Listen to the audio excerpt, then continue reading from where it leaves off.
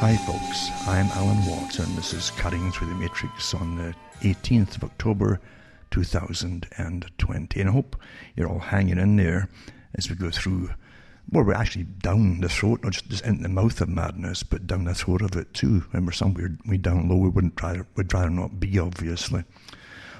Mind you, we might get expelled on the other end and then you have freedom again. Because we're going through incredible times, pre-planned agendas. They took years and years to plan all this, you know. And it's interesting even to come across writers who are catching on now, who weren't in this part of the game, you might say. And now they've caught on that this was designed years ago, this whole agenda. Governments don't come out with unified agreements in such detail for implementation, just like that. Governments take years to implement anything, except taxing you. You know, they can always adjust your taxes and rob you, as they always have done. But we're going through an amazing agenda, and it goes way back, many years. In fact, it came out rather more openly in the 1970s. I mentioned this before with the Club of Rome and the First Global Revolution, a book that came out with too. They're a big, massive think tank that works on behalf of the true globalists and the United Nations as well.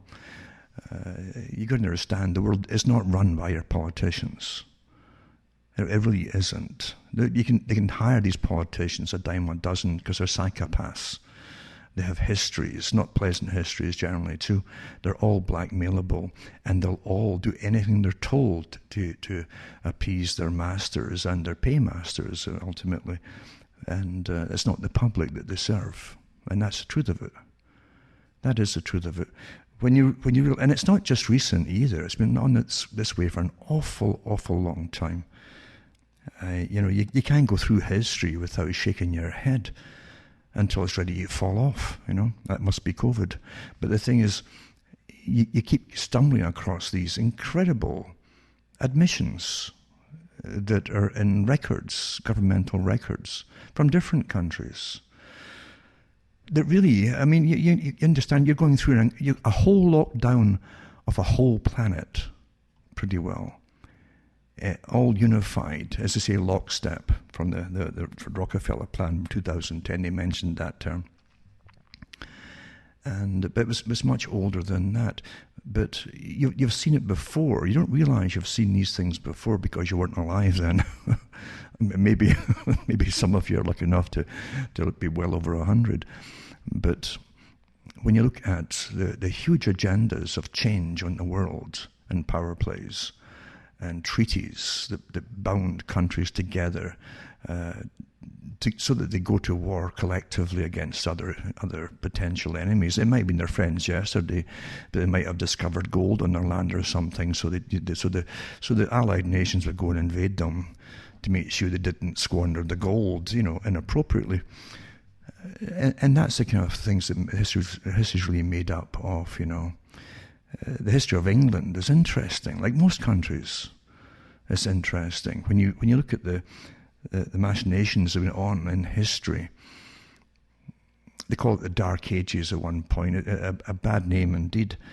But what they try to say is that not much happened for a long time. Well, lots of things happened for over many centuries in England and Britain. It wasn't dark at all, you know. But you find that the monasteries at one point had a big say across the whole of Europe. And they brought some kind of order in because people were pretty barbaric at times. And they didn't have a unified code of ethics and anything. Never mind, thou shalt not. But you had definitely a kind of beginnings of a commercial structure. Again, using money. I'm not all for that either, mind you. But that's the technique that came in with really the Normans, big time. It was more so that the use of money and taxation came along with it. And there was always feuding that went on between the nobility and the religious orders. The religious orders did stand up for the people, you know. That believe it or not, actually did. And it became a nuisance at times for nobility and kings. So you never had a perfect peace on the planet. A big story to that too. That's a completely different thing. It's a spiritual story. And I've mentioned it before, and I won't go into it in too much detail, but the fact is, this is the middle plane, as they used to call it. The earth, you see, the earth. And above you have spirit, but which also combines on the earth. And then you have matter itself, which is the world of matter. And the two are always in conflict, you see. It's the same with you as a person. You're composed of two different elements. Maybe most of you, I don't know about all of you, but the fact is you always have this thing inside you. There's something bigger than just all this. And you hope there is, because look around you. Look around you, eh? And all you get dished out by the system are professors and doctors of this and doctors of that to guide you, etc. And as time goes on, they use more tax money to train more of these professors and doctors of all kinds and put up their commercial system of universities that serves an elite that is well established over many centuries. Then are you really surprised about the mess you're in? Because every mess that's created by their sciences, you are the product too. You make money for the solutions to the problem that they claim is there. And they make money off of you like a giant herd, eh? And that's how they talk about you, for goodness sake, And that's the world of money and matter, you see. And even the word mother is partly derives from the same root. Motor, mother, is matter. You're born from matter in a sense. So that's always your battle. In the world of pure matter, survival of the fittest, as the Darwinians like to call it, has always been paramount, even before Darwin came along to reiterate the same phrase. Because the nobility always talked to put blue bloods and the rest of you, and there were villains and vermin, etc. And peasants. You were slaves.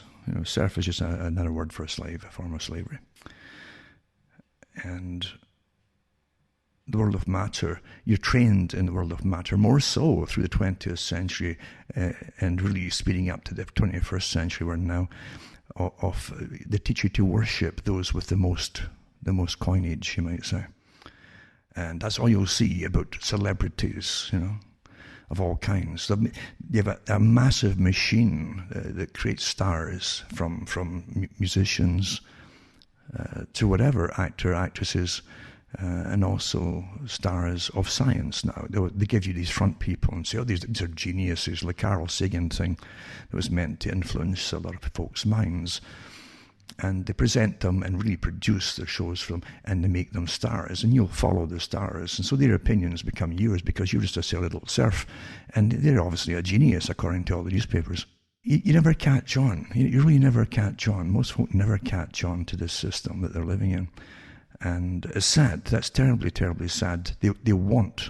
There's a truism that a lot of people want to grovel towards what they think are their betters, and they'll make themselves subservient to them. I've mentioned it before with a book that was put out on the Rockefellers as an example. And it's an interesting book. It's factual, and the history of the family and how the old man Rockefeller, they don't go in too deeply about all the scams that they did to get their money, because they were monopolists. The system you live under in the Rockefeller family is one part of a collection of families are monopoly. They don't believe in sharing wealth. They don't believe either that you should have too much of it. They want to control the means of survival for everybody on the planet. That's food, all energy systems, and food it comes into energy, of course, and transportation. Everything is to be under their domain. That hasn't changed. It's the same group, by the way, this massive monopoly of certain families that run what's called this New World Order. The plan has never changed, and I've talked about the British side of it with the Lord Alfred Milner group that really helped set up the latter part of the British Empire, and they ran it, and their members ran it, and they talked about creating wars to advance their agenda. And of course, they already had, once they had wars going, they sent their own members in to take over the resources of the countries which they vanquished. And again, they had their false flag systems. They literally created the Boer War and blamed the Boers for it. It was also a setup, the Jameson raid.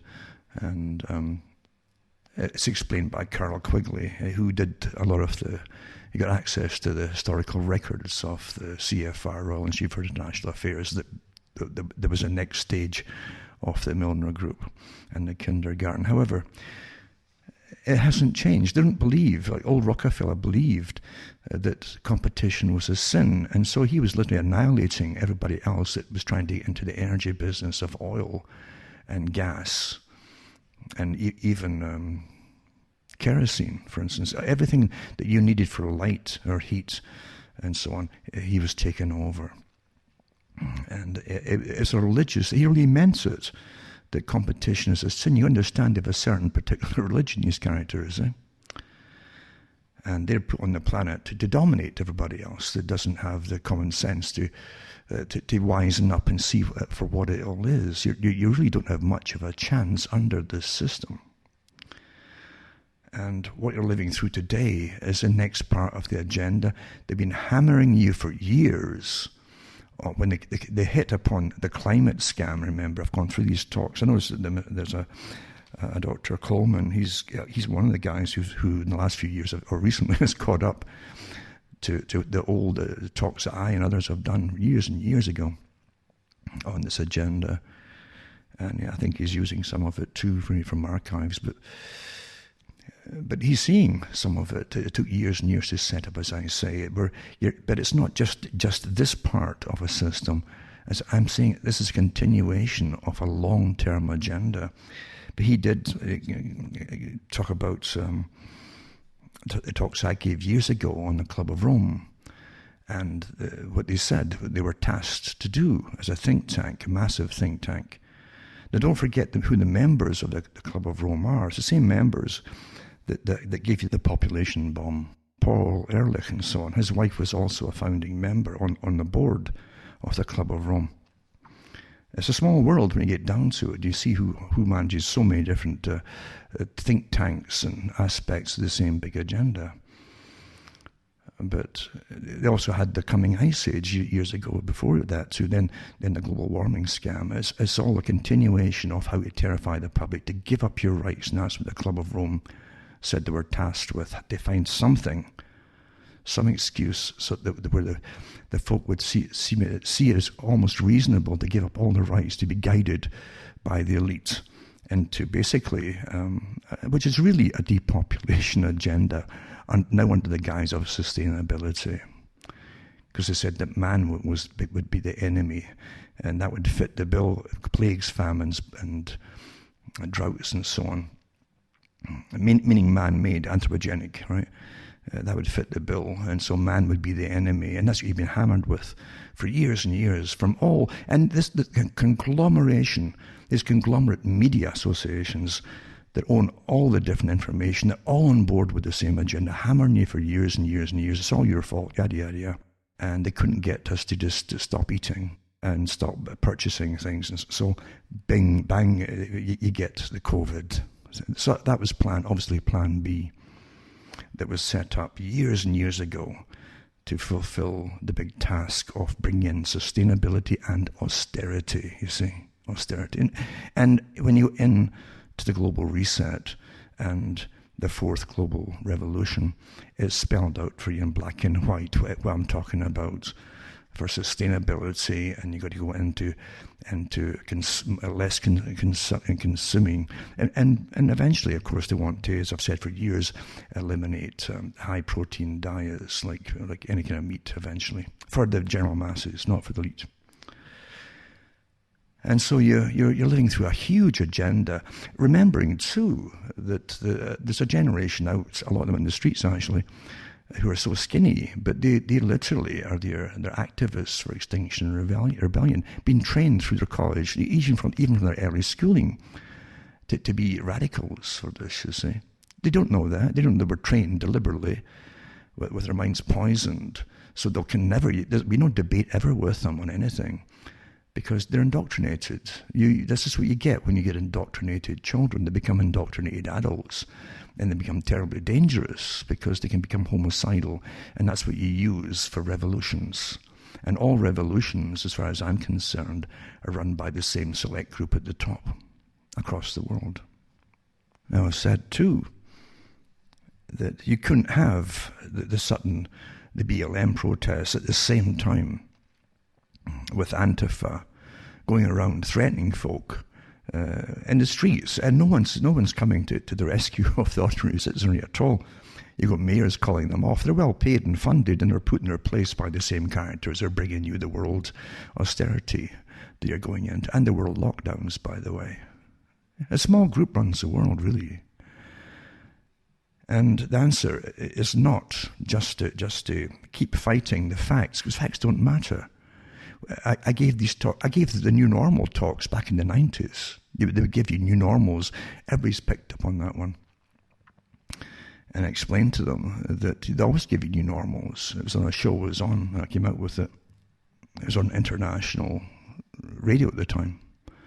And I talked about new normals, how it had been used before, but that I used the term, and I wrote a poem about it as well.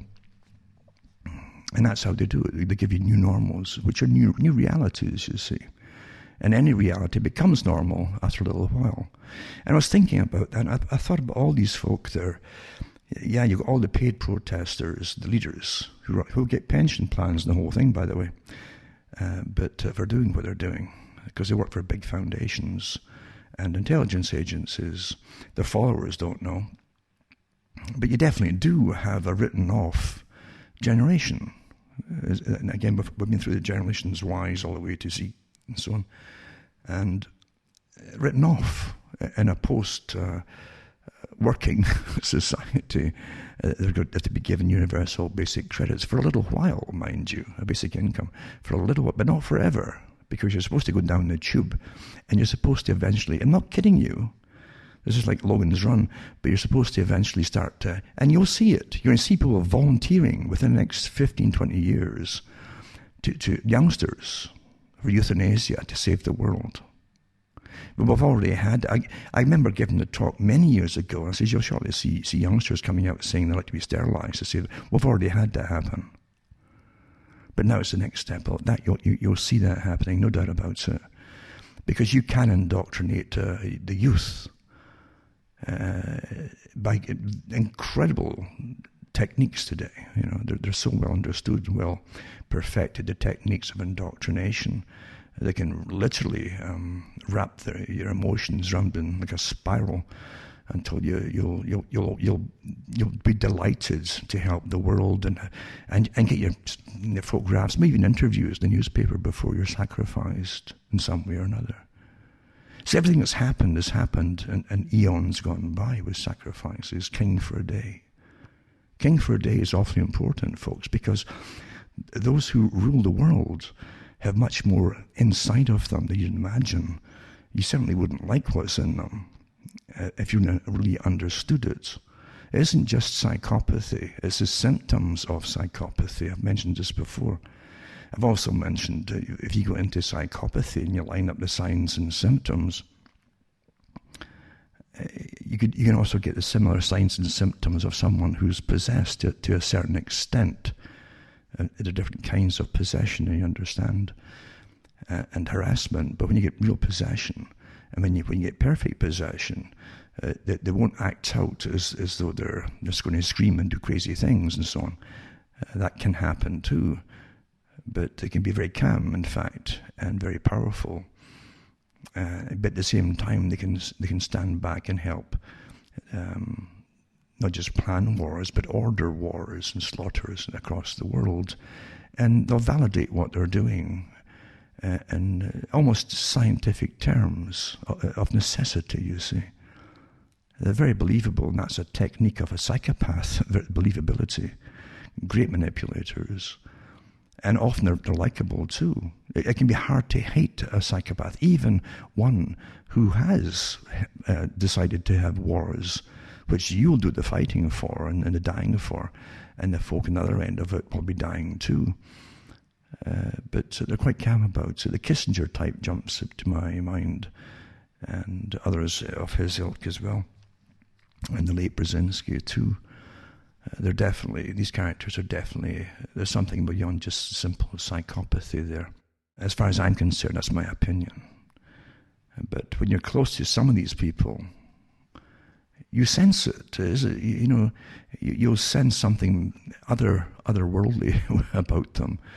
To me, it's physically tangible, and I can't even live in cities because of the neurotic energy that I sense in cities. The only time I can get peace in a city is in the middle of the night when most folk are sleeping. You feel that it's more of a calmness. It sets in a different brainwave or something. But I personally can't live in a city and I won't live in a city because of the madness in it. Cities really have a long history in the occult as to why they're there, in fact, and what they serve. Even the folk who live in them often don't know it themselves. When you're caught in something like a whirlpool, you don't realize it at times until it's too late. And that's what cities are. They're magnets. They're again neon lights that attract the moths. You're the moth, and you get attracted to the lights, and for a while you'll be hypnotized by it. I think it's wonderful, and so on, until you realize now you're caught and trapped because your rent will be atrociously high, and you got to work at some awful job, and maybe a few jobs to try and get the money to pay it, and you can't even save up to get out of it eventually. So it's a big trap, and I was thinking about that too, as a whole other side of the occult too, the city idea. It goes back thousands of years. And I've mentioned this years ago too, when I did the old talks about Cain. Cain, again, a rebel, and what Cain symbolizes. A lot of the characters in the Bible symbolize not just people, but they're really techniques, states of being that will repeat itself over and over. But Cain, but you have Cain, who literally was condemned for killing his brother, and you have this odd conversation in the Bible where God asks Cain, "Where's your brother?" And he says, "Am I my brother's keeper?"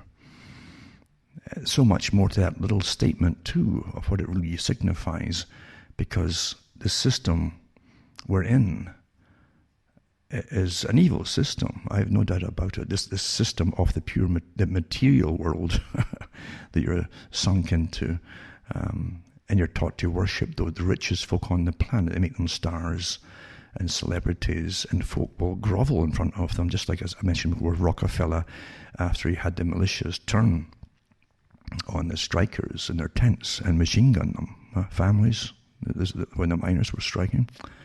He got a bad name, and so he employed two early public relations experts that knew, by the way, Bernays, and they knew each other. One of them became Prime Minister of Canada. Eventually, that was his reward.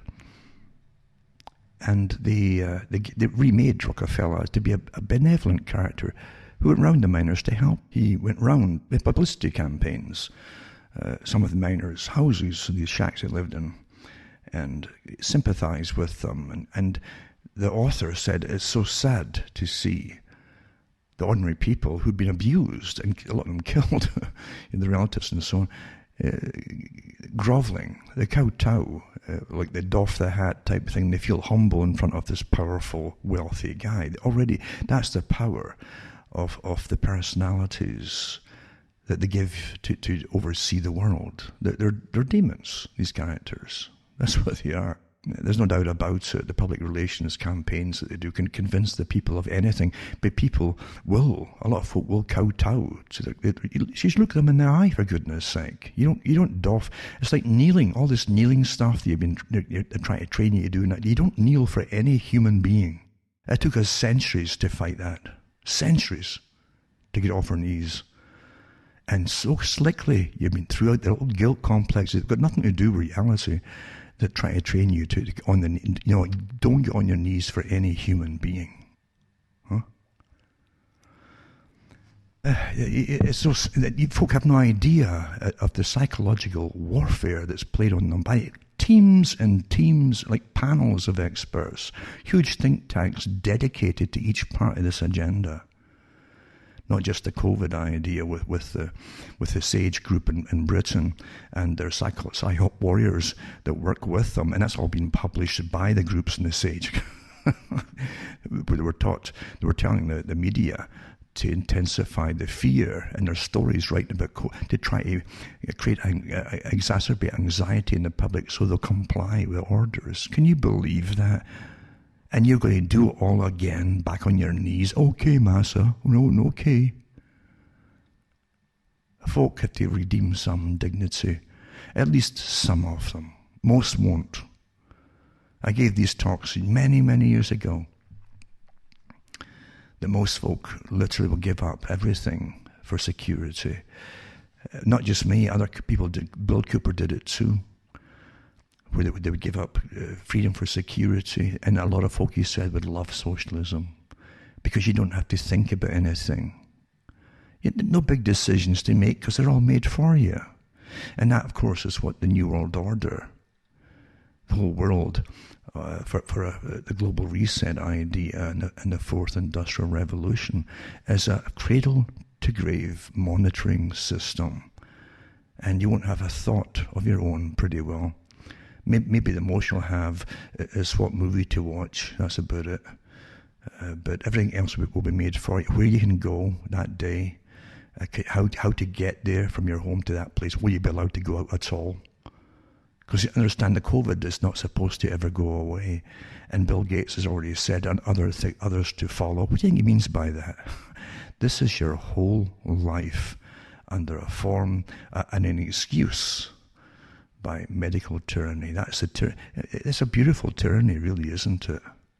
Anything else, the guns in the streets and the black uniforms and the jackboots of Orwell's 1984, they don't even need that totally at the moment, because they've already got most of the folk complying. They just bring out people with white coats on. What a cheap way to do it, eh? At least it costs more money for the uniforms and the black outfits and the armor. But people with cheap white coats on are going to tell you what you must do and how you must live. Huh? And then they've got the psych experts too, and how to cope with it. And even them, they'll give them white. What's a white coat got to do with your brain? Unless they're opening it up, eh? But this is the nonsense we're going through. Medical tyranny is really pretty beautiful. And again, I've said before, it follows right along the agenda of Bertrand Russell when he talks about if there's to be a tyranny, which he wanted. He wanted to eradicate the old system where folk could decide for themselves what they want to do, what they want to work at, etc. He belonged to the same groups that H.G. Wells belonged to. They said there's too many folk trying to start small businesses up and do the same kind of work and compete. Well, that's what free enterprise really is about. They don't believe in that, you see. So Bertrand Russell said, he said, a tyranny is what we need, and if it's to be a tyranny to make it all happen, he would much prefer it to be a scientific tyranny. And so here you have it. You're all going to die. You're all going to die by something you can't see. Not only that, they can't see it either, the people who said you might have it. It's all, they'll give you nice pictures of things, drawings, They're awfully good at drawings. I can remember when they were getting the AIDS pandemic going, the big scare. And many years ago. And they showed you ambulance workers stopping at road accidents and things, or folk collapsing in the streets for other reasons or whatever, but mainly road accidents. And you see that the ambulance attendants back then, who were getting the same kind of propaganda you're getting now with COVID. They were terrified to go near the people lying on the ground in road accidents. And you'd see them almost crawling along the ground towards the person who was knocked down with cars. And they've got the gloves on and all the rest of it. Because at that time, it was played up to be the most deadly disease ever, I was going to say invented, but or created, ever developed by nature. And it really terrified everybody. Eh? And you saw wards at one time, very quickly, of folk who were dying. The early victims were nothing like what you're seeing today. They were, from diagnosis to death, it was generally about a year. And it was like all the symptoms you would get with cancers. That's what it was like. So quite kind of awful. So the many folks said it's a different thing that they had initially, And there's all kinds of accusations. Well, they were giving us all these free hepatitis shots and so on, experimental, and that's what they claimed. And to certain groups that came down with HIV. And that battle still goes on yet today, but most folk have accepted now the official version. But back then, the ambulance drivers and helpers were terrified of it because they didn't know it was airborne. If the blood evaporated on the ground, you might breathe it in, for goodness sake, and get that's how terror works in the mind. Until you're basically almost immobilized from helping other people, even if it's your job. We saw that with the COVID, with the old folks' homes in Montreal and different places.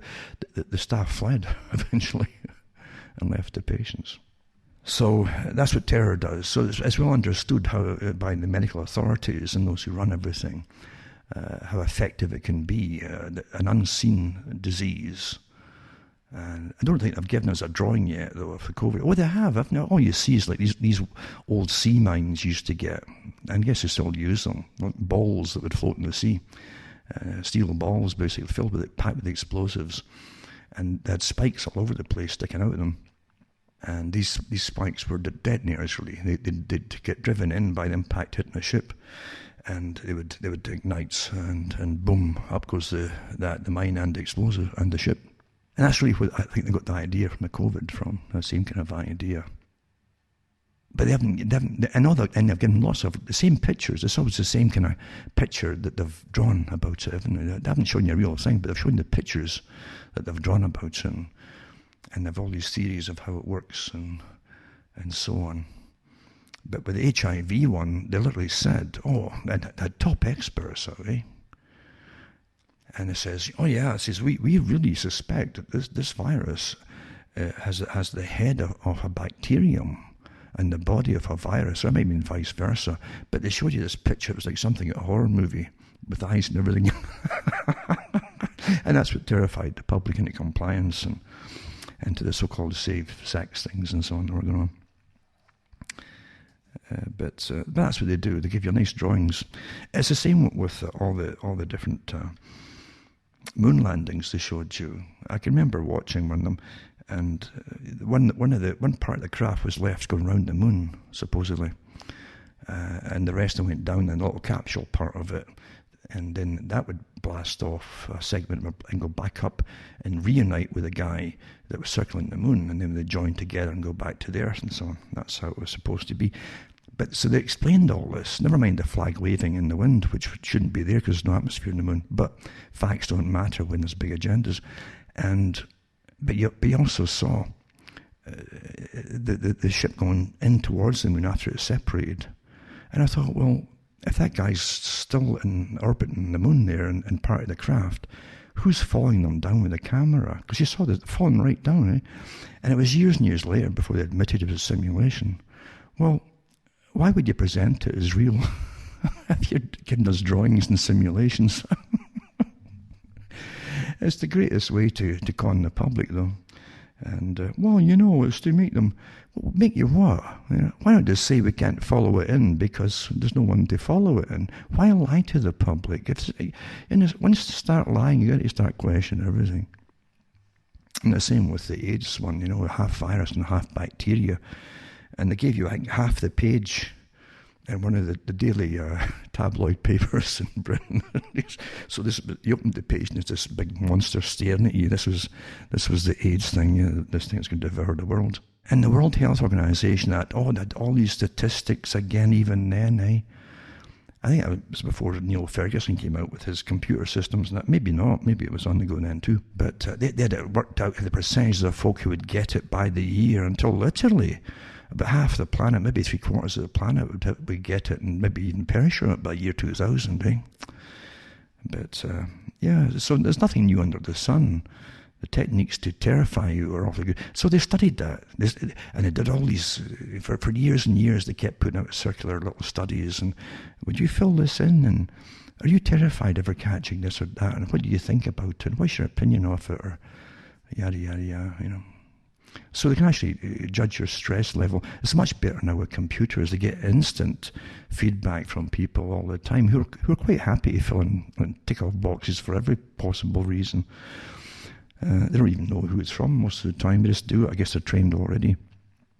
So they get an idea of how well something's working in a terror campaign. But when you understand psychological warfare, you've got to understand that's how you really are ruled. That's how you've always been ruled. And you've got to understand, too, there's other things. Forget the people in the streets who are furious, and some of them are unhinged, yeah. But there's also a generation getting written off here because the factories were given off to China by the politicians and are bringing in the COVID lockdowns. It's the same groups and same descendants of the same families, by the way, that are still in charge of everything. Like 40-year periods, 50-year periods. And so they're going to give you a lockdown, and they've written off a generation. And they're going to give them a universal basic income. There's no mobility allowed anymore. For them, once you're on that income, that's you finished. Certain minorities will get certain benefits or can climb the ladder or get priorities in universities and stuff like that. But for the rest, you're written off already. And so you can understand there's definitely more to this unhappiness than just BLM or Antifa. And Antifa groups too, the fronts, as you well know, are the great-grandchildren and great-great-grandchildren of revolutionaries. So, but the rest of the folk who follow are really discontented people, the ordinary folk, and they're just full of rage and fury because they have been written off. And I was thinking about that too. This right-wing, left-wing nonsense that they give you in most countries. It was always meant to stop revolutions, because all sides are corrupt, and you vote. You're not voting in new people because you like them. It's because you're so sick of the last lot you voted for that obviously proved their corruption. And that's why the folk, that's a great way to stop revolutions from happening every 5 years or so. Just vote somebody else in. And yet for years now, and years, it's been like they give them 2 terms. It's Britain and here and everywhere else. It's almost like it's customary now. It saves them a lot of time and money to go through the predictable elections. And it doesn't really matter so much when they're putting the same folk in for 2 terms.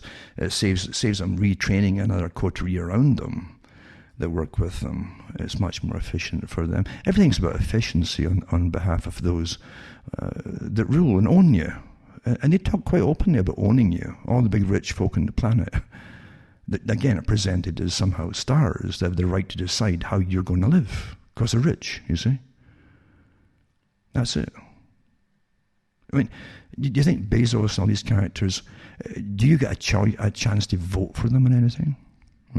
Any of them? No. Of course you don't. So why are you accepting all this? Why are you accepting a United Nations that you can't vote for either? Your parents didn't get to vote for them, to get them in. Your grandparents didn't get to vote for the United Nations or the League of Nations, So why you can go along with something that's got no democracy of any kind involved in it? Huh? Why on earth would you go along with something like this? And forget it's massive publicity campaigns and public relations and as I tell you how wonderful it is and all the wonderful things that they're doing. And don't kid yourself. You can get the greatest tyrants in history nowadays they've ever seen before in history, dressed up in suits and ties or women's business outfits and so on, managing your lives at the United Nations. And they're evil, corrupt sods. I'm being awfully polite here, but terribly, terribly corrupt. And they know what they're doing. They know their whole job is to con the public of the whole planet into a global system of sustainability on behalf of those who really put their money in their pockets at the top. And the WHO as well. I mean, a good chunk of the WHO is owned by Bill Gates. Small coterie, really, when you look around you. But again, back to the moon, there's the moon, and that's what they pulled off then. And as a child, lots of the children saw that. I said, well, goodness sake. They were supposed to jump like kangaroos on the moon. They could jump over each other because you'd be 1/6 of the weight, they said, on planet Earth. And they showed you the few pounds that the suits weighed. They were maybe bulky, but they were awfully light.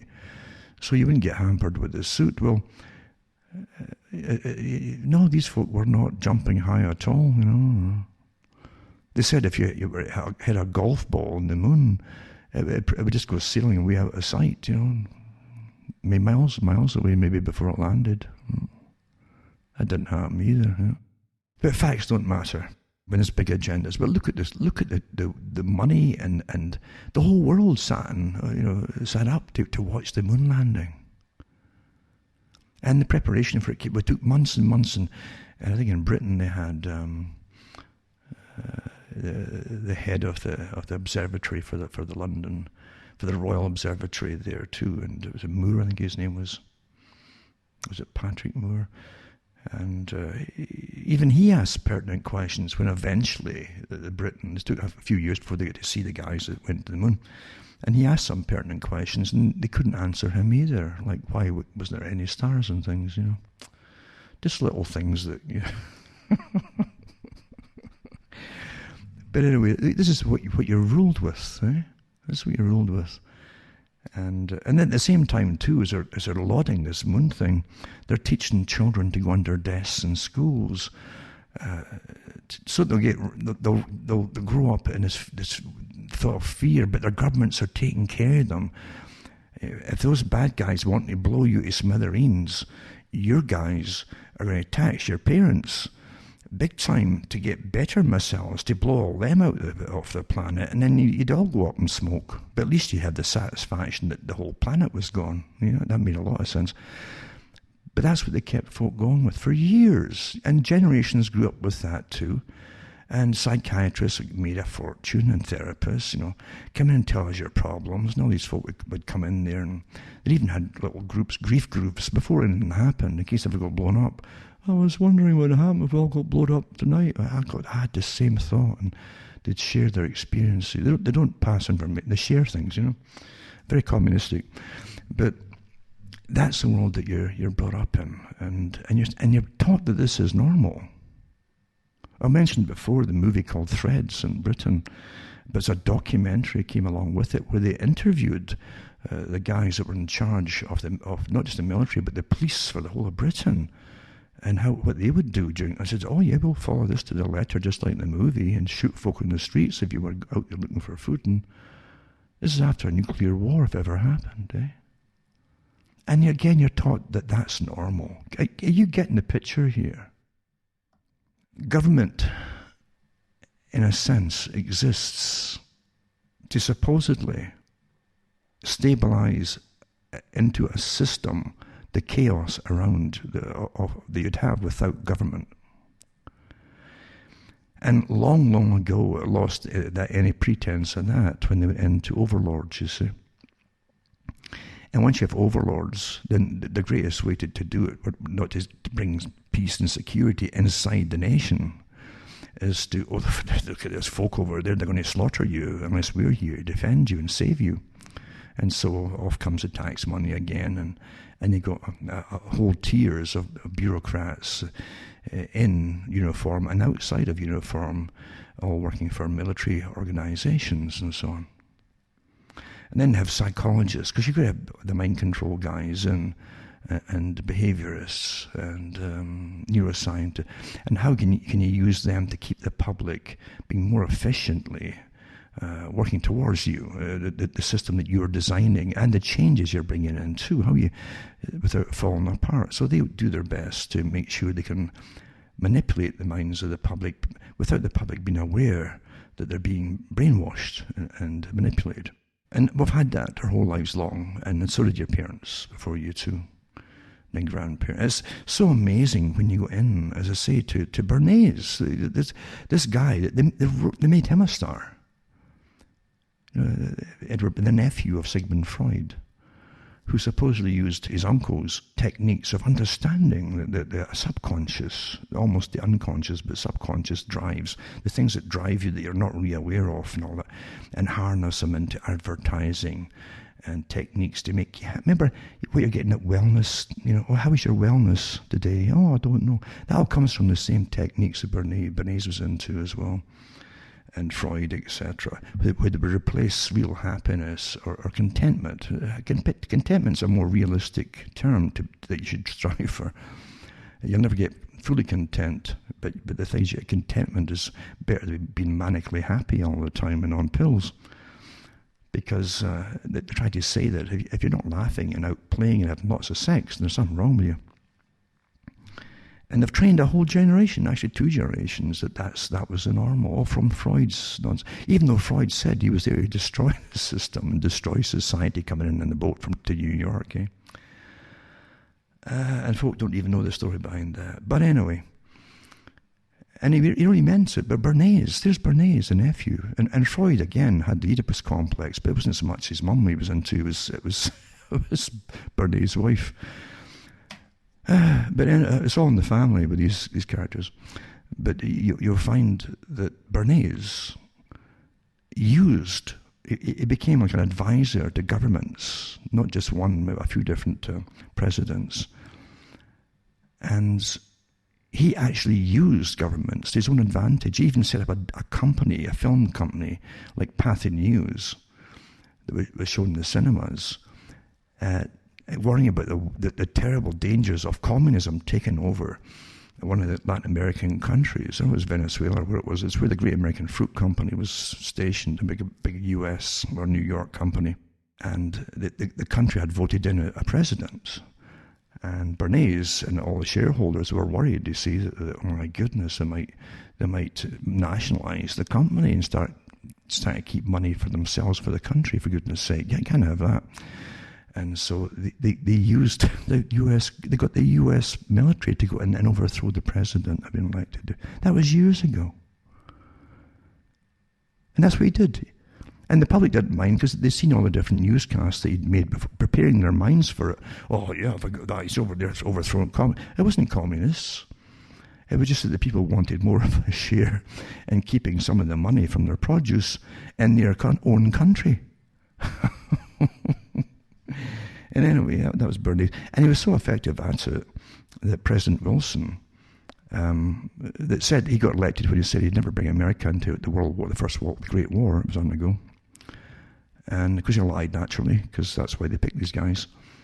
But Bernays was appointed to find ways to gradually persuade Americans to be all for the war. It took him a few years, but he came out with a book and different things and a massive propaganda campaign about the terrible Huns, the same old stuff he was in Britain. The same kind of stuff, actually, with bayoneting children and all that stuff that they used for Serbia years and years later, and Bosnia. So it's the same stuff, like Wag the Dog. Always the same techniques, you see, to get the public, oh my, that's terrible, they can't get away with that. And it was all to make sure that America would go into the war. But 1917, after 3 years of the American banks, basically mainly in New York, financing all sides in the war to make sure they'd all get their money back for the loans, regardless of who apparently won. But America was to be the arbiter of it, and so they sent the American troops. This is all history, folks. This really happened this way. You know?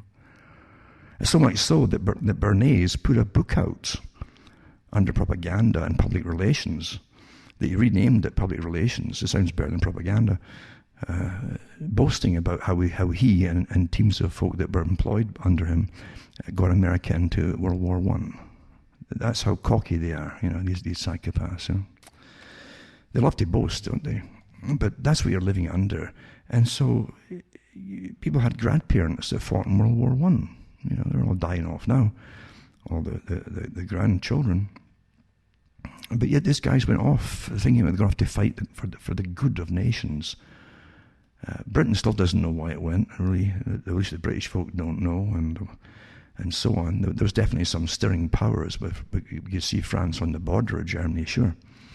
We know that Britain, or London, I can most better call it London, the city of London, they ran the whole empire, like a private business really, knew that Germany was way ahead with the their industrial revolution, that was surpassing Britain, and that their workers were happier, they got paid more, they actually had pension plans then too for Germans, can you believe that?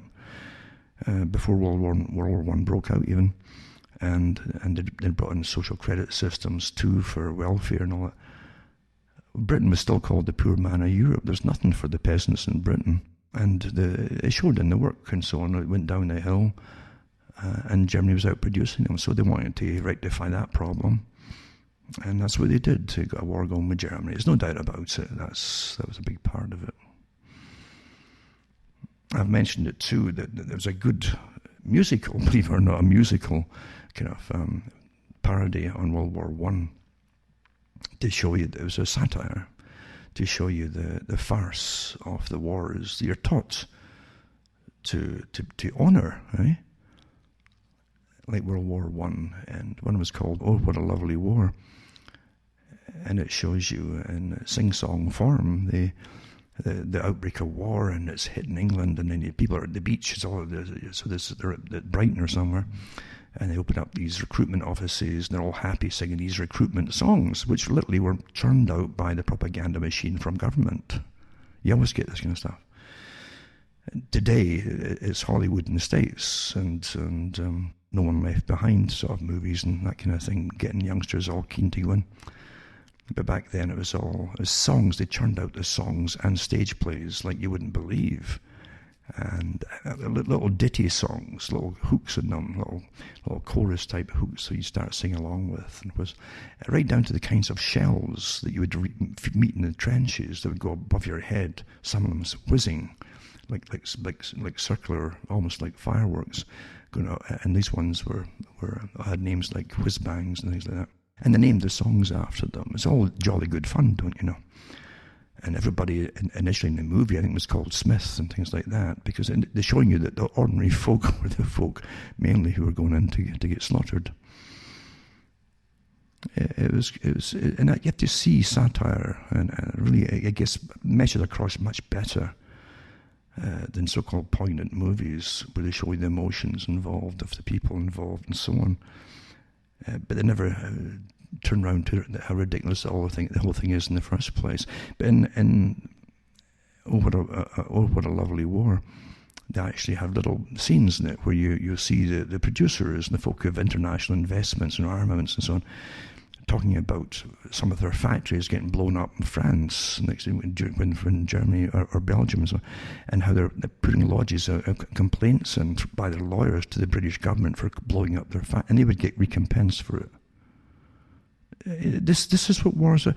It's a massive business, for goodness sake. Massive. I can remember after, I think it was in the 80s maybe, they finally, or maybe late 70s, but they finally agreed to recompense, I think it was maybe Ford or GM plant in Germany. They got bombed by the British and the American Air Forces during the war, World War II. And the company eventually put in a lawsuit, and they got recompense for the loss of their factories and the loss of the work that they would have produced if they'd been still standing. Just astonishing what really goes on, folks. This is reality here.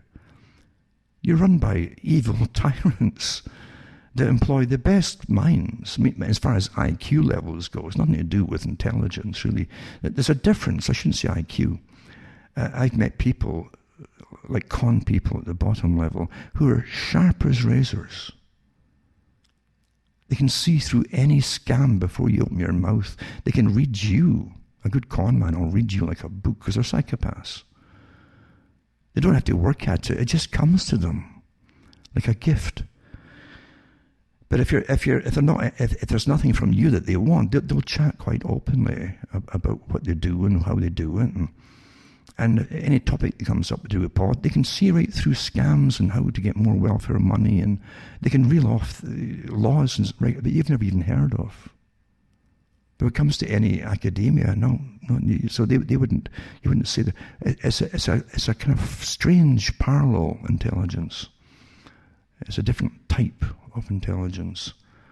It's almost got the intellect of a predator, of a snake that's going around looking for mice or rats to swallow or something like that. It's got that kind of, and that's what it's like, because they are predators, you see. And they do awfully well for themselves. But then when you meet the ones at the top that sit and do the planning for these wars, I mean, look at the PNAC group that gave you a list of countries that wanted to be taken in the 1990s, before they had their Pearl Harbor event, which they said they would need to get American support behind them. And bingo, the 9/11 comes along. You can't make this stuff up. And you're taught to believe in coincidence theories. Oh, just a coincidence. They made up these lists and published it twice and had sworn oaths to do it and all that. And then they got their wish and got American public support behind them. And so, yeah, it's just a coincidence. It's the same thing with your COVID-19. And they said at the meeting, it was like the final switch to turn on COVID at the last year's summit, conference of parties for the climate change groups. It's the same groups behind that too, the richest folk on the planet, the same folk at the World Economic Forum. It's all the same people. And he said the people aren't listening to us, and they're not going to cut back on everything, and they're not going to reduce their populations voluntarily, etc. So we've got to do something more drastic, they said. Well, bingo. And before the years, actually, out comes COVID-19, eh? They called it the Wuhan virus initially, eh? And they had about 4 different name changes before they settled on COVID-19, coronavirus 19. And some say COVID-SARS virus, COVID-SARS virus. Astonishing, eh? But anyway, they give you nice drawings of these mines, these floating mines in the air, and they're hard in the sea, and pretty colours in them too. You'd swear they're made of wool, wouldn't you? Eh? I'm surprised. I wonder if they're making them like wool balls like that now and selling them for the children to make sure they grow up terrified of them as well. But this is what runs you. This is what runs your lives, and you don't know it. You don't know your whole life you're in a movie. You really are. It's like you're in a movie. And you'll all get faced or presented with challenges that you think, and you will all come to the conclusion, or most of you will. I think it's 97% of the folk all go along with agendas regardless, you know. But they'll come to conclusions that it just happens by coincidence. Whoever is, another crash came 2008. Oh my goodness, it just, you know. I was giving the talks long before that the bankers always crash you and loot you at least twice a century, you know, on a big scale, and then minor ones in between. But there's a big one, 2007, 8. And like everything else, you never mind this stuff around 9/11. I won't even go into that, to do with insurance for the buildings and for the company. Remember that all the stocks in the airplane companies literally drastically changed the day before the bombings and stuff. Eh? Never mind the folk who didn't turn up for work that day. Never mind all these inconvenient facts. You know, facts don't matter. Same kind of thing, but that's a reality with the COVID thing as well. You see, facts don't matter. And so it doesn't matter that the elite already said that the peasants aren't listening to us. You know, they're still breeding, and they're still wanting to consume and have new cars and things, and have decent transportation and cheap gasoline, and they're still driving those terrible gasoline cars, for goodness sake. They won't take Mr. So-and-so's electric ones, which are twice the price and don't last that long because the batteries cost half the price of your car, a new car. But inconvenient facts, eh? So bingo, COVID breaks out, eh? Then after all, it comes out from official sources where it came from.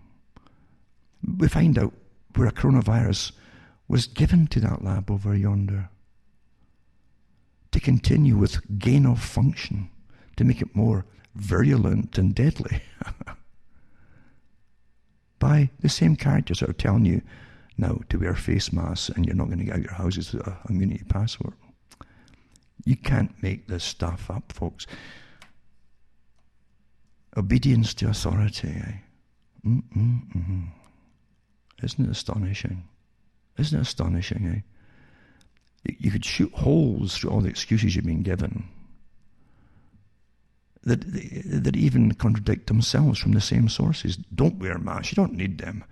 And then the same characters are telling you, you better wear masks so you can get fined. And the same sources again, well, it doesn't make any difference, it tells you in the packets, it won't stop COVID. Facts don't matter. Big agenda. And they've told us the world's never to be the same. And now they're telling you, they really mean it. Well, Gates said it, well, it's not just this one, it says it's the next one. Oh yeah, it's to be the whole forever. Again, the coincidence, the big 5G, massive drive for that. It didn't happen by itself. And they're smart cities and Bloomberg and all the rest, these characters involved, no? The rich men in the world, eh? Conspiring against their own people, that's from the Bible. And smart cities and the Internet of Things. And now you have the excuse for all you see, you got to have total lockdown, all these apps to monitor you, to make sure you're where you're supposed to be in your own house, locked up. And you're 6 feet apart from the person that you're married, well, I don't know if you're married or not, but you're with in the home, eh?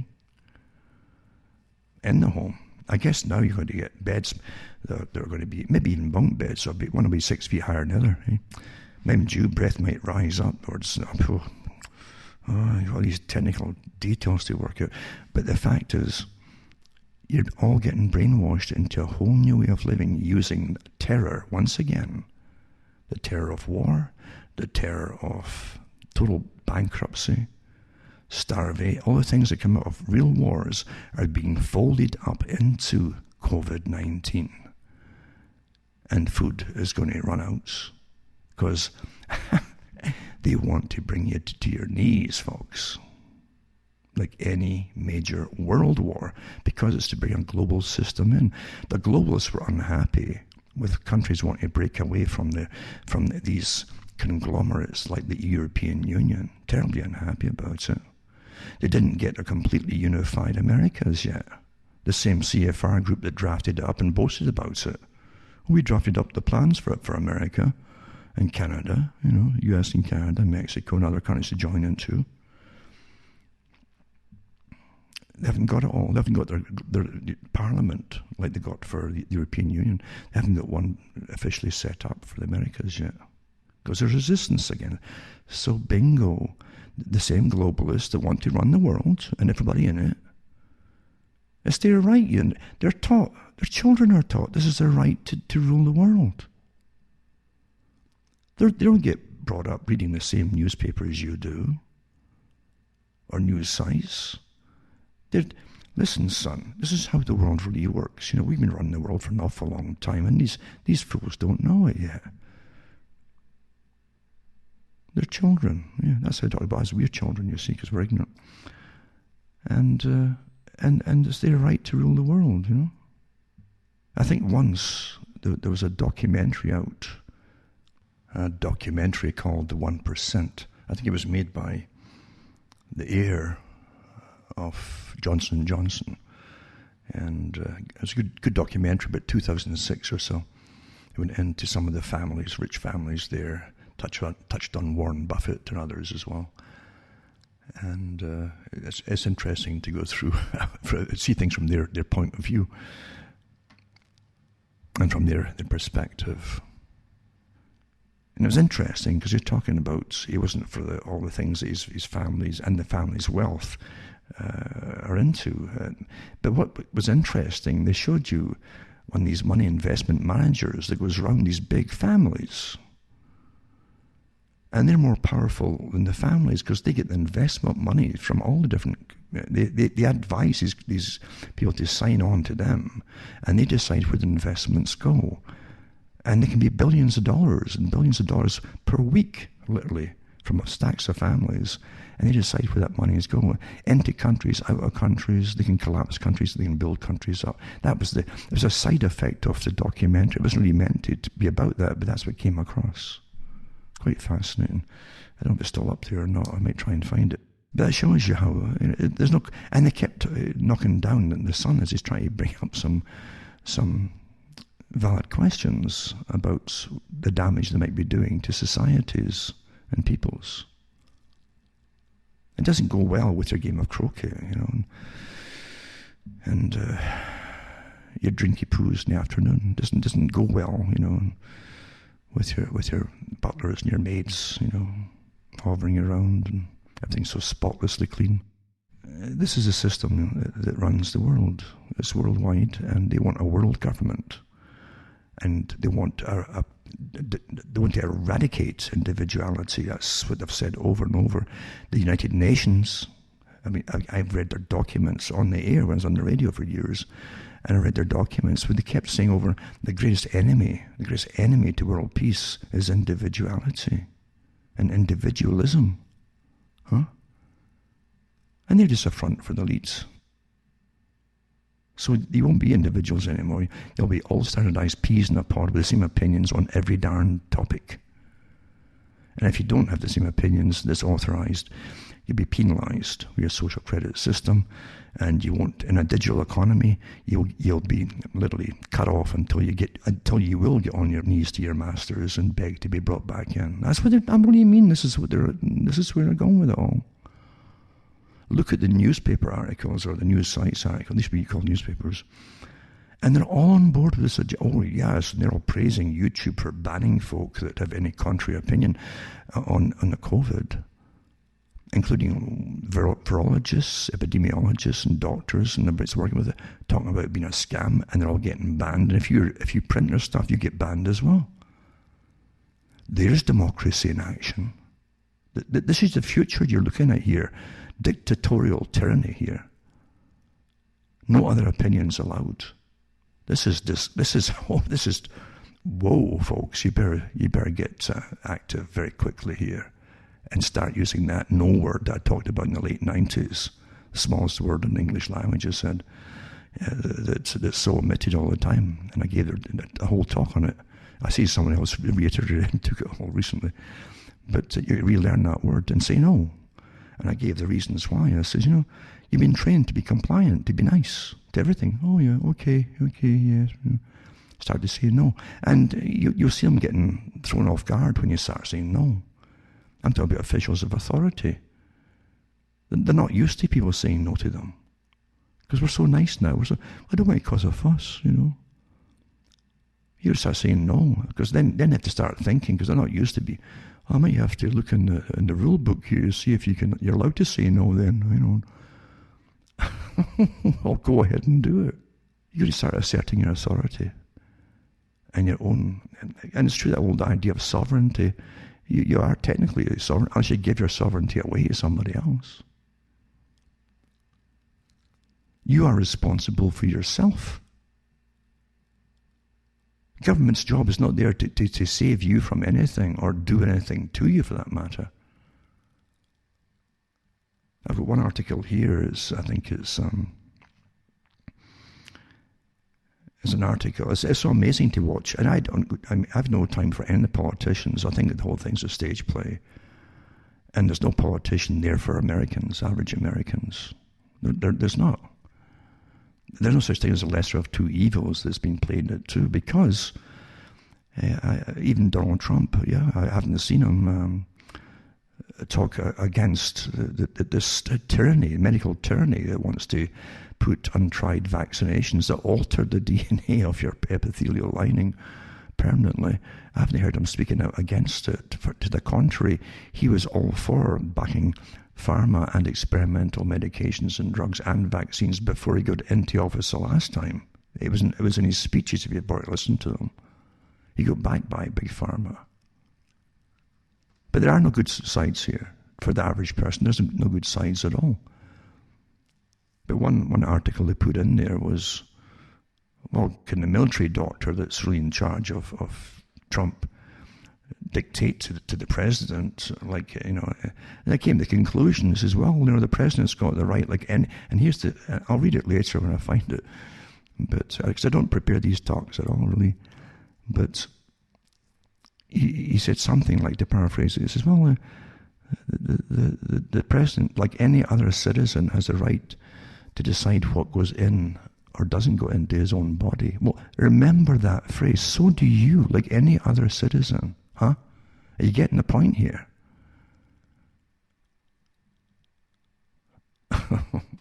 Remember, it's like firing a bullet. If you fire a bullet at something, once it's fired, you can't call it back.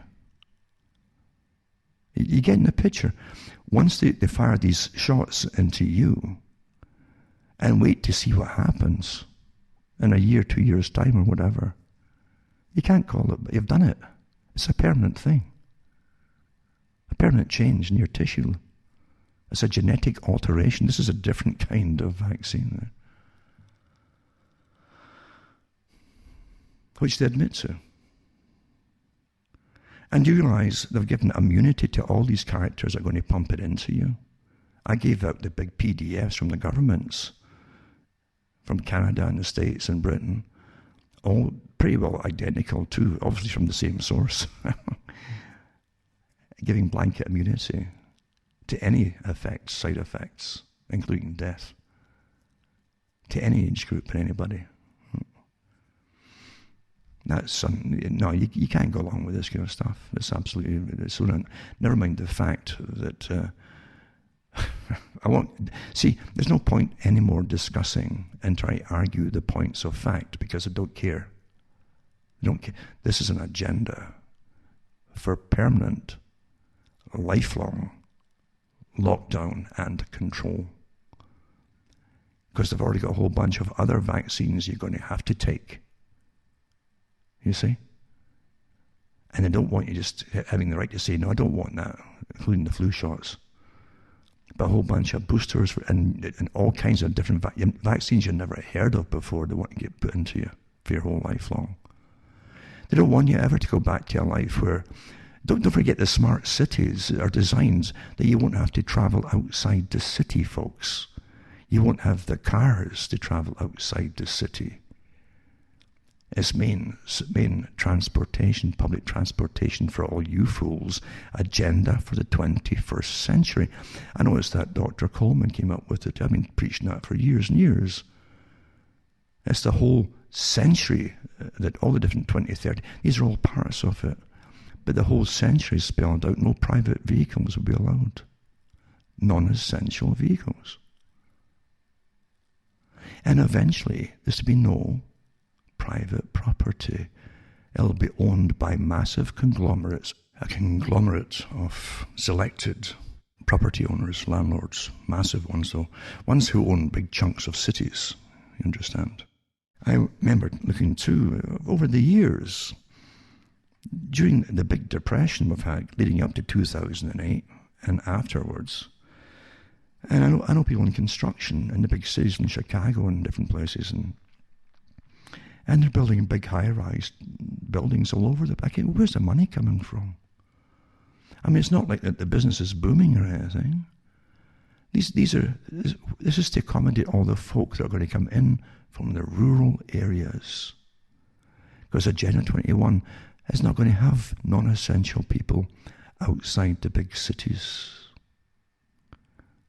Only selective corporate farms, only the big corporate groups.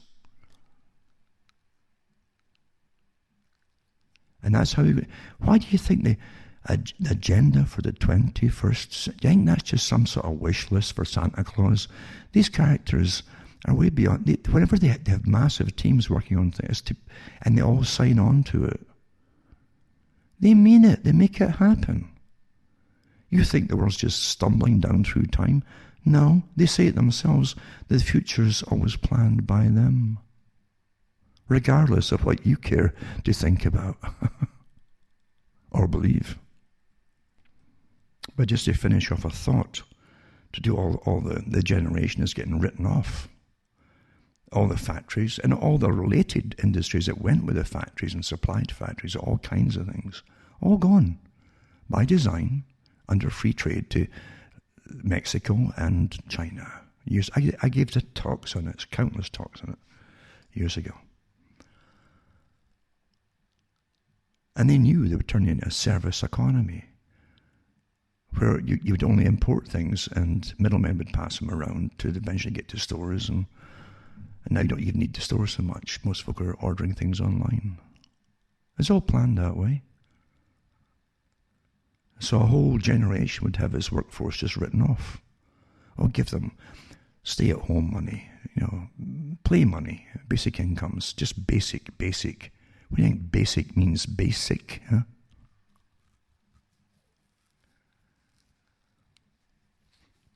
Technically, basic income is invalid income.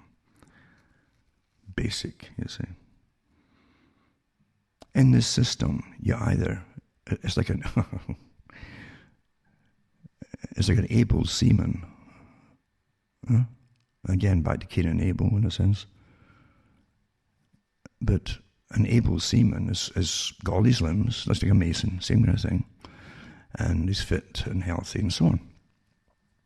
He's passed as able to perform the duties that he's tasked with, you see. And if you're passed, then your past is valid. If anything goes wrong with you, you're now an invalid. You're invalid, you see. That's where all these words come from. You're written off. You're not a good producer for them. That's exactly what the United Nations said years ago, and I read that from their own writings, their own websites years ago, when they declared that a good universal global citizen, and you look this up, is someone who's a good producer and consumer. Once you're simply consuming, you see, as a pensioner, you're not a producer, you're not a good citizen anymore. And you're getting a picture, and incomes, obviously, what we're getting now is euthanasia. The planned society. You've had your good life now, do the decent thing and take this pill. Everything I talk about is just repetition to me, because a lot of things that I've said all before in great detail. And lots of folk now are using my articles from years and years ago. I wasn't guessing about it because I used their own information. Just like now, I use the information from the authorities themselves on their own vaccines. It doesn't make any difference. You'll get banned just for repeating what they say, because you're not authorized to repeat what they said. You're under tyranny, folks. And if you don't stand up to tyranny now, it's done for. But that generation, getting back to it, before I just finish this little bit I'm going to talk about, I was thinking about that this week. Some Christian groups are falling into the trap of right-wing, left-wing. And American Christianity is a spectacle to outsiders at times. It's so immersed in material world of wealth often, or at least it portrays wealth. And so it's very difficult to distinguish from the general population of middle-class wealth in America. And from an outsider, that really stands out, But they fall into politics as well. They really fall into it. And they'll see that which they themselves naturally have been trained to see, which is a communist type of thing. They want to riot in the streets on behalf of communists. They're just folk on the planet. These are the guys who run and own the media companies and so on. That's the real communists, folks. They are the globalists. Communism is a more practical way to get efficiency in a system where you can eliminate, again, individual will, you see, individuality. Do what you're told, obey, and that's what they do. You see, and in communism, they'll do it voluntarily at times too, for a better tomorrow. That's what the Soviet system gets. It's all for tomorrow and the children. It never arrives, but that's how they present it to the people. And that's like so really efficient system was technocracy, but a generation's got written off here that had to happen. They're not the first one really. That has been going on since free trade was really pushed big time, and the factories were literally shipped physically off to China by our tax money, by the corporations that signed on to it. We paid for their continuity over in China. We built dams in China to power a lot of the factories. Canada was involved in building a lot of them, and nuclear reactors and things. It's astonishing, but folk don't know where your tax money's been going. And they could keep classing China as an emerging nation, even though it's a dominant nation now. And you're still paying for different things, even for their schooling at one point, and hospitals. But the so-called developed countries, that's us that are going backwards, you see. I gave a talk on this years ago, how there'd be a happy medium as we dropped down and they rose up. All these India's the same. We're funding India with free trade now. Yeah? And given all the tax breaks, we pay for the tax breaks. We pay the taxes that they would have paid if it was the other way around. Folk don't even know what they're living in, that they're paying for. They have no idea. That's a really efficient system where your masters have worked out so well you just don't think to ask the right questions. Isn't that something, eh? You're so well managed, it doesn't dawn on you ask any questions. That's perfect brainwashing. So when you see these folk rioting, and more rioting to come, because even if some of them can get into university, if they can go, we can go back to university, unless they do Bill Gates' new what's it called, reimagining education, they call it. Everything's getting reimagined by the big boys, you see. The imagination's already been done. And however, I mean, what kind of work is going to be for them? All the traditional stuff's gone pretty well. And there's masses of competition coming in from China, India, and elsewhere. Their education is there, and they continue and they stay in the West, a lot of them. And they're wealthy families too. So how can you compete with? There's not many you compete with. It's for a global society, a different society where nations might exist in name only, but they're not the same entities that they used to be. It's just like place names now. That's the idea. Because the Marxist ideas were picked up on by the richest folk on the planet long ago. The elimination of the nation state, they'll wither away step by step, and then eventually you get a global system. You're in it. But listening to some of the Christian groups, and I thought, and reading some of their articles, I thought, look how easily they themselves, these people who are doing pretty well for themselves, some of them, I'm not putting them down, by the way. I'm just stating the facts as things are. Look how easily they themselves have adapted into the post-9/11 idea and have forgotten now how it used to be before the crisis of 9/11. That was the first part of the crisis, to take away all your rights and freedoms. And everybody's compliant. Now it's normal to have no rights. And, well, I know that everything I do is getting looked at and monitored, and they've got lifelong databases on just me and everything I think and do. Where's the indignation and all of that gone? Huh? Where is it? Or have the wealthier ones themselves all accepted their pre-clearance special and paid their extra cash and given all their data and gone through their biometric stuff and got their biometric cards so they're preferred customers for travel? Now all they have to do now, which they will, you wait and see, they will.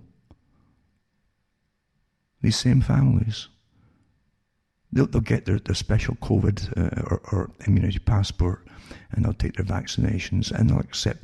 I can remember when the arguments years ago, back in the 90s, and this is awfully important, I might just touch on it now, my mind's even gone on to it, was when they talked about one of the marks of the beast. It didn't have to be in your, it's whatever you held in your hand. It was your ID.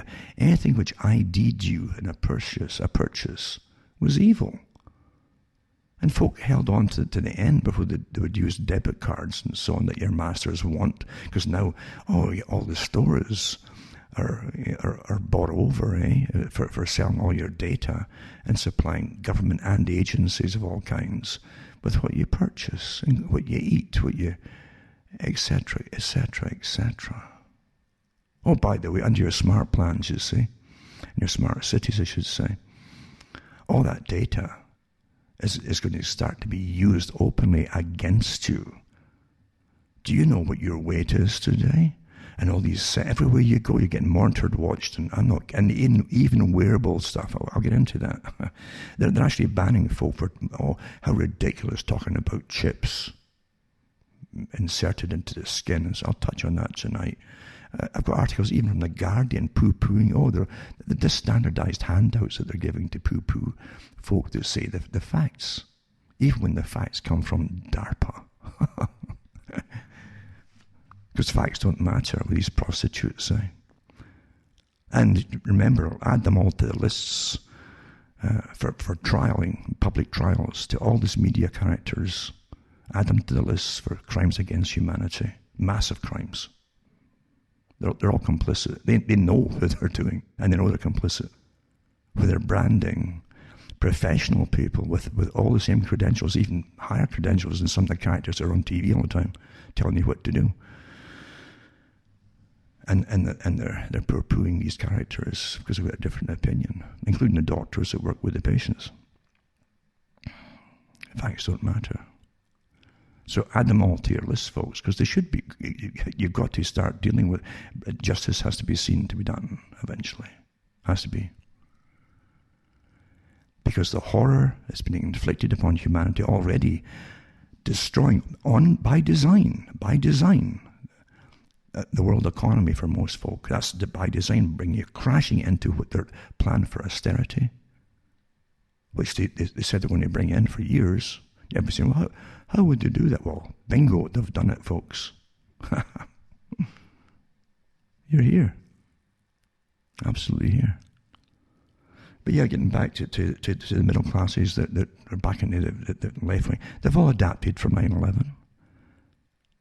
And because they've adapted from 9/11 into no privacy and holding their belts, their pants up at the airports and getting X-rayed, for goodness sake, bashed with X-rays, for goodness, radiation, and their shoes, all that kind of stuff. But they can pay the extra money to show that they're more privileged. They can afford to pay the extra money and get the bio cards for better travel passengers and so on, and pre-cleared, etc. And they'll do exactly the same, as I said, with the vaccination passports. They will. You wait and see. You can't live as though like nothing had happened. You've already adapted. And you're wondering why the folk, the generation is getting written off here, are angry. They can see it. They can see the effects of it. They might not understand or even be able to verbalize a lot, but they can see there's something highly dysfunctional here in society, something incredibly corrupt and crooked. Well, everybody else has been adapting and adapting. Oh, well, adapting. So from the debit card to preferred customers and preferential card holder. They give you nice little titles. I'm a valued customer. I get a little discount. No, you don't get a discount. The people who don't get the card get punished by paying a higher price. You're getting a normal price. That's the con of it, you see. And along with that, as I say, they know everything about you, what you eat. But with the smart cities, what did they say? You're eventually going to be forbidden. We know in real time. Bing, bing, bing. So-and-so and so-and-so. You've gone over your quota for carbohydrates for this week. You're not allowed that much. You know that. You're so much overweight, blah, blah, blah. And you'll get shamed into compliance. That's on the cards. I had articles years ago on this. I talked about them. Here it all comes. Because you won't be able to go 10 feet in any direction without other sensors picking you up and monitoring you. But right down to what you purchase, absolutely.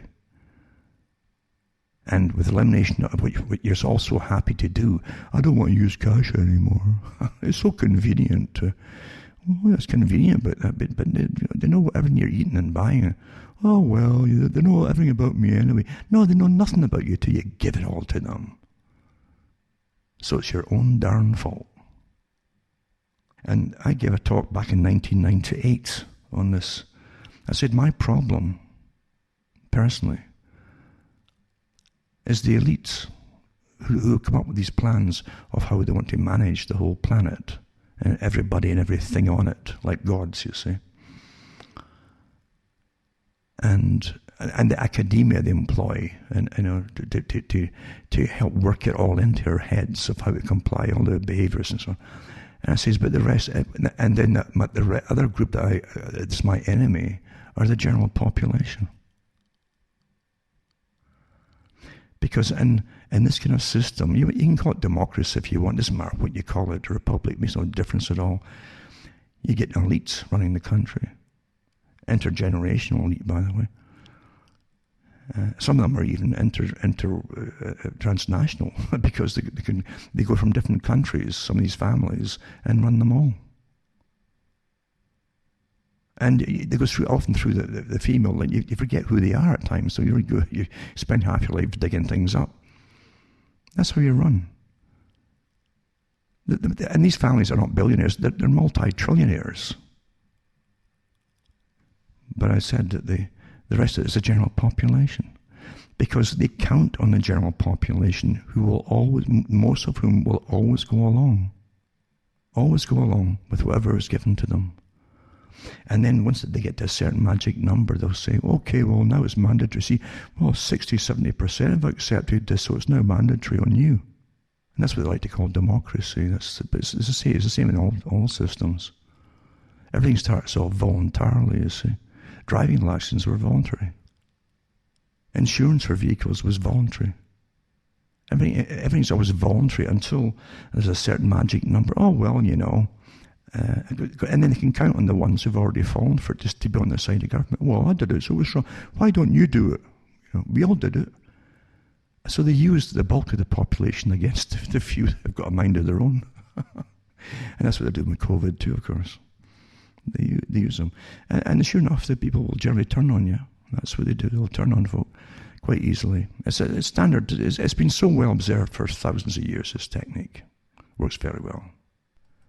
I'm just going to say here too, that remember, you can go into cuttingthroughthematrix.com, list all my sites, which are there on the com site, on my official sites, in case the com goes. We're in a war now, and they're into the next phase of going after anybody who's speaking with a mind of their own. They have to stop it, completely suppress all speech. That's democracy in action. You're under an incredible evil tyranny, folks. There's no debate about that. It's right in your face. And it's up to you all to stand up and do the right thing now. Because you'll be in hell for your entire, and children after you, in hell, in a monitored cradle-to-grave system of authoritarianism. I should say that was what the elect trick, the trick of the elect is electric. That's what you're in now. This is their power. And many years ago I said it's very demonic. And I mentioned too, an old preacher who's dead now, he mentioned, because it was Christians at one time that at least were up on these kind of things, And some of them stayed out. They wouldn't adapt into the post 9/11 thing like most have gone into, so they can keep their standard of living up. No, you've got to stand up against evil at times, and you don't participate in it. And you've got to speak out about it. And it is evil. And stop going goo gaga, with the latest gadgetry that's there. Because that old preacher said something. He was a rogue in many ways, but he did say something. He says that Satan could never take over the world without the computerized system. This is his time. Complete standardization of thought, news, opinions now. Standardizing opinions, banning opinions are not authorized until you'll all have the same opinion. And there's nobody standing up against it in power or politics. No, they're not. Nobody. That, again, is another little clue. You don't really have any independent politicians. You're run by tyrants who set up fronts like Facebook and Google, etc. Massive spy agencies and intelligence gathering agencies on behalf of those who own the planet. And you don't, unfortunately, have any internal spy agencies working for you to make sure that you're kept safe and free from all the evil that's going on and the corruption. You don't have that, do you? You've got agencies that obviously don't work for American people. Never mind the scandals that have come out even from the FBI recently, and the stuff that they're still spewing out in their own publications. They're supposed to be apolitical. No, they're anything but. They're all bought and paid for, that's what it tells me. Corruption has never been so incredibly evident as it is today. So yeah, you think about it. You think about all these youngsters who are willing to join any kind of ridiculous organization that's presented them, and they're used like useful idiots. They always call them for purposes because they're so discontent because they've been written off. A lot of them. Their leaders, as I say, are all Trojan horses in a sense. They're in there leading them all, but they work for the big agencies themselves that want a new system, their own new system, the totalitarian system. But there's a lot of legitimate people out there getting written off who don't want to be given a welfare check for the rest of their lives under any name that they want to give it. Because it's as much a chain as anything else, because along with it comes conditions and your behavior.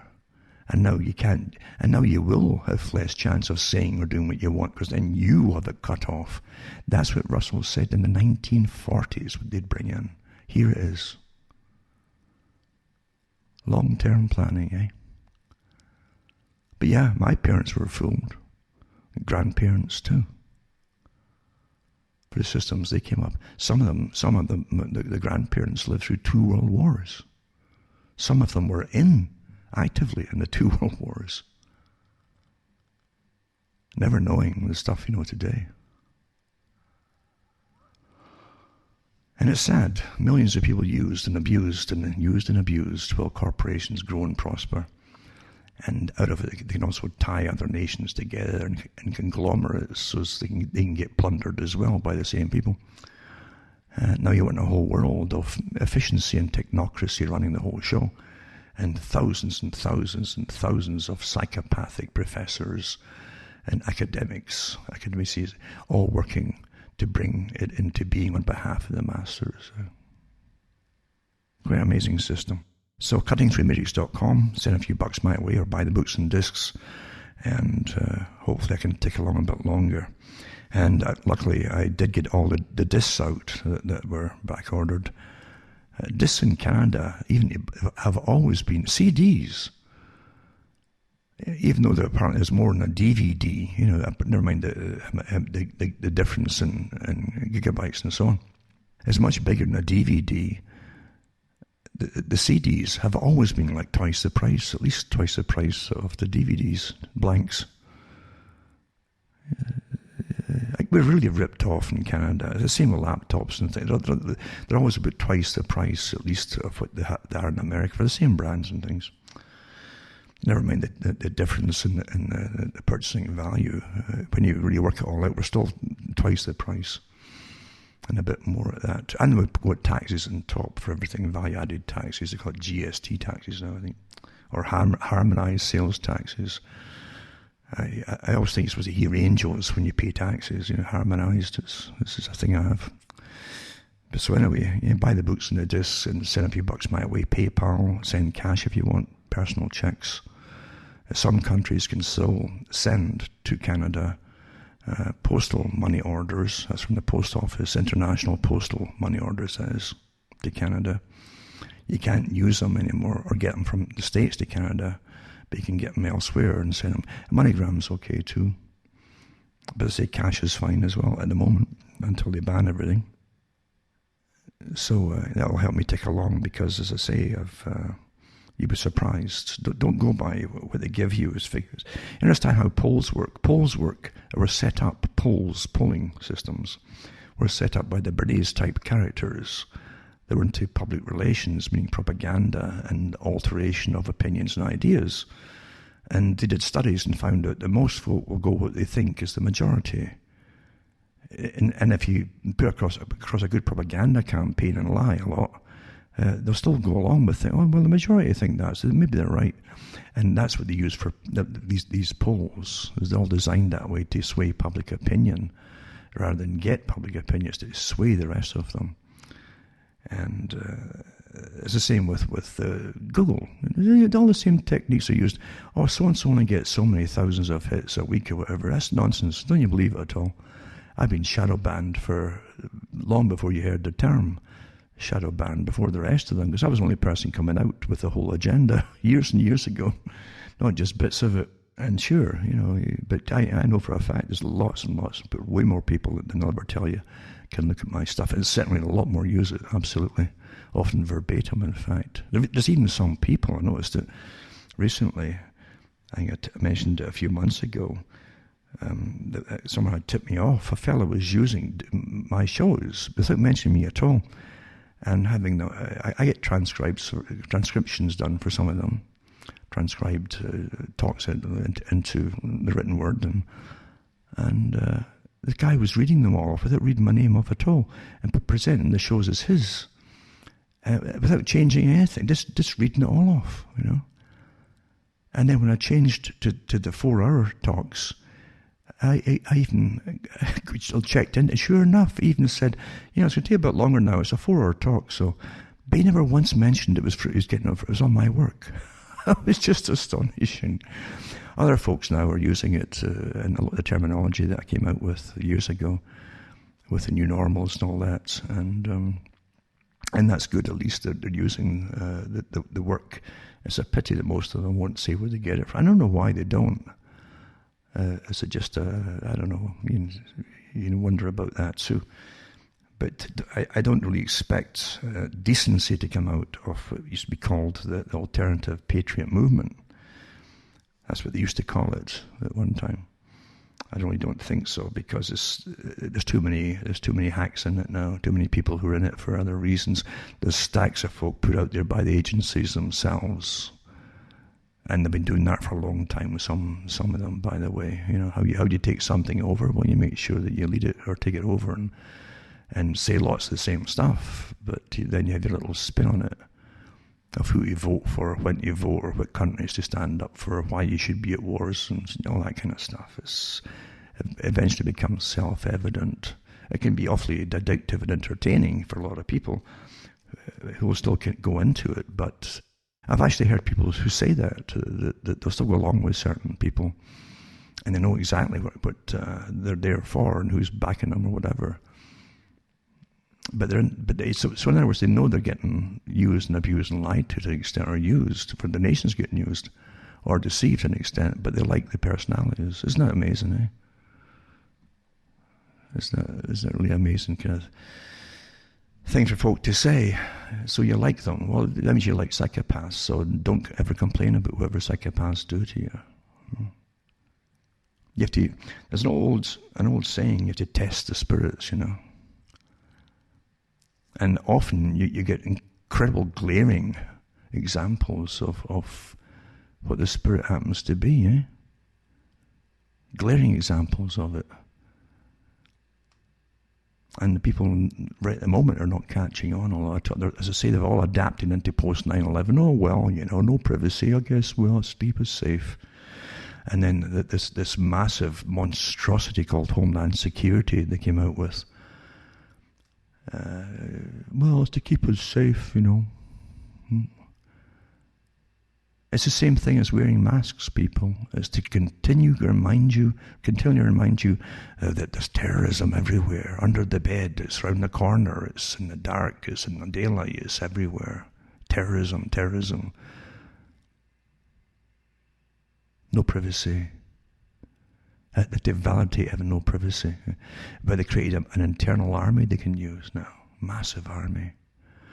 People have forgotten too, of the 90s, the US was the hope of a lot of countries for a while. It really was. And through the 80s, remember, a good part of the planet was under the Soviet bloc nations, you know. And that this Cold War idea that, well, yeah, nothing's perfect in our system, but at least we're not as bad as them. They always need an enemy to point to, you know. And personally, I think they all work together. I really do, because there was nobody really going to press the buttons. It was all for the public. It kept their public, you know, cringing. It kept the public in the West cringing. That's what it did. And it made a fortune for the military-industrial complex. Massive money. Masses. You know, no one questioned it. Well, we'll have to pay all this tax to keep us safe, you know, and missiles. And I heard that Russia had got a new super missile out last week, and we need an anti-missile to catch it. And so we need a faster one. It's 5 miles an hour faster than our best, so we need a new so many billions or whatever, millions, and away it goes, you see, and it's never ending. They made a fortune off it for stuff that was never to be used. So you didn't have to prove it even worked. It's good money, eh? Good scam, that one. And I remember too, that again, the same characters that give you COVID, you know, and did the work with folk falling in the streets. It never happened, eh? They showed you on camera. Oh, look at that, they're even falling, just to terrify you, right? The same characters that showed you these fogging machines going up and down streets in Wuhan and blasting the stuff hundreds of feet in the air to terrify the blazes out of you and to make sure that we got it, even though China literally doesn't let a bird out to poop in the garden outside its own country unless they want it to be shown. But we saw all this stuff, to get us all terrified. The same characters during the Cold War. I don't know if you can get the documentaries anymore, but at one time I used to be able to buy them on VHS and so on. But they showed you the propaganda that both countries used during the Cold War. But they showed you the CIA stuff. It was really good, you know. And they showed you these mosques with the minarets in different countries. And it says the CIA for years kept telling that they'd have meetings, you see, for defense departments. And with the politicians, when they came for budget time for getting more money for missiles and it. And they showed these big minarets and said inside that is one of the super Soviet missiles, you know, atomic missiles. And the way they presented it too was ominous music in the background. They used all these techniques, and dum dum dum dum dum dum. And you know, inside there is something that could annihilate a good part of Florida if ever landed and stuff like that. And that's what they gave you.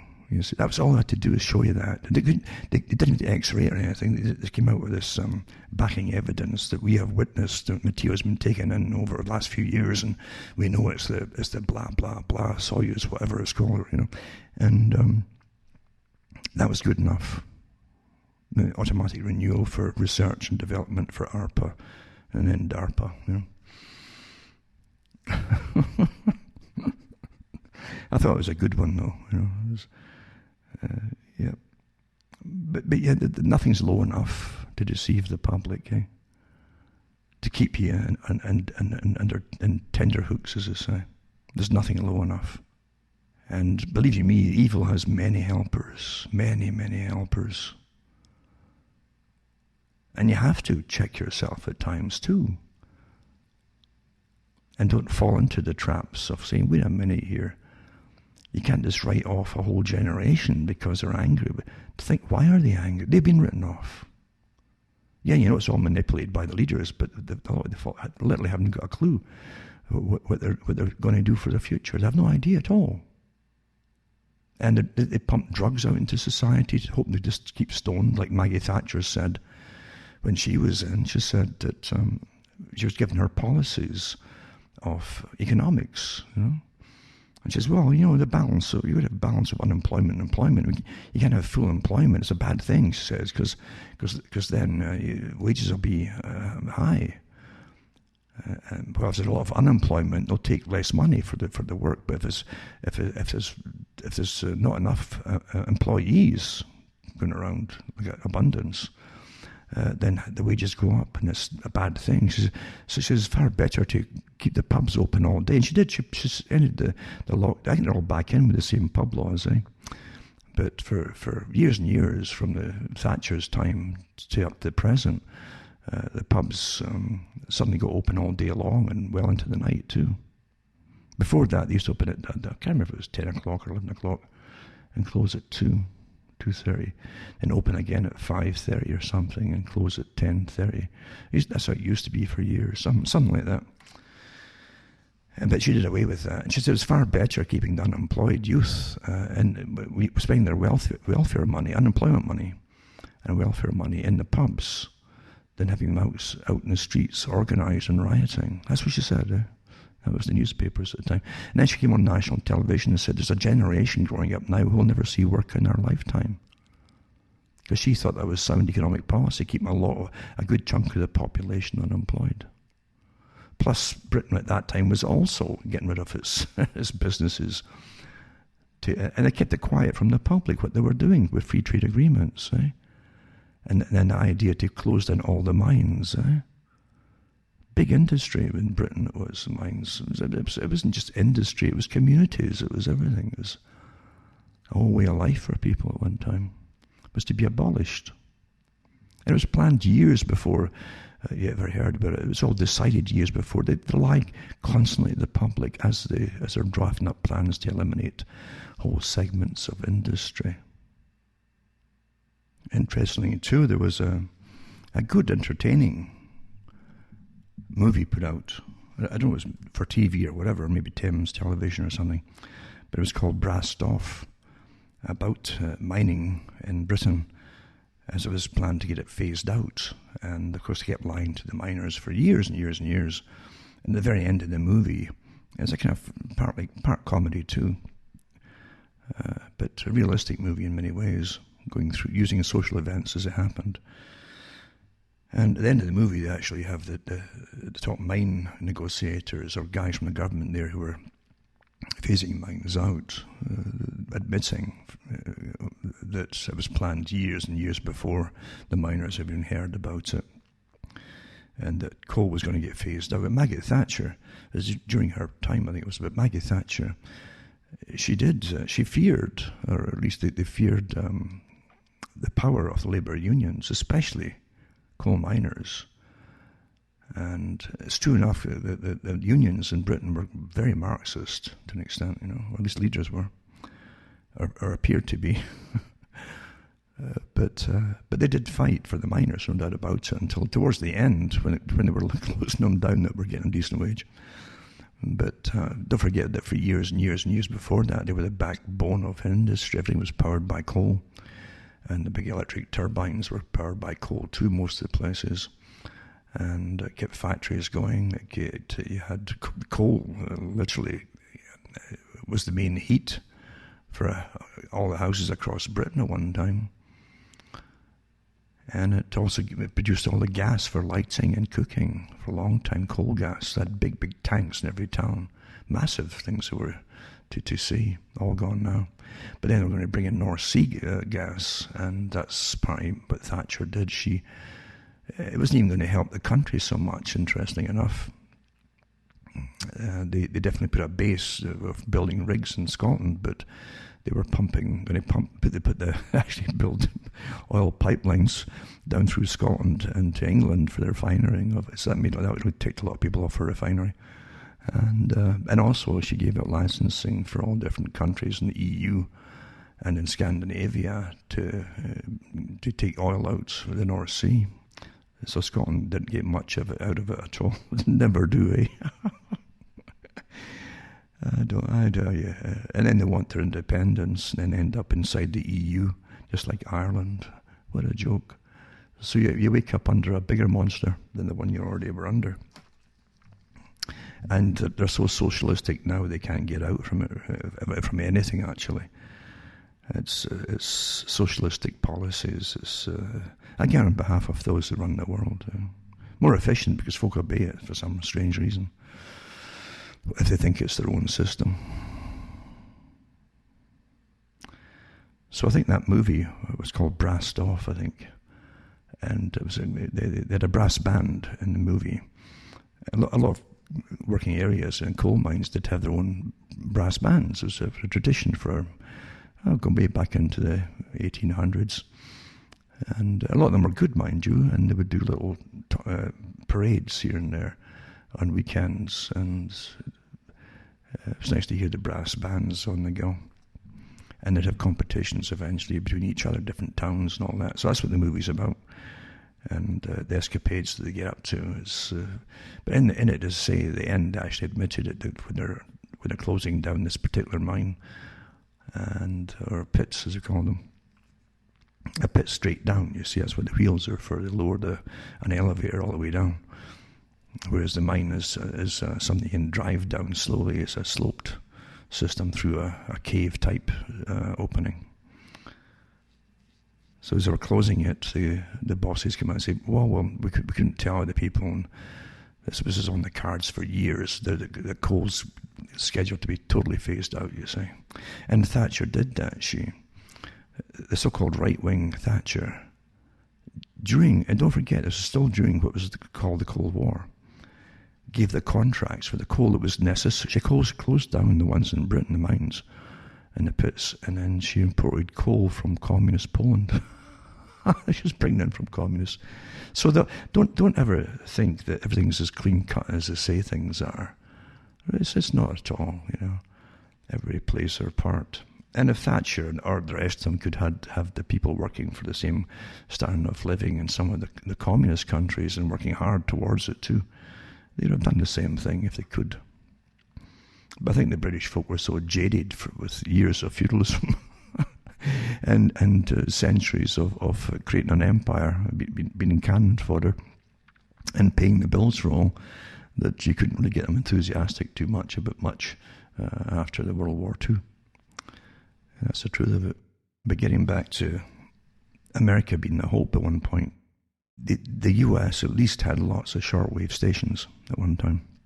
And many of them had been started up by the CIA in the 1960s to counter communist propaganda, because the communists used Radio Moscow was international shortwave radio. And they even had occasional blocking, stations set up in different countries, because if you listen in Britain, and I used to make little radio stations when I was young, when I was wee, before I was 10 even, because my dad was kind of into that as a hobby, and he could never really fix them properly to get them assembled, so I used to do it instead and listen to the different international stations. And it was interesting to me because I realized right off the bat that Radio Moscow was exactly like BBC radio. I mean exactly, the way the format presentation, the voices they would use, because a lot of them had been trained actually for an English language, had been trained in England. Some of them had even worked in the BBC. It starts making you think when you're a child, okay, the BBC is training folk for Radio Moscow, the communists.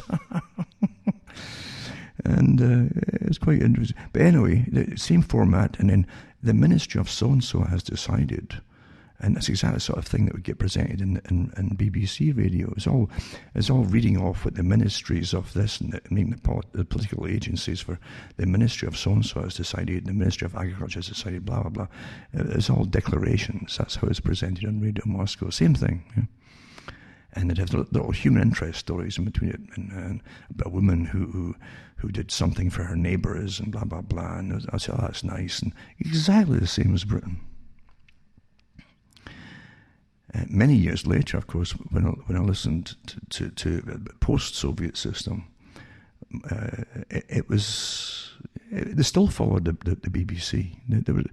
And many of them actually admitted at that time that they had been trained in the BBC, even the ones that took over after the Cold War. Anyway, getting back to what I was talking about in the US, big things were happening through the 80s and 90s in the US. As soon as the Soviet Union supposedly went down, just like that,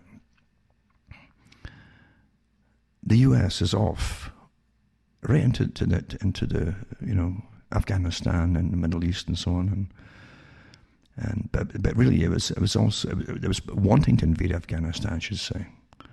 Then they did some skirmishing with it.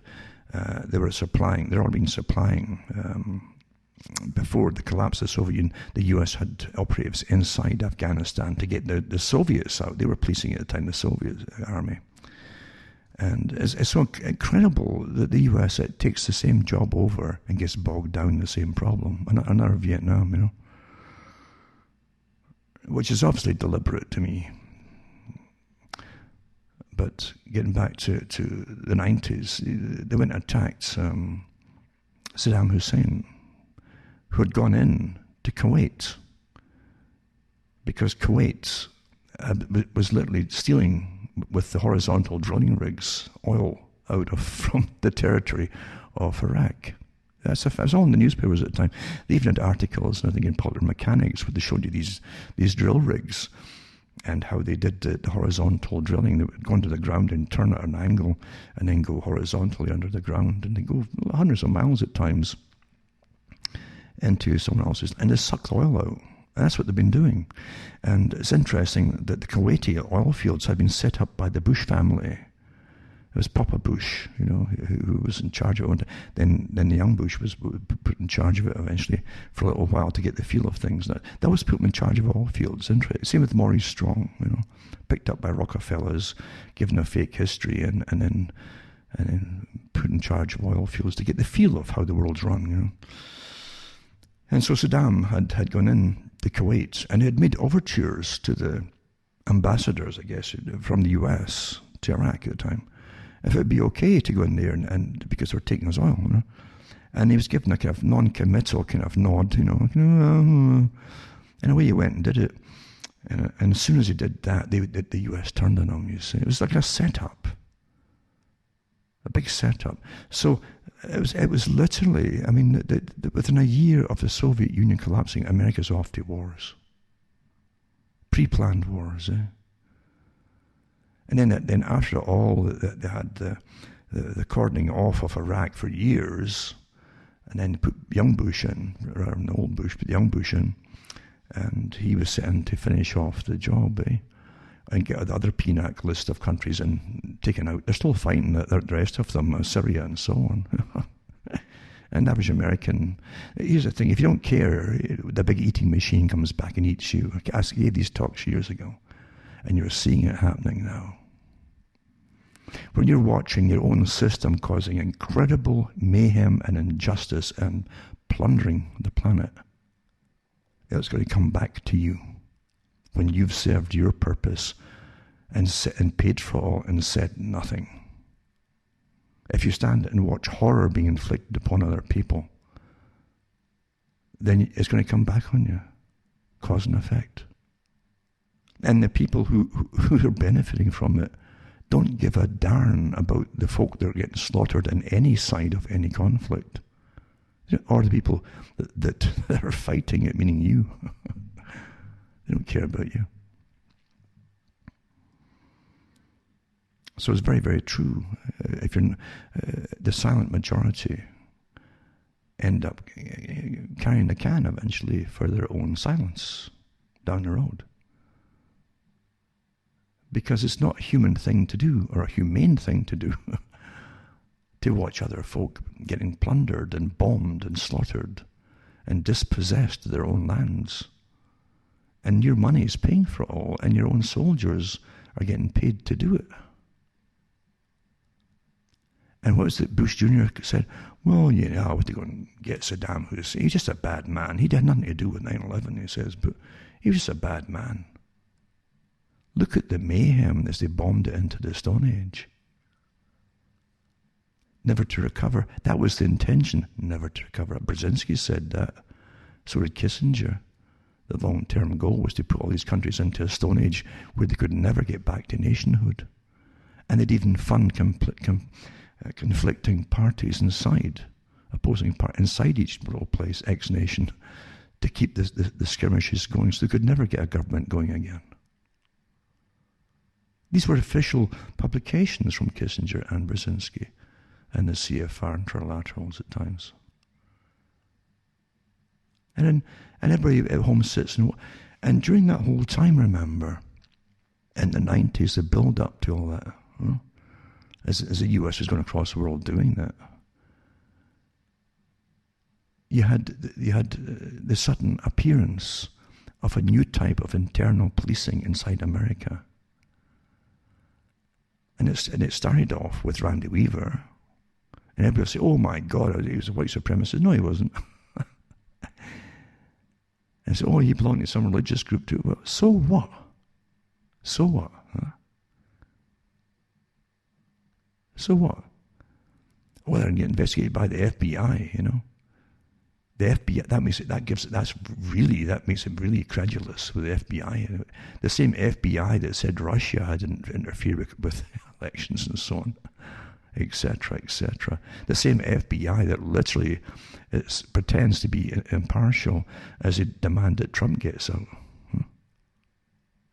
No, it's all corrupt. But again, nothing is what it appears to be. But getting back to Weaver, and they set up Randy Weaver through the Bureau of Tobacco and Firearms to set him up and got him to cut, I think it was a shotgun, the part of the barrel of a shotgun, to shorten it into an illegal size. So they had infiltrated this, and so he did it and all that. Then they set him up, and next thing you know, they want to be an example of him, and it was to be an execution.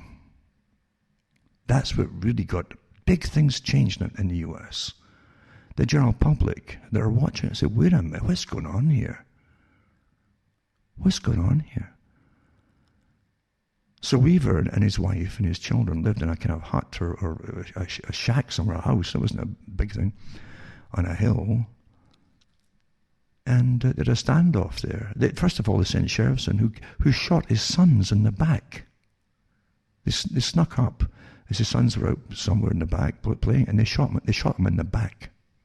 Executed them.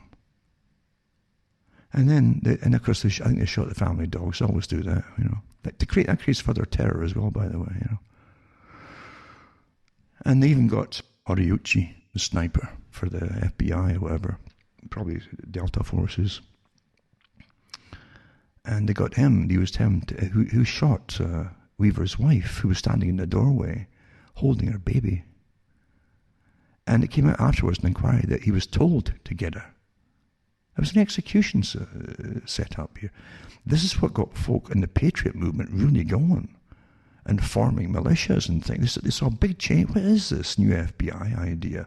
In the Bureau of Alcohol, Tobacco and Firearms, and had FEMA and all these black-clad like stormtroopers everywhere. That's what's really right. You're looking at the signal of a big change, a big change of what it's supposed to be. And the US, which has always been a nuisance to those that rule it, has this thing called the Constitution and the Bill of Rights. An awful nuisance. I gave up the article, was it last week, a week before, from the Council on Foreign Relations from the 70s, where the CFR says we can't fight the Constitutionalists, we have to go around the Constitution and over it and under it, but just ignore it to get it, because it's such a nuisance. The folk have rights. So the Weaver case was an execution set up. They even brought in the tanks and built a road in to the house so they could take the tanks up. Just incredible show of power, strength, and military might to make an example of something. That's what was behind it. To this example, you had the strange amalgamation too of the advisors to the FBI and the ATF and all the rest of it. The same characters now that are still prattling on about white supremacy, as whites aren't going around the streets, burn down the place. These supremacists are not. So as part of the global structure, the groups that advise the FBI and so on. So, but then you had Waco. Now, once again, when you see folk getting demonized, it's the first strategy in warfare. You must demonize the enemy. It's like when they went after the Gaddafi, the Great Satan. I remember even Reagan years ago went into the Great Satan. He had 3 different Great Satans after another, you know. And they all followed his suit, the Great Satan. And evil empires and stuff like that, you see. So you demonize the enemy. And in Waco, it was an offshoot, a splinter group, I think, of the... it wasn't the Seventh-day Adventists. It was There might have been. Yeah, it might have been the 70s. It was an offshoot anyway of them. But regardless, they were causing no harm. And they had a big farmhouse there. And a lot of their members from all over the world would come there and live a month at a time or a few weeks at a time. And so some of them brought their children and stuff like that. And the guy who was the head of it was David Koresh, that took over from, I think, his dad. And you can all go, oh, the crazy nutcases. Wait a minute, they weren't crazy nutcases until they were fighting for their lives. Because they weren't fighting anybody before that. Do you understand this? What you were witnessing, again, from the Randall Weaver, and this massive display of a new type of militarization inside the US, from the Weaver case to Waco. And then Waco was many, many families and children in there. Now, part of their teaching was that the world outside was evil. Babylon was the world. It was an evil empire. They were pretty well right, actually. They're a lot more correct than most Christians today, regardless of what you think of their particular branch or thoughts or whatever. You see, in the US, and whether you like it or not too, people are supposed to have the rights to their religion, no matter what you think about it. No matter what you think about it, okay? But during the Clinton administration, and that strange character, Janet Reno, that had a different record of her own, by the way, if you want to look into it, we're also doing a job, a big demonstration of this new power again, going after certain religions. And they wanted a big display to the public again of this new power, like a military assault on buildings.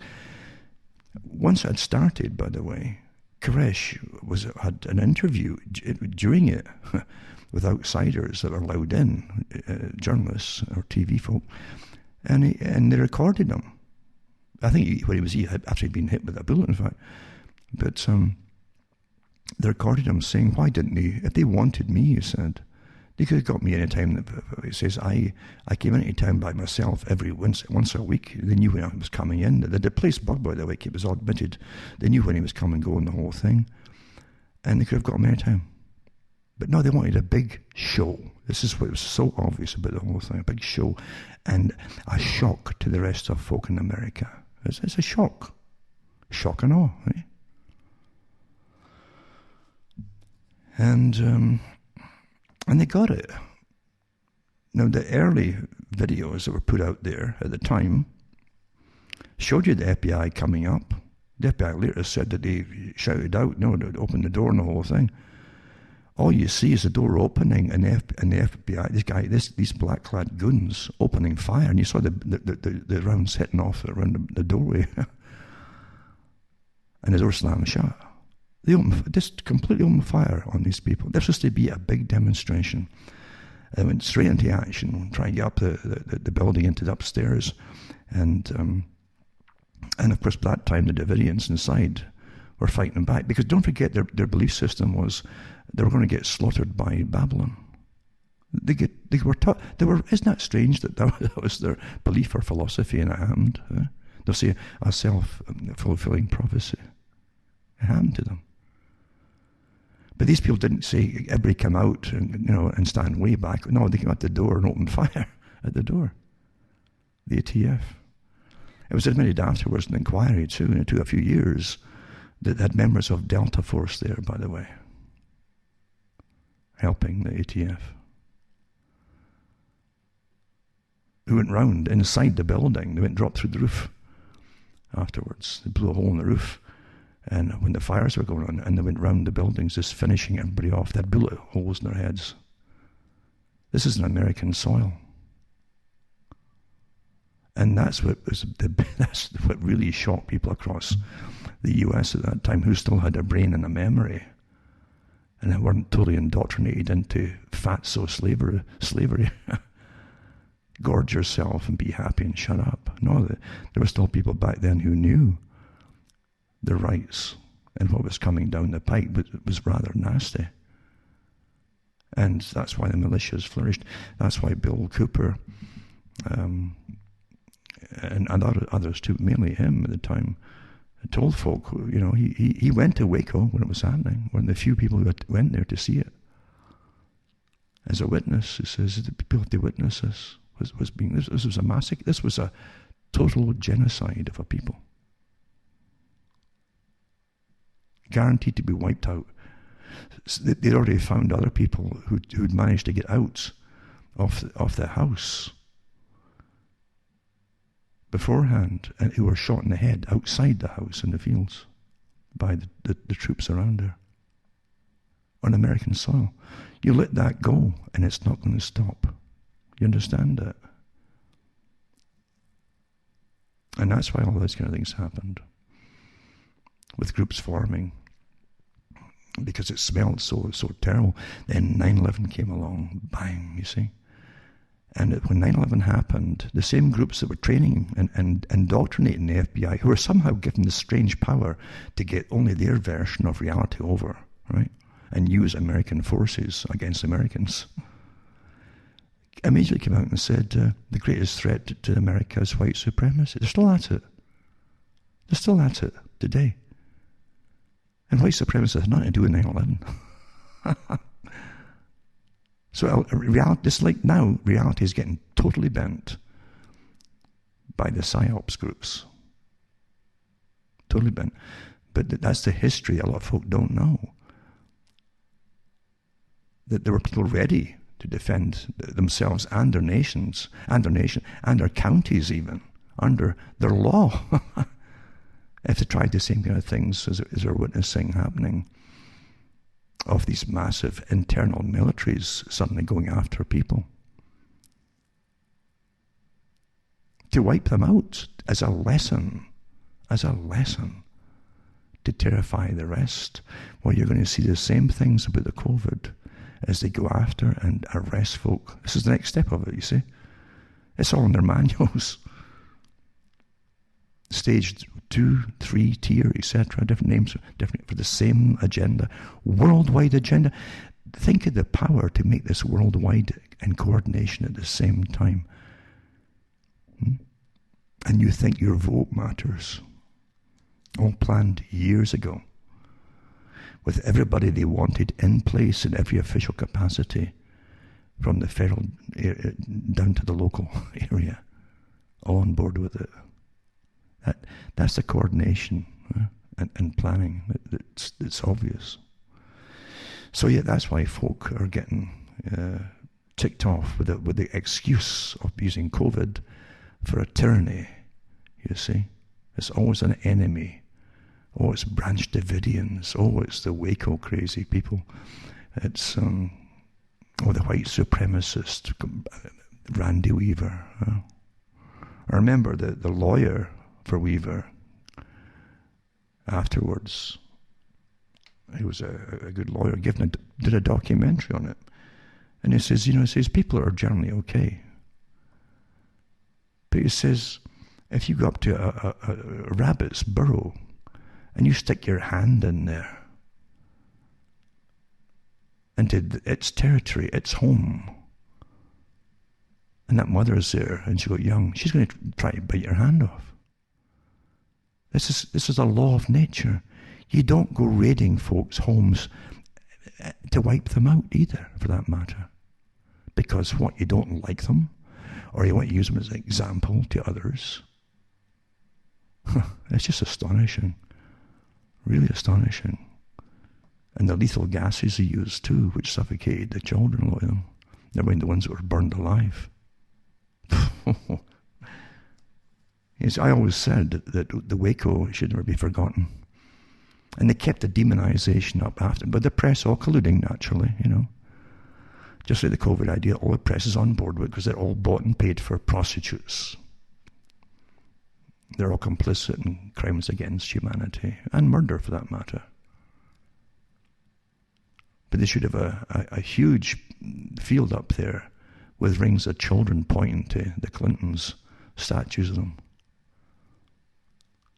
And statues of the children point to the Clintons in Reno, and the goons that are dressed in the military garb that came to execute them all. You see, if you're not safe in your own home, I don't care what you're praying to or who you're praying to or whatever, or what version or shade of any particular thing you're into.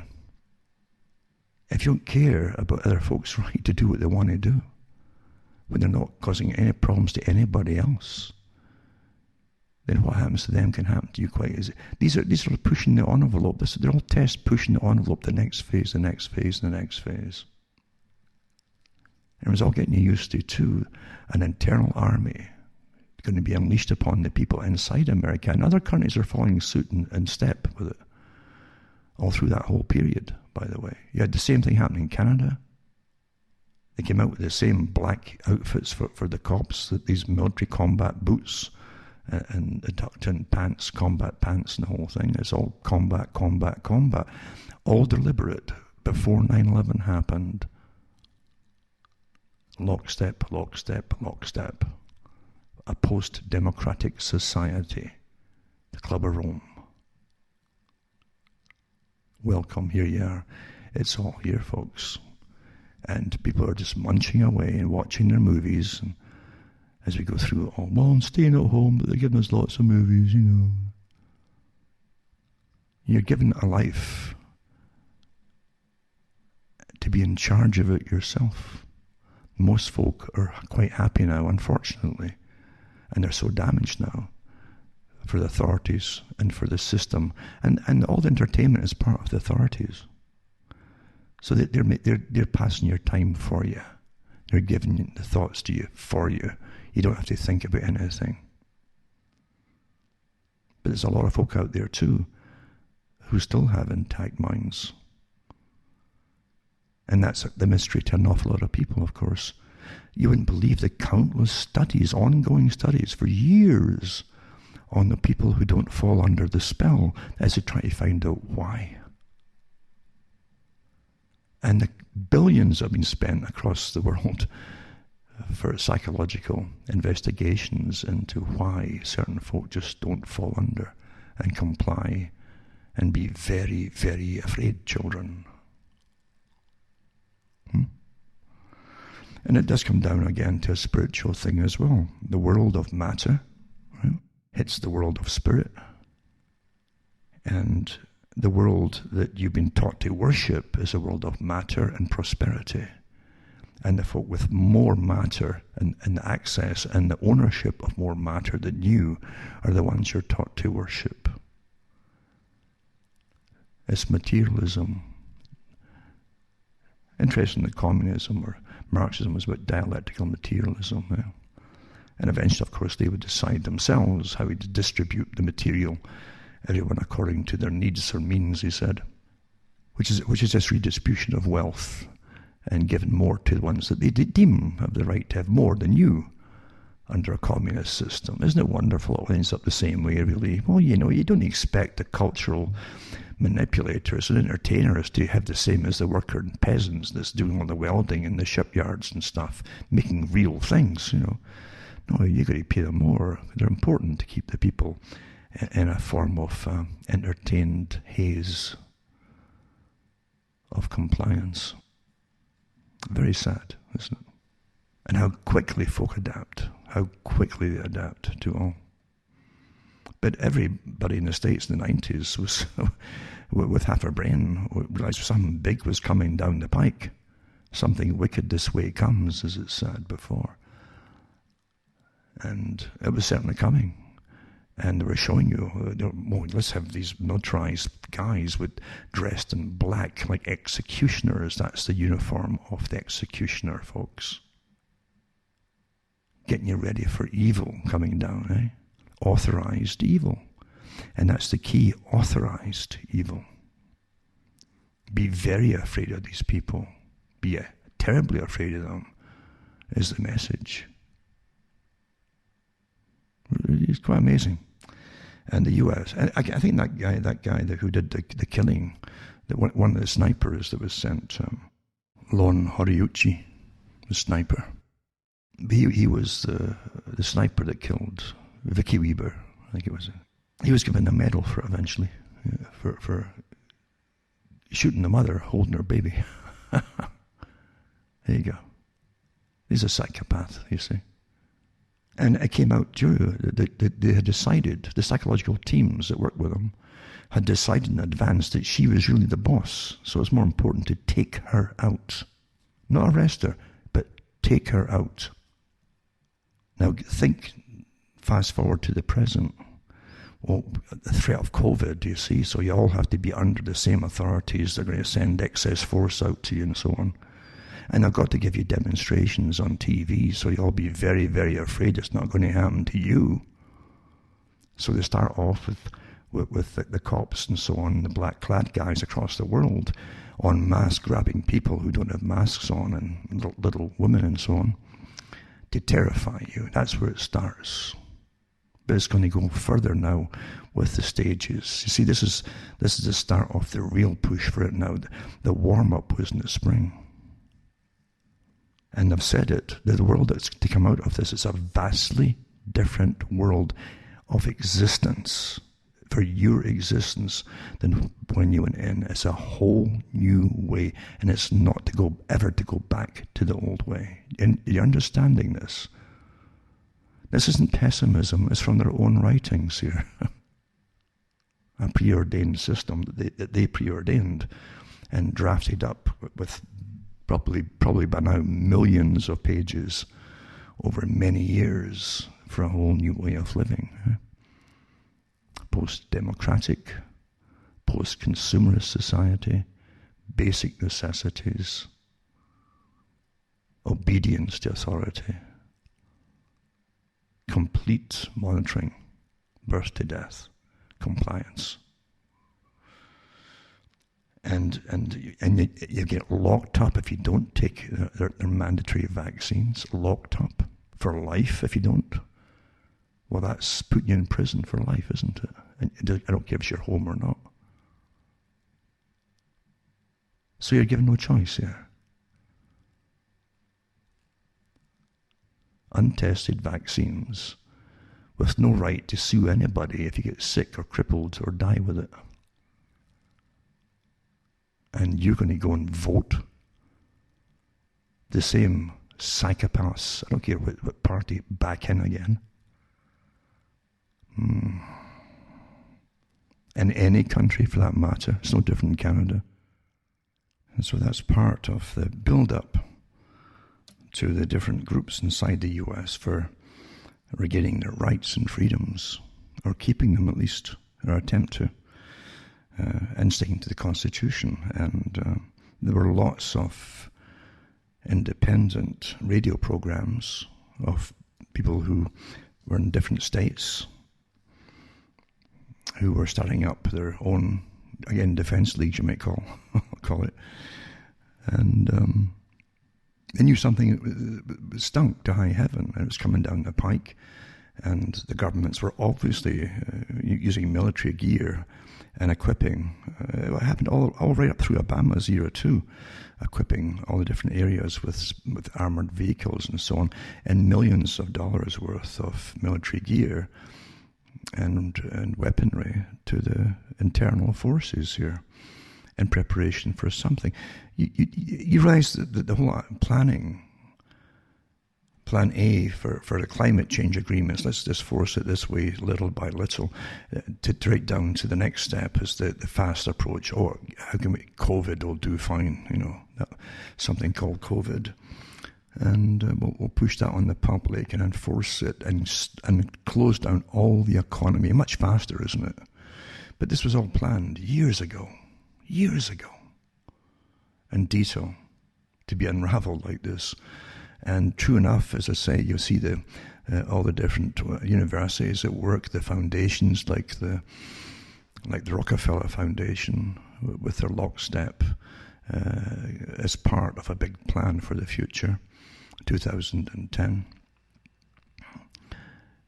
Using high-tech equipment and so on for a new system. Well, now it's 5G worldwide and all that. All part of the monitoring system. and tracking and tracing you for the rest of your lives. Not just for COVID, but this is to be permanent. I've got articles. I looked into some of the companies that are making all the different tracking and tracing equipment, wearable, and regardless of what some of the newspapers say, implantable, like DARPA's talking about it.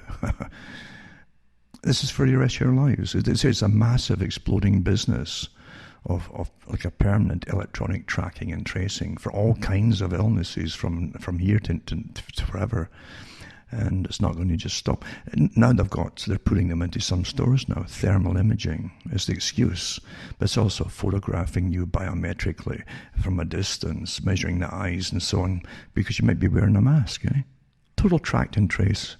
And what you're buying in the stores and getting followed around the stores with their security cameras too. That's happening in Canada now too.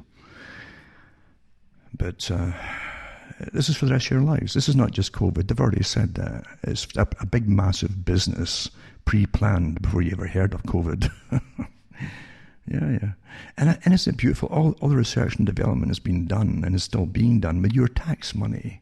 Public-private partnerships with these big, stinking rich conglomerates. Yeah. You talk about tyranny, folks. You certainly are in it now. And again, it's still using it's not quite got it's still got the glove, the velvet glove on, iron fist to an extent, but it's to roll off into stages now. They even said it with Event 201 stages. Once they get to the highest stage, then the gloves are off, and they're going to go after anybody who says anything that's not mainstream push, authorized for the mainstream. You're not allowed to have an opinion here.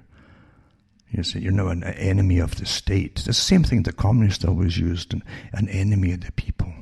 The techniques are always the same. Why would you change techniques that work? That's what Plato said. But here we are, And folk are just, again, well, it's not so bad. I'm getting paid to stay at home, says a whole chunk of them. And they really think, I gave the talks long before COVID came out. I says, they're talking about depopulation. They don't need you anymore in a post-industrial system. Do you think they're going to keep you around as pets? Well, they're paying me to stay home. You temporarily, and then come the conditions. Roll up your sleeves. Oh, we've got another vaccine. They've already said it, by the way, that this is the first type for the COVID. It's the first one they want to get into you fast, because it's so lucrative, and you're paying for it all by the billions of dollars. Guaranteed profits, No fallout from any folk dropping dead or getting paralyzed or anything, because no one can get sued. That's a great deal. And Gates has already said they've got another batch of vaccines, maybe a year down the road, to take its place of these ones they're going to come out with. It's perpetual, folks. Are you getting the picture? I guarantee you, if this is the case, within 5 years, most of you won't be able to think about anything at all. But you've had all these things stuck into you. This is amazing tyranny. It's out of a science fiction horror, a futuristic horror, but it's here. The characters fit into they've got their personalities, their authoritarian personalities. They're placed up there in authority, even though you haven't voted for any of them. Are characters out of some macabre horror. They really are, aren't they? It's just astonishing. Even when they're caught in their own lies and doublespeak. Don't wear masks. Wear masks. Don't wear masks. Wear masks,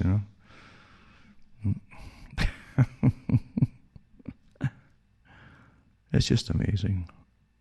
But sadly, most folk will comply because you see their reality is television. And they've been raised that way. To obey authority from TV. Well, that person's familiar. They're a newspaper anchorman. I've been watching them whole life long. They wouldn't lie to me. Brzezinski, 1970s. He said the people will shortly be unable to think for themselves. They can only repeat what they were given the previous night's news. Shortly they'll expect the media to do their reasoning for them. That was all done in the 70s onwards. They really believe these private conglomerate media associations are some natural appendage to their brain.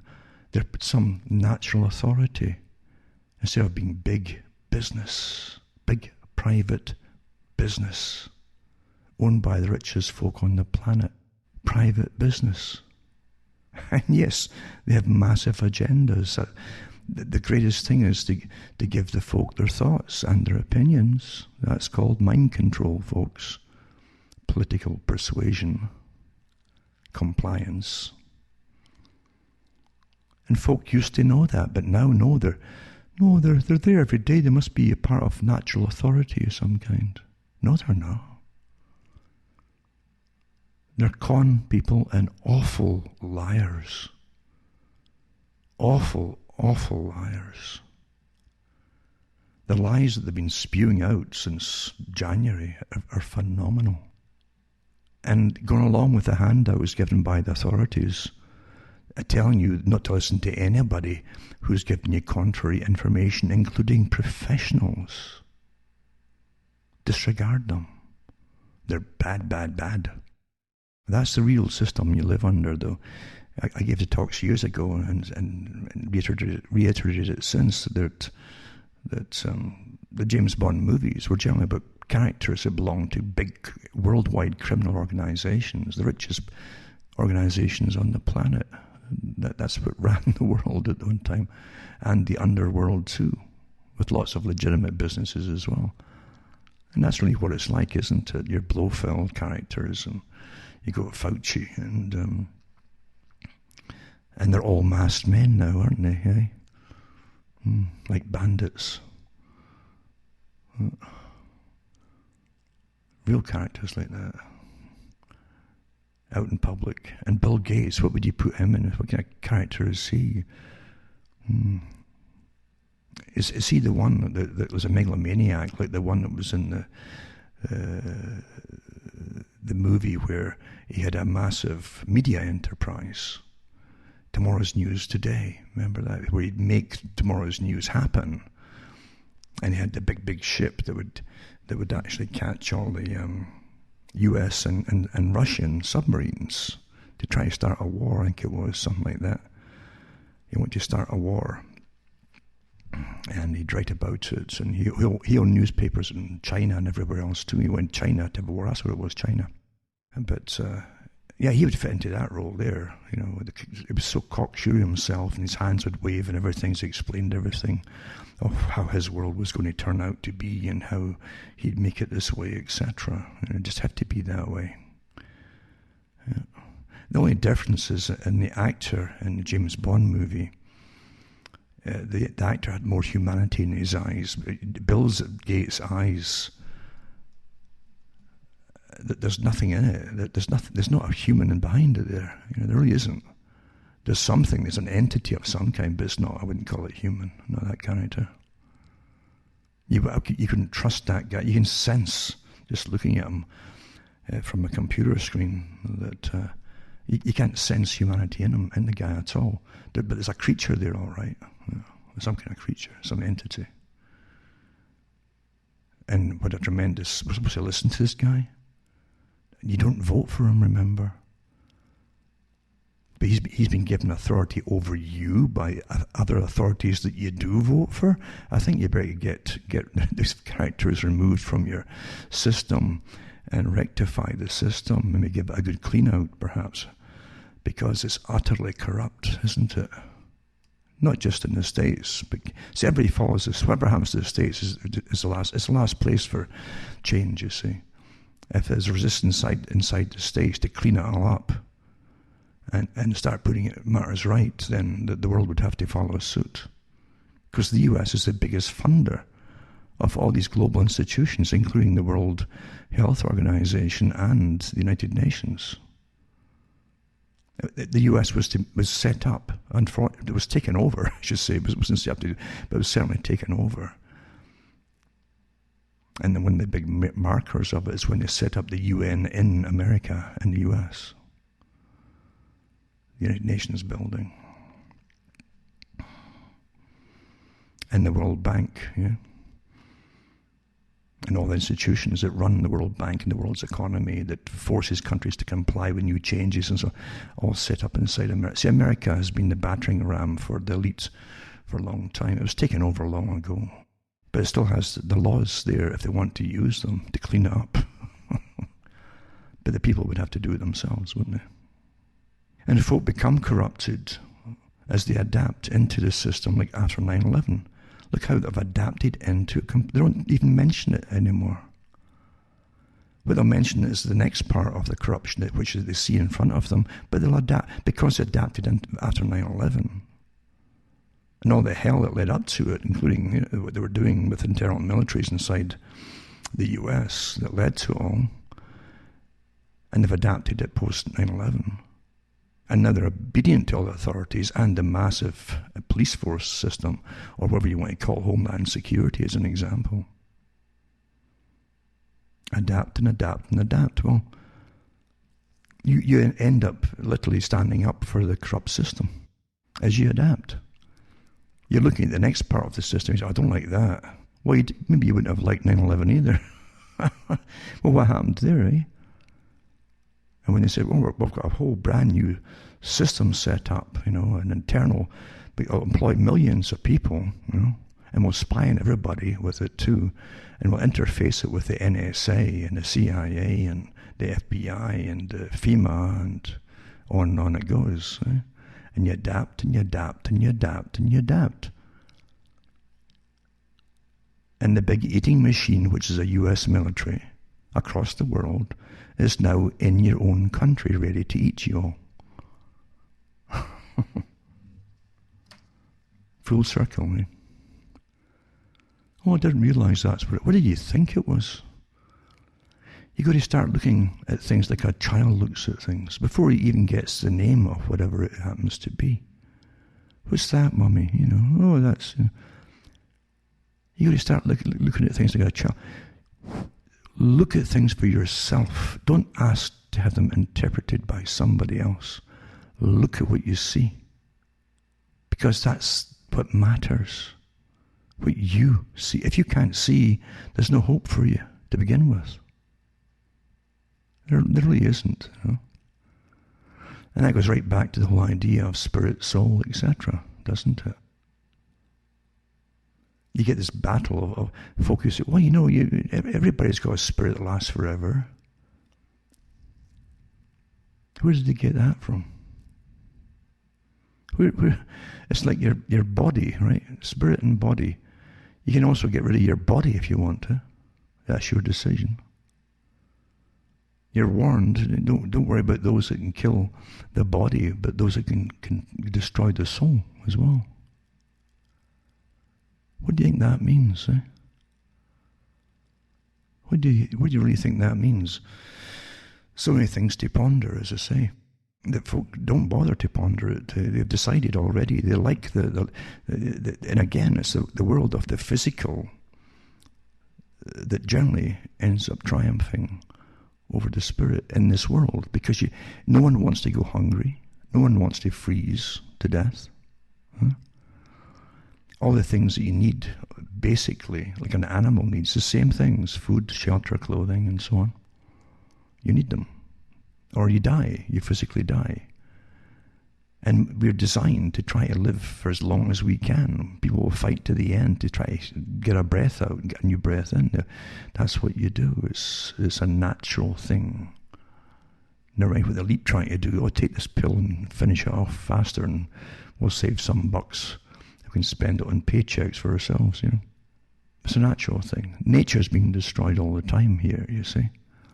But by the same token, that a lot of people, I think everybody probably will, it's almost not them all, will occasionally wonder what else is beyond all of this. They get an inkling of something. People who are younger, more so, because it has been utterly driven from them. I gave talks years ago about, and again, along with Jack C. Lowell's talks, on education and indoctrination into propaganda, where they must get the children young. And the initial propaganda is meant really to destroy the child's own ability to discern things for themselves. That's what it's for. And it makes them more susceptible to believing future propaganda. If they don't get initial propaganda at school, he said, then later propaganda will not take what won't work on that child. And that's why it's mandatory you get them to school quickly for the initial indoctrination. Look what they teach them in schools now. Total mind warfare.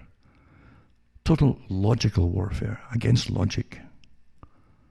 And the parents sit back and let it happen, which means the parents themselves are defeated, you see. Knocked out, disabled, when you let it happen.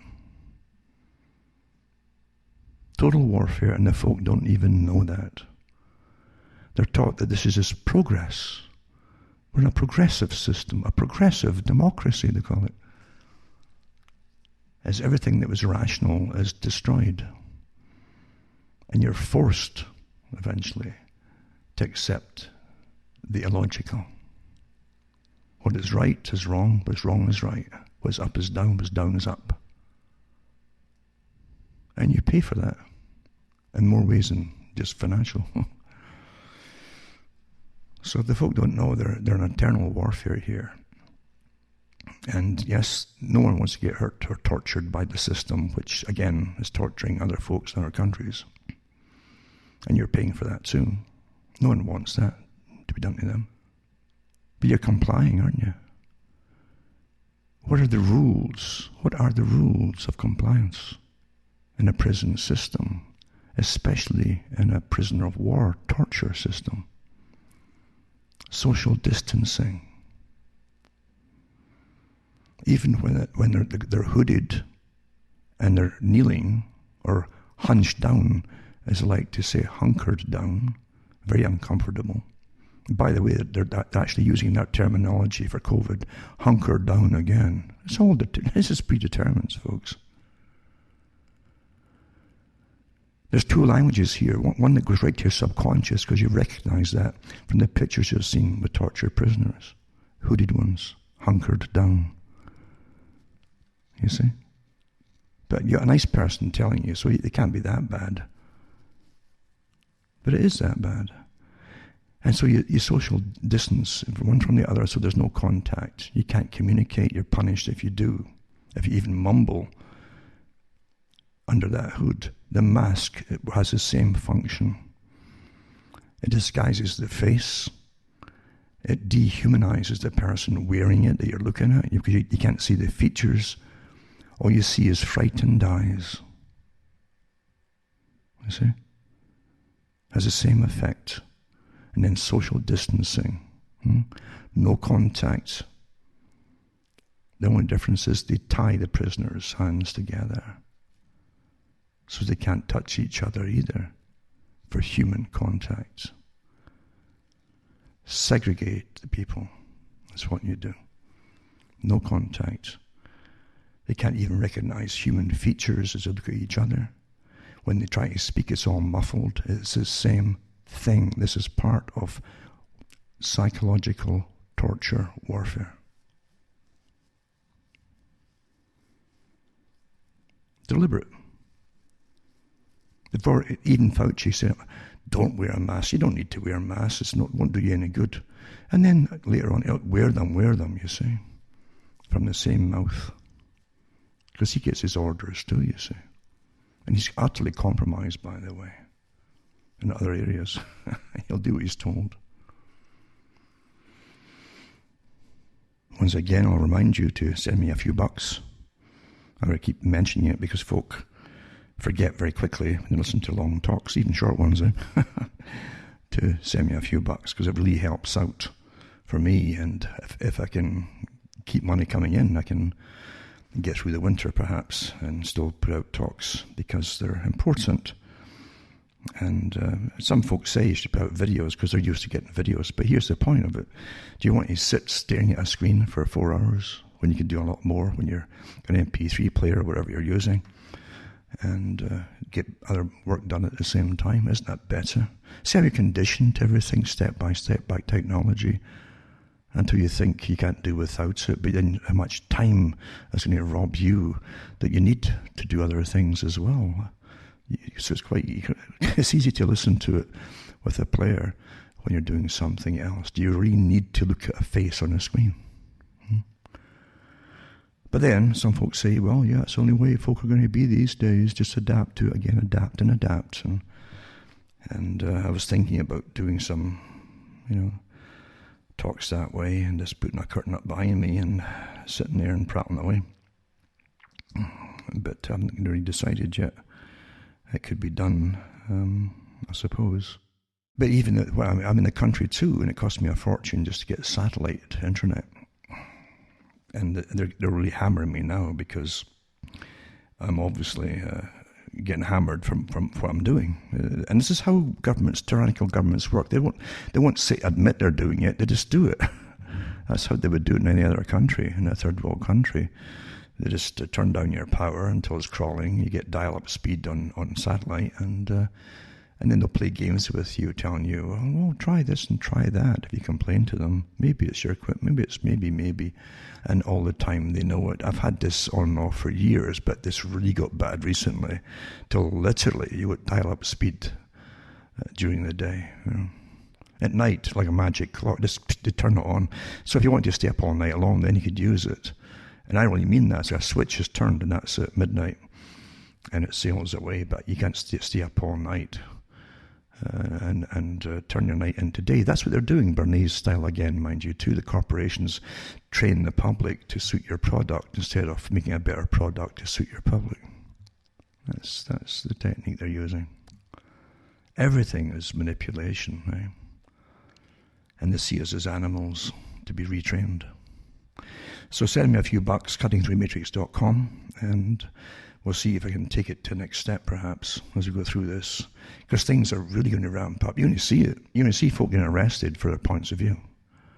Not just because of not wearing masks and so on, but for their points of view now. This is the next step they said they would take it to.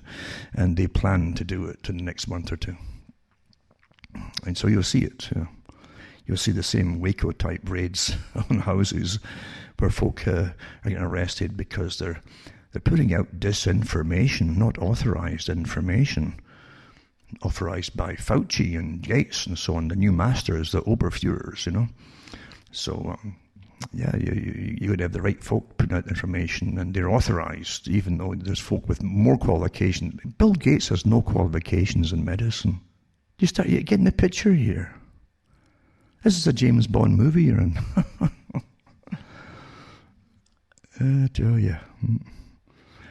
So anyway, send me a few bucks and help me tick along here, and we'll see what we can do. And if you need videos, I might put some out.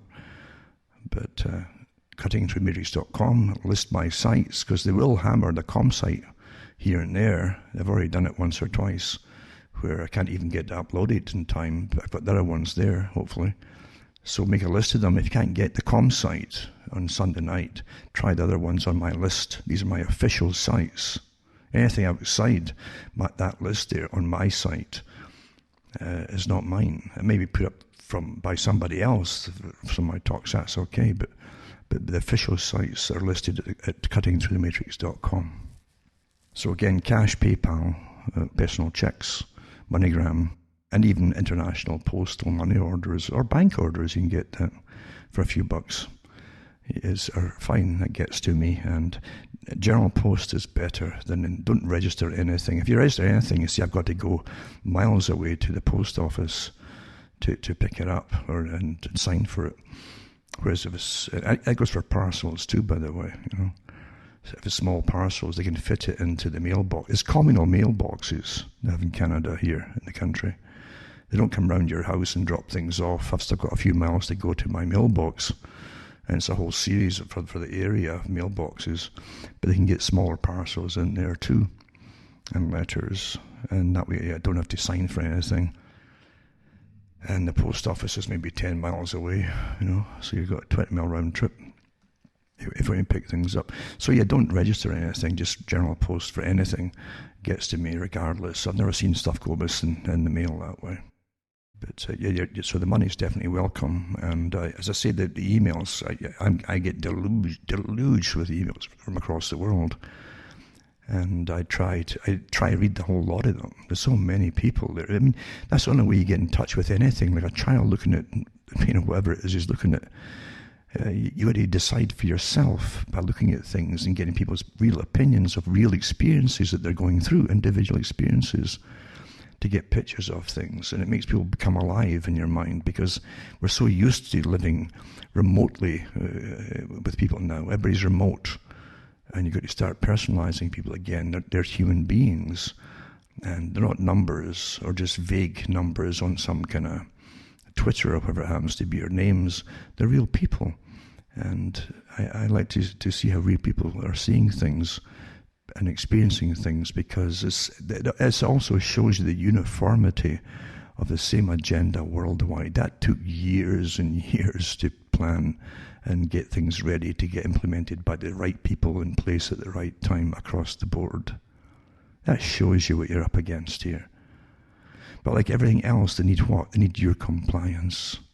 So the biggest monstrosities can fall apart if you can't get compliance.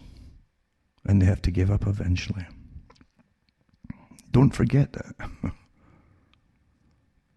They always use brutality before, and if the folks still don't come, it falls apart.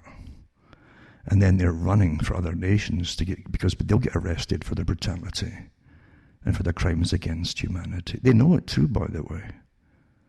That's why they always get worse before the end, trying to force you into compliance, because they know you'll have to start going after them to arrest them for what they've done. Total destruction of the economies, total manipulation of lies and mayhem for their own purposes. How can you enslave sentient beings through incredible agendas and lies and deception and threats against the people if they don't comply? This is what we're living under here. And you can't let that ever get off the hook here. They know it. They all know it. Like Bush Jr. said in an interview after he was out of office, and they were talking in an interview about how Bush only accepted the kind of propaganda about the enemy that wasn't his enemy at the time, but the upcoming planned enemy. He'd only accept the bad news about them, but no good news or complacent, happy news or mediocre news. He just wanted the bad news, how bad they were, these enemies, you see, to build up the case for getting the wars going against them. And Bush said, if the public, I remember telling, and it was mentioned that one of his main characters that was his sidekick in Congress, in the government, he said, if the public ever find out what we've been up to, he says they'll chase us down the streets with ropes in their hands. That's from an ex-president. Because they conned the whole nation into a whole series of pre-planned wars that helped devastate Europe with the fallout as well. All pre-planned like a chessboard, step by. They will do this, that'll cause this, which will cause that, which will cause that, which will cause that. Big agendas to get fulfilled. So yeah, you have to hold these people to a trial for crimes against humanity. And the COVID thing, how many folk have died already, they know this is monstrous. Even the WHO's getting edgy about it, WHO. And trying to, we shouldn't have lockdowns, because they know they're going to be up there in the dock as well. They all know it. They know it. And that they've lost all credibility. And that's where, as I say, that the main characters in the front, like the Moderna and the Faucis and so on, these guys literally become more vicious. Because they've got everything to lose, including their own freedom. If they get arrested for what they've been doing, complicit in this. And all those guys at the World Economic Forum, same thing. With their massive civil services, it's like a nation, like a massive country, and training programs to train future leaders. They grab them as children, train them to present them to you as future leaders, just appearing out the blue. Enough, eh? Enough of this. So don't forget, it always gets worse. They always say it's darkest before the light, That's the darkest part of the night before the dawn. And that's where it gets more vicious, when they're getting called out and recognised. They've got no option now, you see, for the damage they've done. Deliberate destruction of the world's economy to turn you into grovelling slaves eventually. I'm going to go through some articles here that some of them are really telling in themselves, And we always hear from Helena Handbasket. Some folk think that it's a Greek handbasket maker, but it's not that at all, no. And I know who Helena Handbasket is, but it's to do with the Irish news to an extent as well. But we're all connected now with the same agenda across the planet, and we all end up in Helena Handbasket too, in bits and pieces. And he gives a story of taking his American wife to the small village of St. Cyrus on the east coast of Scotland, close to Montrose. It was there that we located the now derelict Cam of Mathers, Mathers being my wife's ancestral family name. And he gives the story of this castle constructed due to the strained relations between David Barclay and Sir John James Melville of Glenbervie, and Sheriff of Mearns. David and his uncle became frustrated with the actions of the sheriff and made an angry appeal to the king whilst he lodged at Red Castle. The monarch was allegedly somewhat exasperated by the repeated complaints. He may or may not have said, for all he cared, they could go and make soup of the sheriff and sup him, you see. And the complainants took this literally and prepared a large cauldron in a gully near the side of the later castle. They invited the sheriff to a hunt, but then turned on him and threw him in the cauldron, boiling the unfortunate individual alive. They then allegedly duly supped him, drunk him soup. The king declared David and his uncles outlaws for their actions, meaning any man had the right to kill them without consequence. Accordingly, David Barclay built the Kaim of Mathers to serve as a secure residence. So you had to... that's how it used to be, actually. And I know they did do awful things in those days too, As I've said before, they often call it the Dark Ages, and even the Middle Ages is much later on to the Middle Ages, but the Dark Ages weren't dark at all. There's lots of histories came down through time from places in Scotland and so on. We have the amazing Lord of the Isles that literally ran Scotland, a good part of England, and Norway, what was Norway, or the Scandinavian countries too, before that as well. So we know the different things that happened. In fact, one of the main Viking ones, and it didn't matter. Sometimes it would be one that was born in, say, Norway or Sweden. They would fill the throne, because they're all related, or ones that were born in Scotland would fill the throne, and it was an empire in a sense of these people. But I know that one of them, there's an island in Scotland, in the north of Scotland, one of the Orkney ones, I think, and there is an awfully good documentary put out years ago on this little island where monks had set up their monastery there in the Middle Ages, and their main crop that they grew there was barley, and one of the lords, the Viking lords from Norway, they used to raid all over the place. They loved to raid, they got bored awfully quickly over Norway, and they'd do these raids. But he left them alone there because he used them for the barley. Because he could make his beer out of it, his booze. So they got a pass. They were never raided and killed and slaughtered, and they had a good working relationship with this guy, with this particular Viking lord. All these little things that you get told, it's amazing to, if you go to the islands, never see them, these places, because now there's actually monks returned to the place and restored this old monastery. And they're from all over the world, these guys. They're kind of hermits to an extent. And it's a hard life. It's not an easy life. But they've decided on that life in the spiritual world as opposed to the commercialized, materialistic system that most folk adapt into and get destroyed by. Because you'll lose your soul in it too, there's no doubt about it. But anyway, that's the kind of story you get there. And he's given the story about what happened there. And it says it's interesting, it says the alleged arrest of men accused of attempting to kidnap Governor Whitmer in the U.S. state of Michigan, who has implemented one of the harshest lockdown regimes in the U.S. under the guise of a deadly virus, which has been proven to be anything but, reminded me of the story of my wife's ancestry when I read another article related to the alleged kidnapping, that was in the papers too, of Whitmer. I guess they arrested some people who supposedly were talking about kidnapping.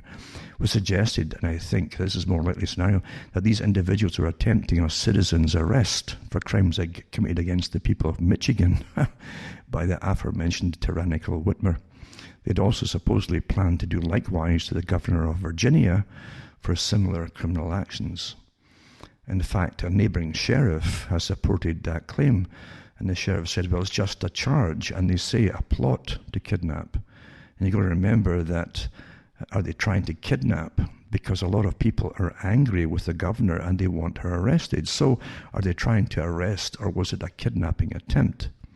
Because you can still, in Michigan, if it's a felony, you can make a felony arrest. It's a citizen's arrest for a felony, you see, committed. And so it hasn't been really made clear what this whole thing is about, And so it brings to light the power of local law enforcement, clearly in collusion with the state apparatus, that citizens can no longer attempt a citizen's arrest without being charged with what amounts to a terrorist act. It's so true. You're supposed to be able to do a citizen's arrest. Again goes to show that individuals have no right to address the crimes of their elected officials, who, don't forget, are servants of the people, supposedly, and as such are paid very well by them to carry out duties which are beneficial to the citizenry. That's how it used to be, at least in theory. These tyrannical governors have no rights to basically kidnap the whole population of the state and try to justify it with illegal stay-at-home diktats. That's true as well, isn't it? That is true. It would appear that kidnapping a population is fine if disguised under law, despite there being no law to justify such action, and it comes from the mouth of a puppet politician.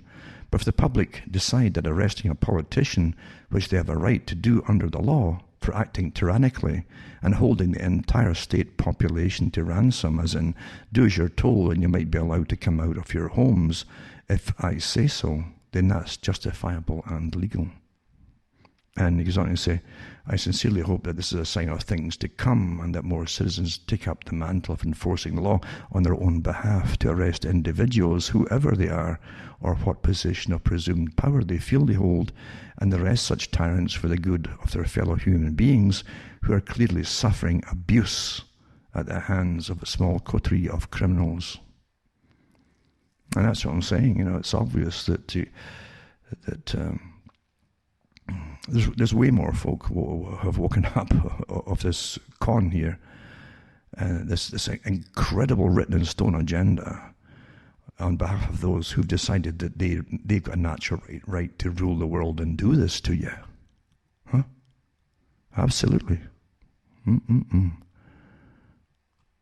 So I'll put this one up here from Helena Handbasket, and how they used to slow boil people on behalf of the king at one point. It's like the Brain Seer. The Brain Seer was a real seer in Scotland. In Scotland, you definitely had people who have a gift, And I don't know how good it is now, but I met some, actually. I met some of the seers, and a famous one too. And I had some abilities myself, you might say, but there was a Brehon seer, and he was, every clan used to have give honour to any, not just a piper. They always had a champion piper who could literally play the history of the clan. People don't know that. It was written into music in extent, and some of them could sing it for hours and days on end, the whole history. That's how it used to be. But they also had a seer. And a seer was someone you would ask for advice from, and he'd look into whatever he did and so on, his stone or whatever it was, and come out with these little insights. And no one laughed at them because they were often very true. And they weren't witches. They wouldn't put curses and spells on people. They just had the ability to have the sight, the gift. And the Brehon seer was a famous one. He was awfully accurate in what he saw and so on. But the clan, it was the chief had gone over to France on a business enterprise. And his wife, I think it was in the 1500s, and his wife kept waiting for him to come home, and letters were sent back by courier and so on. But she said, what is this stalling thing? It was like Bill Gates, just another few months, same idea. And she eventually called to see her, the brains, and he went there, and he had trepidation too, because it's not a good thing when wives get involved now between the husband and the wife, especially when they've got that kind of power. She says, well, what's he doing? I says, I don't know, ma'am. Tell him what he's doing, And she threatened to do nasty things to him, haven't done to him if she didn't tell him. So he did his little paraphernalia thing, and have a look, see, and he could see. He says, well, he's with a woman, and he could describe the woman and all the rest of it. And well, when the chief came back, he immediately got assaulted by the wife and accused, and he couldn't deny it because she knew how she could describe the wife and this woman he'd been with and all the rest of it, and I think they may even got the name. But what happened then from both of them, because you never get involved between man and wife, because they'll both turn on you eventually, even though you didn't cause the upset, you went to please them, you see. And it's like you'd never go out. If someone comes to you and say, my spouse is so-and-so and so-and-so and so-and-so, never, you might just say, don't say yes, no, or that's terrible, or whatever, because when they get back you're the bad guy. A bit of wisdom there. So anyway, the poor brain seer now had an angry husband there, the clan chief. And his wife was mad and furious too, because the bad news was broken, even though she demanded it. This is how crazy some of these folk are. She blamed the seer for giving her the bad news. See? So the husband decided to have him put in a barrel of tar and set on fire and roll down the hill and all that. And that's what they did with the guy. They did so. So what he did, he did actually curse him, because you're allowed to curse him if they're going to kill you see. And he said, not one stone of your house will be left standing. He says, after, I think it was your third or fourth son was born, or something like that, or generations, but they were born, meaning that there's a form of retardation, and the children deformed and so on. And that actually happened. And I remember, they were doing a documentary on him on television, live at the time. And they had the cameras outside where the building was, And there was only a few boulders around. There was about one or two stones left standing. And as they were giving the talk there, behind them, eventually a big truck pulled up and pulled away the last two standing stones there off the building. And they went through it too. And sure enough, the offspring of that guy had met the ends that the brain seer had cursed him with. That's a true story. But that's just that's all from Helena Handbasket's thing. It set me on that whole roller coaster there. So there you go. The sheriff's kettle is on a slow boil for tyrants. Part of that's so true, Helena Handbasket's one, because that's how the elite act. They don't just give orders. They just give little insinuations of this has been a problem or that has been a problem, and all those beneath them run into action to fix all these problems. That's how it's really done. That way the ones at the top would never take the can for anything, legally, you see. And that's how it works. So I'll put that one up there. And another one too is the island of Ireland should unite against its common enemies, try to put all their past behind them, and different groups and so on, because they're going under fast too. And it says Tyranny episode 2 is on the way. That's part 2 of the COVID. That's what appears to be a united Ireland in one respect, at least. And both parts of the island of Ireland are now moving lockstep into drastic lockdown. The whole world is at the same time, isn't it? There's planning for you. Just to be perpetual, by the way. This one. And then they talk about as a further extension of social engineering exercise, using the island as the perfect environment to easily lock down, given that it can be easily isolated from the mainland Britain and internationally, certainly by ensuring that no flights or ferries can enter either jurisdictions. It hasn't been suggested yet, but it's always going to be on the table. The border is an obvious problem for both countries, and that it is virtually impossible to police, and therefore both states will carry out the same policies to ensure that it becomes an irrelevance. There will be no point in trying to escape one tyranny to enter another. That's from north to south, you see, and so on. This is, in fact, the CDC has even admitted that they have never been able to find COVID-19. That is true. They give nice drawings about it. And they say they can maybe find particles of broken down dead viruses. That's about that whole PCR test about.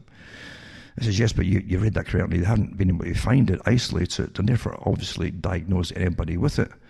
They certainly can't claim to be racing at warp speed to find a vaccine for something they have no evidence even exists. And therefore, again, obviously no pathogen to work on a vaccine with.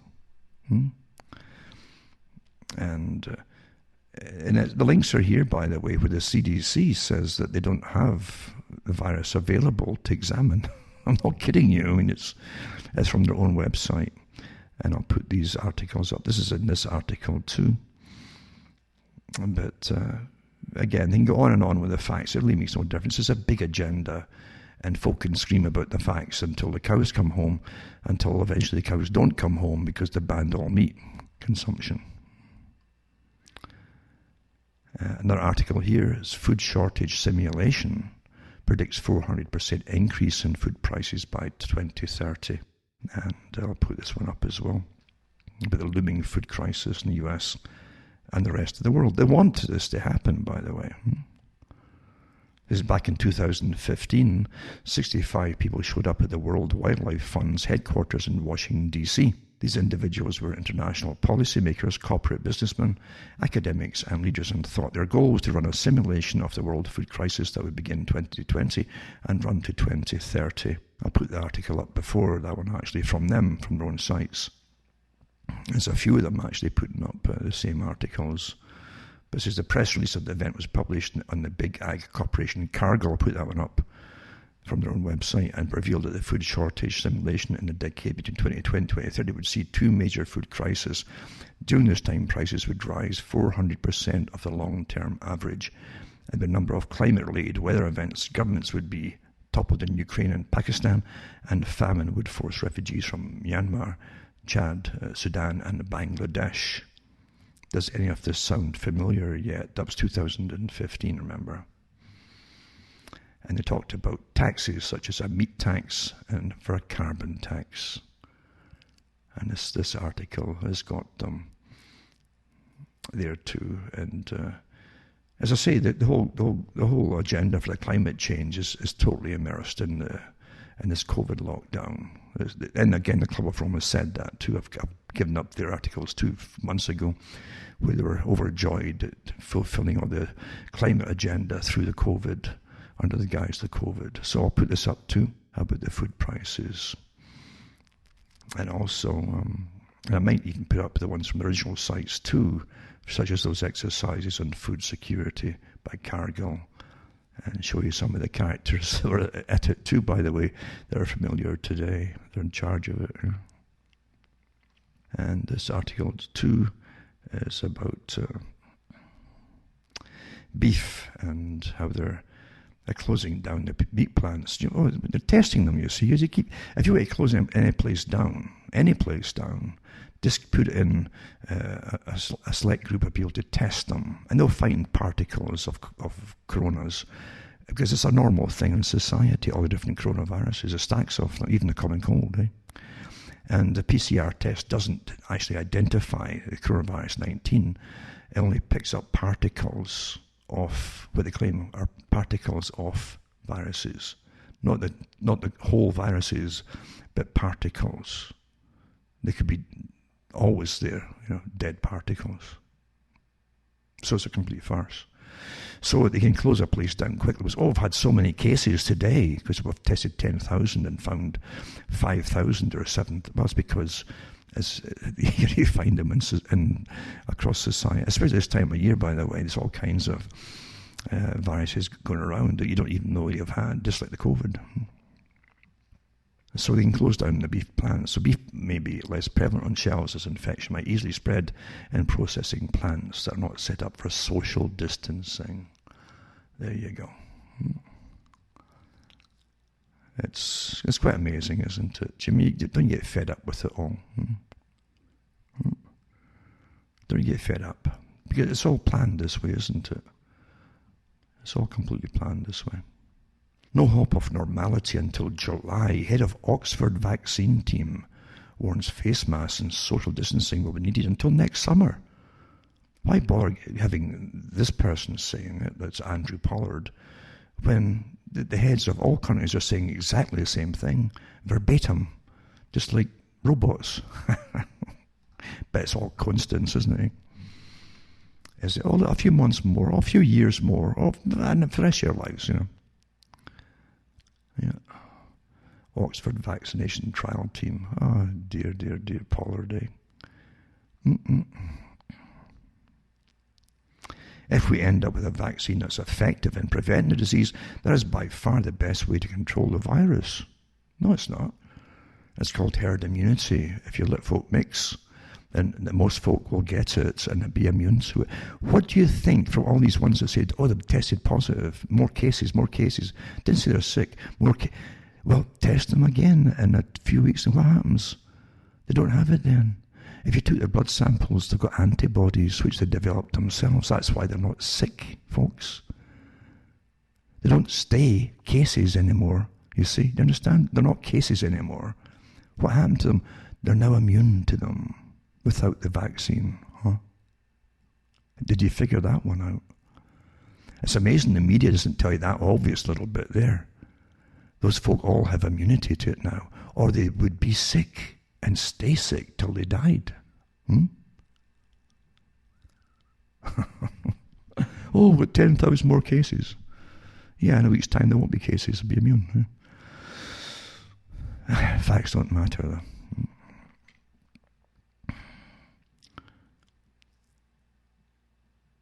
And it's just a study. The Oxford University vaccine produced with drugs giants AstraZeneca is one of only 9 to have reached phase 3 trials in the final stage before implementation, and is widely seen as a leading candidate to deliver. And all folk are going to end up being multi-millionaires off this. There's no way they're going to back off. It says here that earlier results have shown that the vaccine, listen to this now, causes the body to make antibodies against COVID, and that these last for at least 3 months. Well, guess what? They said the same thing would happen if you developed your own immunity. And it might even be longer. You understand? They want to give you a vaccine every 3 months. Are you getting the picture here? It says it's based on a genetically engineered type of coronavirus that gives chimpanzees a form of the common cold. Trials of the jab involve 20,000 volunteers in Britain and other countries being given either the vaccine or a harmless placebo. Do you realize, too, that it's a genetically engineered type of virus, right? Coronavirus. It's not the one you'll find in the wild, supposedly, that they can't find. But they've genetically engineered a virus that gives chimpanzees a form of the common cold.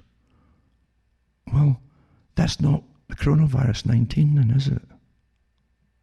And so they're trying to say here, they're going to make you immune to a chimpanzee cold virus? Which they made in a lab. It seems to be, isn't it? And tests in volunteers given the jab April will soon show whether they last for 6 months. And evidence so far in the lab is that the antibodies are able to stop the virus in its tracks, said Professor Pollard. Now, the other studies I'll get to eventually, if I've ever got time, show that they can't lose with the tests that they're actually doing, because the tests only have to stop very mild symptoms like sniffing or whatever, and won't stop the actual severe effects of this virus. That's another article I'll touch on tonight. But these are the salesmen talking here, you know. They're going to make big money. And it says Kate Bingham, head of the UK Vaccine Task Force, said there's only a slim chance that the Oxford jab could be ready by Christmas, and so on and so on. At least one person in the trial has become seriously ill. There's only a few folk in it, actually, folks. Forget the 20,000 volunteers. They're actually using a study group much, much smaller. Actually, and again, that goes into other articles to find out that part. And by the way, once you get this vaccine jab, you have to be electronically monitored for years to come. I've got these articles too. There's a whole agenda here, eh? Whole agenda. Some folk have got neurological symptoms, it says, the side effects. I know other ones too became paralyzed. That's just little things like that. And so I'll put this one up too. You know, these are the sales pitch articles here, and you definitely won't get much truth out of them on any negative feedback in the sales pitch. There's too much to lose, eh? And again, don't forget they can't get sued for killing you or crippling you. David Attenborough, the big man, the big eugenicist who wants to curb the population by curbing capitalism. He says, curb excess capitalism to save nature back to austerity. For you, not for him. He's important. He says, excesses of Western countries should be curbed to restore the natural world, and we'll all be happier for it. So the veteran broadcaster said that the standard of living in wealthy nations is going to have to take a pause, he says. So there's another master telling you, he belongs to the right clubs, you know. And nature would flourish once again, he believes, when those that have a great deal perhaps have a little less. Speaking to Liz Bonin for BBC Radio 5 Live's new podcast, What Planet Are We On? Speaking personally and frankly, Sir David explained, we're going to have to live more economically than we do. And we can do that, and I believe we will do it more happily, not less happily. Well, he'll be happy because he won't be cutting back on anything. And that the excesses of the capitalist system has got to be curbed somehow. You know. Doesn't mean that capitalism is dead, he says. I'm not an economist, so I don't know, but I believe the nations of the world, ordinary people worldwide, are beginning to realize that greed does not actually lead to joy. So he's deciding for you how much you should really get. Eh? I would also say greed doesn't lead to joy, but poverty doesn't lead to it either. Who are these characters that they elevate up to be spokespeople of how we should all live? Eh? Eugenicists, elitists is what they are, folks. And they've got all the royal family on board with it, like Prince Philip and Prince William, and so on, you know. And they're all on the same panels, the Intergovernmental Panel on Climate Change. Look at how the world would cope if temperatures rose by 1.5 centigrade by the end of this century. And all those terrible predictions that they had that just didn't pan out. Eh? Tell you. So now you have COVID and you have to better comply. You know.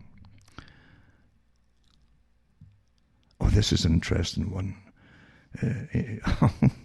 When Hillary Clinton was in the State Department, I mean, she and Madeleine Albright had a great time on the different War Department boards and so on, deciding what countries they're going to take out. They really had a great time talking about it. I really mean that too. Then Obama, I remember too, Obama used to talk about, he had the job of picking favourite targets for drone strikes. In the morning he'd pick those targets. He thought it was great. A national security reckoning, it says. And this is from the Council on Foreign Relations. It's from the Foreign Affairs. And from their magazine. A national security reckoning, how Washington should think about power, it says, by Hillary Clinton. Well, I can trust her. And I feel better now already that she's going to try to get back in there. They all are, actually. And you can tell by their faces, they love you all. They just love you, right? And it says, a year marked by plague and protests, Americans are reckoning with long overdue questions about racial justice. Economic inequality will all be the same. Poor shortly, very poor. And disparities in healthcare. What healthcare? Yeah. The current crisis should also prompt a reckoning about the U.S. national security priorities. Well, maybe you should tell the public what your priorities are, because they haven't benefited from them for the last 40 years. This is the country is dangerously unprepared for a range of threats, not just future pandemics, but also an escalating climate crisis. Oh my goodness. There's the climate as well as the COVID, all these things that are just so, it's like ghostly. You can't grab them or anything. And multi-dimensional challenges from China and Russia, multi-dimensional. Its industrial and technological strength has atrophied, or who's it? It's industrial. Its vital supply chains are vulnerable, its alliances are frayed, and its government is hollowed out. In the past, it sometimes has taken a dramatic shock, Pearl Harbor, Sputnik, 9/11, to wake up the United States to a new threat and prompt a major pivot. The COVID-19 crisis should be big enough, Joel, to rouse the country from its sleep so it can summon its strength and meet the challenges ahead. So here's when the con artists listing all the stuff I've been talking about, all the crises and cons that they did in the past. And she's going to tell you how you got to live and who you've got to build up for war capabilities. And she likes wars and things. Yeah. Oh, again, she names the enemies, the same enemies that that America's there to get rid of, apparently. It's Iran. Iran's a terrible country. Oh, my goodness. The great demon Iran, again. There you go. I tell you. It's pretty sad, isn't it, that she's after the job again, back in the State Department. I'll also put up this article here. This is the Guardian newspaper. It was bought over again, apparently, a few years back and completely changed. It used to be pretty decent, but now it's just a big mouthpiece for the establishment. YouTube bans misinformation about COVID vaccinations. Any claims about COVID vaccinations that contradict the WHO will be removed, says YouTube. There's democracy in action. There's freedom. The new freedom, as George Bush Jr. called it, the new freedom. So YouTube has banned misinformation just days after Facebook took similar action on its own platform. The company says that the fact that such a vaccine might be imminent makes it the right time to take action and expand its pre-existing policies against COVID-19 medical misinformation. Its pre-existing policies. A COVID-19 vaccine may be imminent. So we're ensuring we have the right policies in place to be able to remove misinformation related to COVID-19 vaccine from the platform. They keep saying the same things over and over. So it's their opinion. Any content that includes claims about COVID-19 vaccinations that contradict expert consensus from local health authorities or the World Health Organization will be removed from YouTube. But I use the stuff from the WHO and from health experts and authorities. So it doesn't matter. Even if you use their stuff, where they contradict themselves, you get banned. This is an agenda, folks. A non-democratic agenda. Examples of now banned claims, right? Now banned claims include false allegations that the vaccine could kill people or cause infertility. Well, why have the governments, and I put up the links from the government's websites, Canada, the States, and Britain, why have they all given blanket immunity for any damage or illness or disease or death they cause by the vaccine? Why would they give that out and give them blanket immunity from being sued if it's so safe? So I'll say it again from their side. Examples of now banned claims include false argument that the vaccine would kill people. If it's not going to kill people, why would you have to give blanket immunity for those that give the vaccines to people for anything that happens? It says, or claiming that the vaccine would in some way implant microchips in recipients. Okay? Are you getting the picture here? So that's wrong, right? Obviously wrong. It's a safe vaccine, so you really don't need to give blanket immunity if it causes any death or injury to people, right? It's just a coincidence that they've given the blanket immunity. And they're going to ban anybody that talks about the fact that it's got some way implant microchips in the recipients, isn't it? Well, isn't that coincidental? Because here, right, here, you have this other article by Major General John Sullivan, and a whole bunch of Major Generals and stuff in here, actually. And this is to do with Profusa. It's called Profusa Lumi Sensor System. Consists of a special hydrogel and an emitting device. Together, the two can detect and transmit data on subtle changes in the body, including potentially infection from disease and viruses like coronavirus. Profusa, right? If it wins the FDA, the Federal Drug Association Agency approval next year, the two-part sensor could help spot new infections a week before symptoms begin to show. Right? It's a military-funded biosensor. This is from Science and Tech. By the way, DARPA is in bed with them. But this is from May, this article here, from Biowarfare and Technology. This magazine is one of the biggest magazines for the military and the US government. It caters to them and warfare and so on. So it says, why are pandemics so hard to stop? Often it's because the disease moves faster than people can be tested for it. The Defense Department is helping to find a new study to determine whether an under-the-skin biosensor can help trackers keep up by detecting flu-like infections even before their symptoms begin to show. This maker Profusa says the sensor is on track to try for FDA approval by early next year. The sensor is two parts. One is a 3mm string of hydrogel material whose network of polymer chains is used in some contact lenses and other implants, inserted under the skin with a syringe. I hope the Guardian's listening. And the string includes a specially engineered molecule that sends a fluorescent signal outside the body when the body begins to fight an infection. The other part is an electronic component attached to the skin, sends light through the skin, detects the fluorescent signal, and generates another signal that the wearer can send to a doctor, website, etc. It's like a blood lab on the skin. This is the PR part, a blood lab on the skin that can pick up the body's response to illness before the presence of other symptoms like coughing. The next one comes as the United States grapples with COVID-19, blah, blah, blah, blah, blah.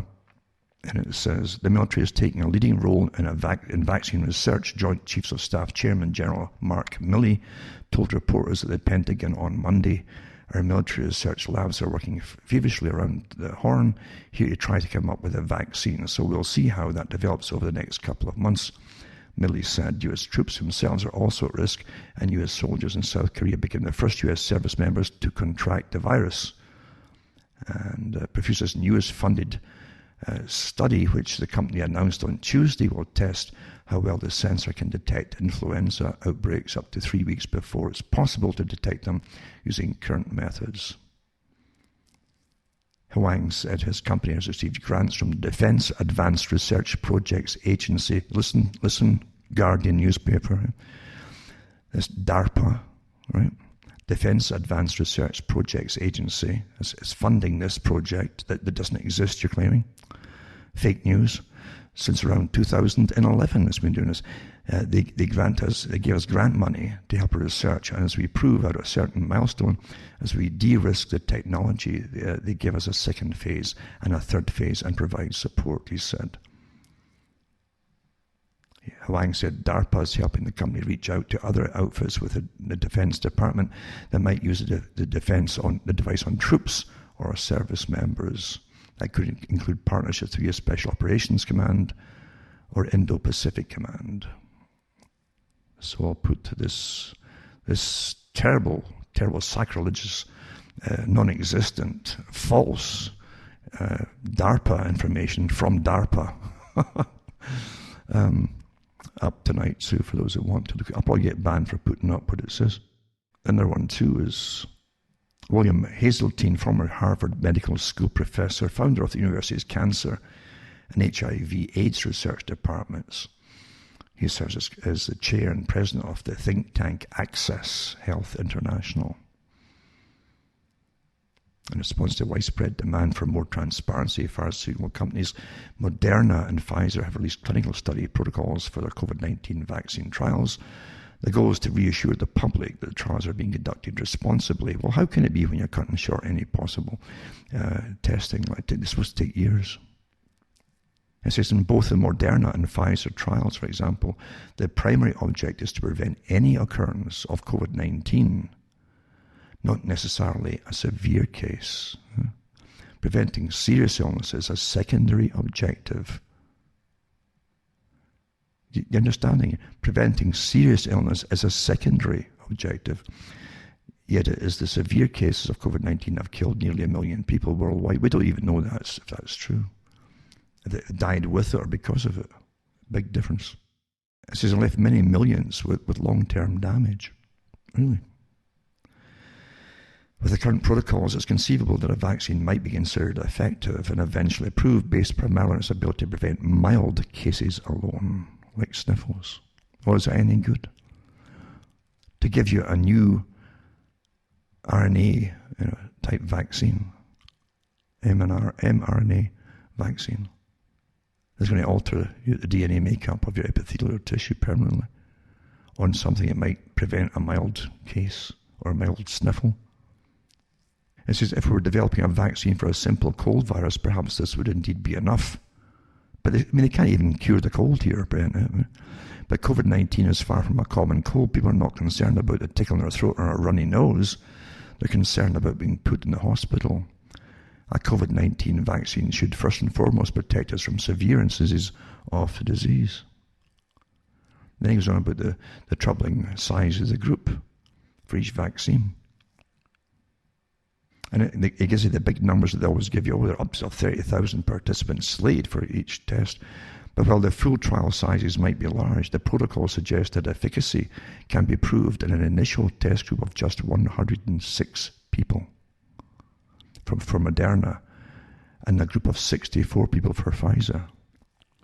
And only half of each gets the vaccine or gets a placebo. That's way too small. That's what the link's here too. I tell you what I'm talking about. That's from the Washington Post. So I'll put that one up as well. Another one too is a YouTube, and it's cracked teeth and other COVID vaccine side effects that have come out from some of the people who've got the vaccines that were in test studies and so on. I'll put that up for those who want to look at it. And that's quite interesting too, how the trials seem to be rather farcical. And the same guy, William Hazeltine, right, who's a PhD, chairperson of the global health think tank Access Health International, author of numerous books. And he's already got a book out on COVID, naturally. They just churn them out, ghostwriters, I guess. A family guide to COVID-19, and so on. So he's one of the stars they put out in front of you to believe in, mind you, too. And he goes on, it says, can we contain COVID-19 without a vaccine? Well, the world is waiting for a safe and effective COVID-19 vaccine. There's a strategy that can potentially bring an end to the pandemic in the US without developing of pharmaceutical drugs. And it's talked about it's compatible with freedom and personal freedom, etc. It revolves around the distribution of rabid saliva based. So his whole thing is just get lots of test kits out there. Do you understand? This is forever. Don't you get tested every day for the rest of your lives for this rubbish? Under the guise that maybe your immune system or even the vaccination will only last about 3 months. Well, we'll live with a common cold. We'll live with the flu. Are you starting to get the picture? This is much bigger than they're telling you here. We are a business for all these companies that make all these testing outfits and so on, eh? And the PCR tests, polymerase chain reaction tests, are pretty well useless. He even says, this guy, it can detect even trace amounts of the virus. No, it can detect trace amounts of any kind of type of virus pretty well.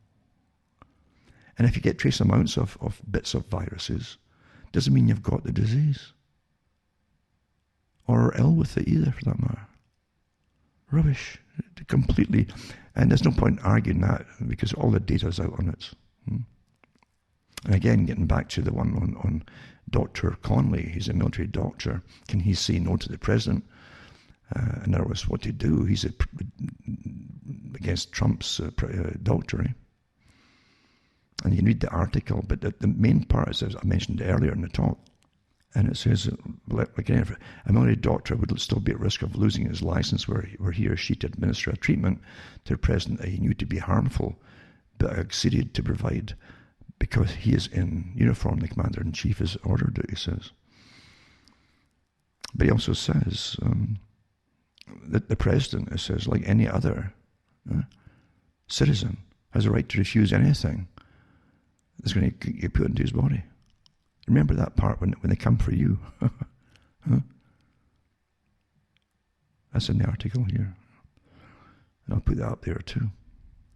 It's up to that's the Nuremberg trials that came out too, or the codes for drugs and pharmaceutical. They couldn't just use what they wanted on you for any reason at all. It's up to you to say yes or no. They can't experiment on you. Interim framework for COVID-19 vaccine allocation and distribution in the United States. This is an important one here. Again, Johns Hopkins and Bloomberg School of Public Health. It's amazing how the same characters, these benevolent, philanthropists, just took the world over, Like Weishaupt said they would, philanthropy. It would take over the world. And by first helping folk, you see, then you get more power, and then you dictate to people, and then you dictate to governments, and there you go. So again, they've got the Institutes for Bioethics, this new thing, who should live and die, who should get treatment, who shouldn't get treatment, yada yada, all trained by university system. I'll put this one up for those that want to plow through. It's a PDF. And well-being and promoting the common good, all that rubbish, to satisfy the ones that tell you to go into austerity, and that poverty is good for you. You could be happy if you just keep practicing yours and your motto, I am happy, I am happy. A stale piece of bread is as good as a good juicy steak. And just keep saying it over and over. The mind control we're under is phenomenal, folks. Shoved out by professionals that think they've got the right to dictate to us. Bioethics. But I'll put this massive piece of propaganda up here, this PDF, and add it to all the other PDFs that are out there too. Vaccine allocation and distribution in the United States. The framework's all built up already just by pure coincidence. Australian media finally calls out Davos Great Reset agenda. And Sky News Australia contributor and former Australian Senator Cory Bernardi tore open the debate on COVID-19 after calling out a globalist agenda which few in mainstream media have dared to mention so far. And well, good luck to him. It says Bernardi believes the COVID-19 pandemic hysteria is being used as the Trojan horse for a globalist agenda hatched out of the World Economic Forum in Davos. Well, it is. They actually say it themselves. It's called the Great Reset. And it's designed by elite billionaires to supposedly bring about social and economic change. In other words, they're creating their own system. He says medical experts now acknowledge that lockdowns don't work. Even the WHO, I'll put articles up from the WHO tonight in case the Guardian says it's poo-poo, It says they don't work, locking down.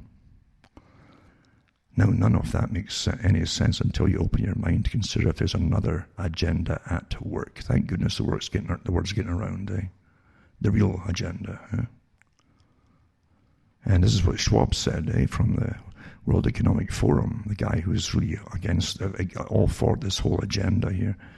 Now is a historical moment of time not only to fight the virus, but to shape the system for the post-corona era, claims Schwab. And it says, Mr. Schwab admits that COVID is a new excuse to usher in the Green New Deal that climate alarmists, profiteers and big governments have been pushing for years. Well, I've been saying the same stuff for long before that. So there you go.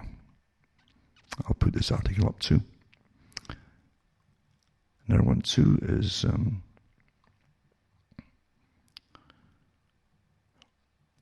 safety and immunogenicity of SARS-CoV-2 mRNA 1273 vaccine in older adults. It's an interesting article actually for nerds and so on, from the New England Journal of Medicine. One of these conspiracy sites, and it says, so it's doing the trials of the vaccine, older adults and so on. And it goes into the fact that, see, generally what they do with older folk, what they'll do is they'll pump in extra adjuvants in at the site of injection. They want the blood to really flow there and get an inflammation going, to make the blood flow, and to bring different cells there that recognize an infection or whatever, and out of that supposedly the body eventually creates antibodies to that infection. That's the idea behind adjuvants. And because older folk, like young folk, don't have a lowered immune system, like the very young children have a lowered immune system. It hasn't developed yet. With older folk, it's developed, but now it's dying off. Well, you find that with older folk, they give you extra adjuvant. Isn't that crazy? You're prone to suffer from adjuvants, so give them extra adjuvants to try to beat and torture the body into developing antibodies. Isn't that how it's really supposed to work, you see? But they've found they've had to lower the adjuvants in older folk this time with the particular vaccines they're giving. And to get any response at all. So they had to lower what they were giving them here. It's quite an interesting thing. The trials expanded to include 40 older adults who were stratified according to age, 50, 60, 70 years or 71 years. All the participants were assigned sequentially to receive 2 doses of either 25 micrograms or 100 micrograms of vaccine administered 28 days apart. And they found out that most of the folk had moderate side effects, right? And most frequently included fatigue, chills, headache, myalgia, that's great, and pain at the injection site. Remember, do no harm is the first law. Such adverse events were dose-dependent or more common after the second immunization. Actually, some of the folk who had it were tested last week. Some of them said that you have to take time off work after the second immunization because you feel so sick. Back to this article, it says binding antibody response increased rapidly after the first immunization. And by day 57, among the participants who received the 25 microgram dose, an anti-S2P geometric mean titer, GMT, and it gives you the number here, among those between the age of 56 and 70. I say amongst those who were 71 years of age or older, among the participants who received 100 microgram doses, the GMT, and the 2 age subgroups was, and it gave the numbers too, respectively. After the second immunization, serum neutralizing activity was detected in all the participants by multiple methods. It says the conclusions here of the results involving older adults. Adverse events associated with mRNA 1273 vaccine were mainly mild or moderate. The 100 microgram dose induced higher binding and neutralizing antibody titers than the 25 microgram dose, which supports use of a 100 microgram dose in phase 3 vaccine trial. And so that they actually lower basically the size of the dose as opposed to increase it for older folk for the first time, because it's a different kind of vaccine, see. And also give you young folk too who are getting the same kind of testing, and they can give them up to 250 micrograms. And they give you the assessment of antibody responses too. And mind you, it doesn't mean much until you hit the real coronavirus after the shots that's in the wild, as they call it, and see what happens to you then. Another one here is everything that has happened was meant to happen by Dr. Vernon Coleman, It's a little video. I'll put that up too. And as I say, he's kind of woken up in the last little while about this. He was an author for novels, and he's basically going into Agenda 21 that I was talking about for the last 25 years. And now we're following the whole darn thing into austerity, etc. You know. And so he's kind of woken up, and he's talking about the stuff I came out with New Normals years ago, and he's using all these things. So it's interesting. It's good he's doing it. And we need more folk too. More folk are jumping on the bandwagon when they realise that what they're being told doesn't match their observations. Google and Oracle are to monitor Americans who get Warp Speed's COVID-19 vaccine for up to 2 years. Actually, it's to be longer than that, because they don't know how it's going to affect you in 10 years' time, by the way. They're altering your DNA makeup. Some of their PR publications, actually, it's going to turn your body into its own medicine factory. That's why they're pushing all this stuff. Yeah, you'll start to make things to prevent things happening. Yeah. So pharmacological vigilance and pharmacovigilance, they're calling it, surveillance systems, this Operation Warp Speed system, and how you're going to be monitored for years now if you get it. You're a huge business, you see.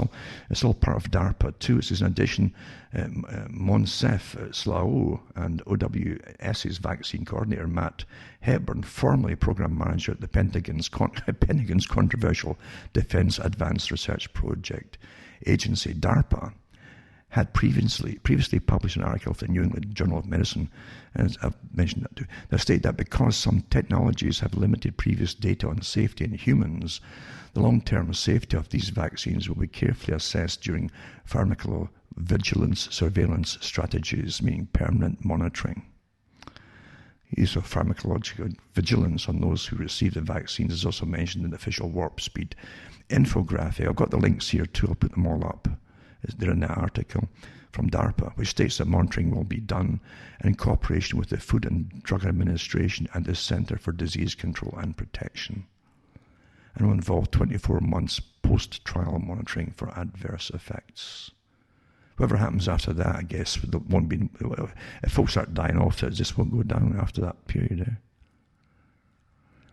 And the CDC document also references a document published in August by the Johns Hopkins Center for Health Security, associated with Event 201 and Dark Winter simulations as informing as COVID-19 vaccination strategy.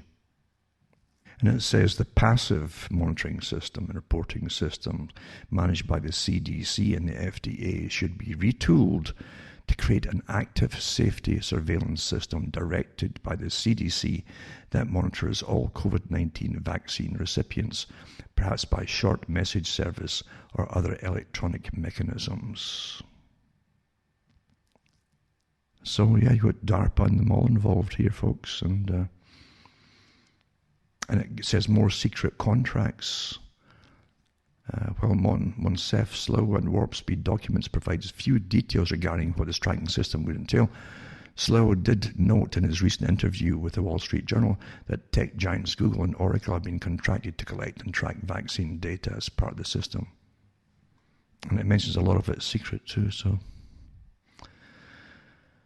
And you can spend your life on this already. You understand that this is like massive governmental departments, it's supra agencies and agencies that have been contracted. They're private agencies, a lot of them, on board with this. It's like they're bigger than your civil service, pretty well, managing all of this stuff. That's why they've actually used private agencies for so much of this. Then you can't really sue them, they'll say. That's the legality behind it. And the other articles I mentioned too is from Government Executive, an American media publication based in Washington, D.C., covers daily government business. The reporting is tailored to civilian federal bureaucrats and military officials who partake in the day-to-day public policy in the United States. And they're part of Atlantic Media Group. And I tell you, they're really on board with all of this group. And they also own Defense One, covering emergency national security issues and so on for the military. And as I say to you, have adapted into post 9/11, and the loss of privacy. 7 countries are now calling for access to your private messages now too. They want to end any apps that have end-to-end encryption. And folk will adapt into it. Might as well. They've adapted to everything else. The Great Barrington Declaration, you've probably heard of it. 2 infectious disease epidemiologists, public health scientists, they put out this declaration. And the problem is they're the head professors at some of these universities that are on board with this whole agenda. And I think it's a strategy to put you at ease. Think, well, you've got some friends in high places maybe, and they might speak for you, and they want you to sign on to it. But when you sign on to it, you're realizing you're agreeing to a lot of things, like number one, the virus is real. The virus is pretty well deadly. And that you need a vaccine. Everything should work towards a vaccine and so on. When you go through what you're asked to comply to, which most folk won't even look at, you're agreeing to the whole agenda, folks. You know, with a more kindly, sympathetic face. That's all. Think about it, and that's what you're looking at too. So. They do mention, which we do know, you see, that's what makes me wonder about it, because there are few that are admitting the fact you can get herd immunity if you're allowed to reach herd immunity by mixing together, not getting locked up and separated for the first time in history to get herd immunity. This is why they don't want herd immunity by natural means. They're a pre-planned goal for vaccination and to change the world and the way you live. It's an excuse. They also want, again, frequent PCR testing, you see, and so on.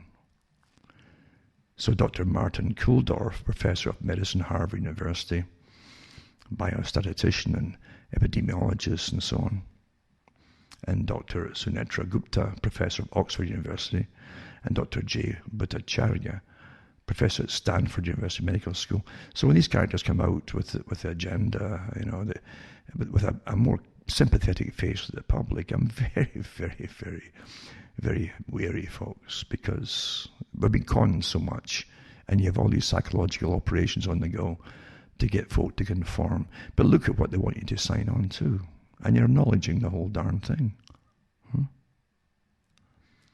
This other article too. And when you look at it too, I mean, really, that Great Barrington, it sounds awfully good, eh? The first, you have to accept that there's a legitimate global health emergency. Is there really? And using PCR as diagnostic test for COVID is valid. It's not valid. The professionals say that. We should seek to constrain targeted groups of healthy people, which is focused protection. Should we? This is what you're signing on to. That's acceptable to social isolate elders, including from family members, and advancing the current childhood vaccination programs as a priority. And also, things that they haven't gone into is the contact tracing and civil liberties getting lost and so on. And the biosensors, right, RNA vaccine platforms and biosensors should be opposed. None of this is mentioned in it, the important stuff. So be very careful, folks, you know. They're not your friends at the top, and these characters know they're all on. The very fact they're not getting slammed or fired, like many have before them, makes me wonder what they're really out there for. I tell you, that's the world in which we live. And also, Tier 2 and 3 lockdown rules explained in Britain, right? This is amazing stuff. Yeah. It says, I'm in Tier 2, can I have my friends over this weekend? In places that we're moving to Tier 2 from midnight tonight, you can currently have pals within a group of 6 over for an indoor gathering. But as soon as the clock hits midnight, you will no longer be allowed to be indoors together unless you live in the same household or support bubbles. They call them support bubbles. You know the terminology, it's neologisms. It means you can have friends over for dinner tonight, adopting the rule for 6, but you will only be able to socialise as a group outside from Saturday. Can you believe this? Can I travel from Tier 2 lockdown area to Tier 1 area to see friends or family? You can, but you have to follow the rules for Tier 2 and still only see people who have lived outside your household or support bubble in a garden, park or outdoors.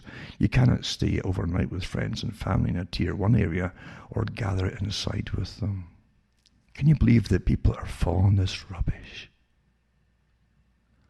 Basically, you should adopt the rules of your tier depending on where you live. If you travel from Tier 1 to Tier 2 or 3, you should adopt the tougher rules. Can you believe this rubbish? Can my friends from Liverpool or Lancashire come and visit me? No. Anyone living in Liverpool at the minute is under the strictest rules and is unable to mix with other households, both indoors and outdoors. You can still meet outdoors in a group of 6 in a few circumstances, such as in a park or a beach, public gardens, or outdoor sports courts. This is supposed to be serious stuff here, I'm reading. Household mixing in beer gardens and ticketed venues is also banned. People should try to avoid travelling outside their Tier 3 areas or into, this is the whole Agenda 21 here, no travel. For essential things like work, education, accessing youth services, and for caring responsibility. Overnight stays are also not advised for people from Tier 3 or those living in Tier 3. So Lancashire is due to join Liverpool in the tougher Tier 3 lockdown from midnight tonight and will be under the same restrictions. So the definition of a support bubble is defined by the government. The government defines everything now, right? As a close support network between one household with only one adult in the home, known as a single adult household, and one other household of any size. However, the rule of 6 applies to any tier, so if your support bubble contains more than 6 people, you should not meet all at once. It reminds me of a Dad's Army episode about the Home Guard. It's a comedy in Britain. It's a comedy series, which at the time I ignored because I wasn't interested in TV at all. But years and years later, I saw bits and pieces. It was really interesting because they had a lot of real, what parents, grandparents went through for a lot of people in the war, with rationing and things like that. But so there was the Dad's Army to go on an exercise with a Scottish regiment, the C4, I think it was, and maybe the major of the C4 of group comes to see Mannering and the boys, and he says, of course, we'll have paint for the exercise. And he starts to explain what the coloured paints are for. One, he says, white is for wounded, and he says yellow is for dead, and red is for something else, you know. So then Jonesy, the corporal, starts to explain it during the exercise. No, red for dead and yellow for something. And they're completely, utterly confused with the whole thing because it was so ridiculous. And that's how these things were. These military exercises, often ridiculous. But this is what this reminds me of, you know, the absurdity. Absurdity, all about absurdity. Can I still see my partner and have sex? If you live together and are in Tier 2, you can still see each other outside, but number 10 confirmed you cannot have sex or have physical contact. But if one of you lives alone, you can form a support bubble, in which case you can be as close as you like. So you have to form a support bubble. I want to get a license for support bubbles, and so on. Right? It's just astonishing. Support bubbles. Can I still have a plumber around to fix my boiler? I thought I was going to say fix my bubble. Okay, maybe it was leaking. But everyone's such fun. And this is what they're teaching you to live in insanity. And if you comply, you become insane. It's like children. I remember this back in the 90s, giving a talk on children that were found who'd been brought up in a house like prisoners, like raised like prisoners, in a room, and they could hardly speak and so on. But when they got them out of there, eventually when they found out they'd been kept like that, up to the age of maybe 9 or 10, even if they put them outside, they kept walking in circles. That's what happens to you when you have to comply with madness. You become mad and conditioned into madness. hope you understand this is total warfare on the public, on sanity. Another one, so during all of this too, migrants, they're coming every day in Britain, and they get these boats. I wonder what happens to these boats. You actually see some of these boats, and they're in harbours in Britain and the coastline. Do they get them back? Whoever supplies them all? Is it who, the same character, and who's supplying a lot of these things to the refugees and gives them new identification cards and new cell phones and stuff, and lists of all the different laws so they can go and claim money and all that kind of stuff. And migrants halt a live fire army exercise, live firing, after landing on Kent Beach being used as a firing range. So they just came in with a boat when this exercise was going on. And so they had to stop it all. There you go. And the photographs they showed you in the papers, they showed you some of these boats look brand new little boats. They come in and all funded and all that. None of them looked poor to me. And some of the articles about, they probably were escaping from places where they were under fire. No, they weren't. They can look at these characters, and they don't belong to any of the present danger zone areas. And they look well fed and healthy, actually, healthier than the people in Britain, a lot of them. So there you go. Facts only matter, eh? And again, another article from the military science and tech group, that I mentioned already. It says, if it wins FDA approval next year, the 2-part sensor could help spot new infections weeks before symptoms begin to show. And that's the big, about Profusa again, eh? Working with DARPA. I'll put these ones up for those before it's banned, because they're banning you for putting up stuff which they publish, are actually published by the people themselves, because it doesn't fit in with the agenda. You're not supposed to think about these things, or even look at these articles yourself. Why would you be looking at these articles? Eh? You know. And Moderna raised over $600 million Thursday, biotech's largest initial public offering to date. This is this article here. It was in Bloomberg, and it's 2018, December the 7th. 5 things to know about the largest biotech to IPO, Moderna. So it raised all that money, right? And it sold 26.3 million shares back then. At a midpoint, the projected range of $22 to $24 a share. And it says Moderna listed 10 underwriters on its filing, led by Morgan Stanley, Goldman Sachs, and JP Morgan. The Cambridge, Massachusetts-based company has bet on the premise of molecules called messenger RNA or mRNA and their potential to prop the human body to make its own medicine. This is before COVID came out, remember? It's like sitting waiting in the wings, folks. I hadn't made anything up until COVID. So Moderna mRNA, plus 3.16%, has raised more than $2.6 billion through partnerships and investments since its inception in 2009. Despite the boom in biotech IPOs over the years, the company remained private for years until now. Okay? I was just sitting waiting, isn't it? I think it was the science behind the pipeline. Moderna calls it mRNA the software of life. Isn't that a great PR push? Cells use mRNA to translate the DNA, this is for your body, into the proteins the body uses to function. Moderna believes it can use mRNA to spur the body to produce its own therapeutic proteins, essentially putting a drug factory inside the patient. Is that what you want, a little drug factory? As one might guess, it's not an easy task. Moderna's scientists have a big job ahead of them. For each potential drug, they need to figure out how to safely get the mRNA therapy into the appropriate cells. Make sure that mRNA actually yields sufficient amounts of protein to have a therapeutic effect, and ensure the therapies won't trigger an immune reaction in patients. You see, that's that's when you get cytokine storm, where it kills you, when you hit a real virus, after getting the vaccination. And so years away from a marketable product, 2018, right, the company's drug development program ran the gamut of clinical specialties spanning infectious disease, oncology, cardiovascular disease, and rare genetic diseases. So they tried everything, right? and said back then I had 21 mRNA-based drugs in the pipeline, but only 10 in clinical trials. So I wonder what happened to all the test people. I mean, they've been using it on animals, who knows?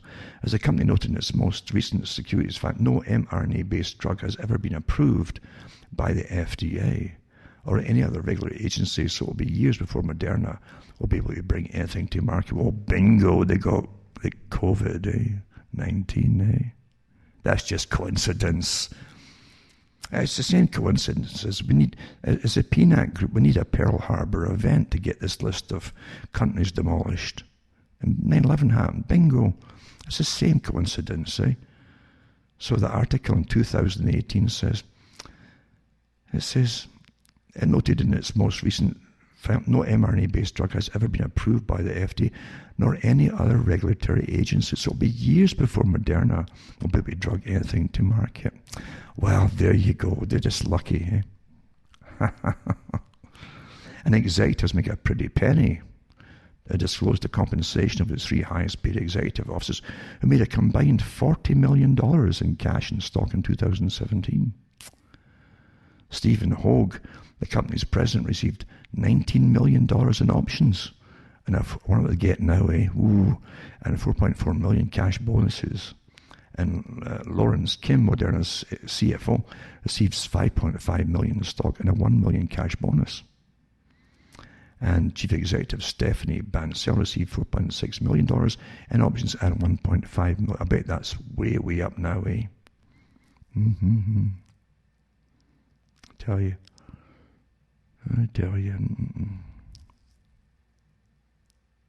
So there you go. That's from the horses' mouths, eh? But facts don't matter when there's big agendas at work, eh? And from the Sun too, Oxford University head, or vaccine head, right? Have you ever seen a talking vaccine head? Oxford vaccine head says, UK has no hope of normality until July. That's all just a step. I could give it a few years, and another few years, eh? So with face masks and social distancing until next summer, it's forever, folks. It's forever. And again, there's no hope of returning to normal until mass immunization is well underway. There you go. That's it. And Paris is still losing, folks are still losing their heads when a teacher got his head cut off outside school, I guess.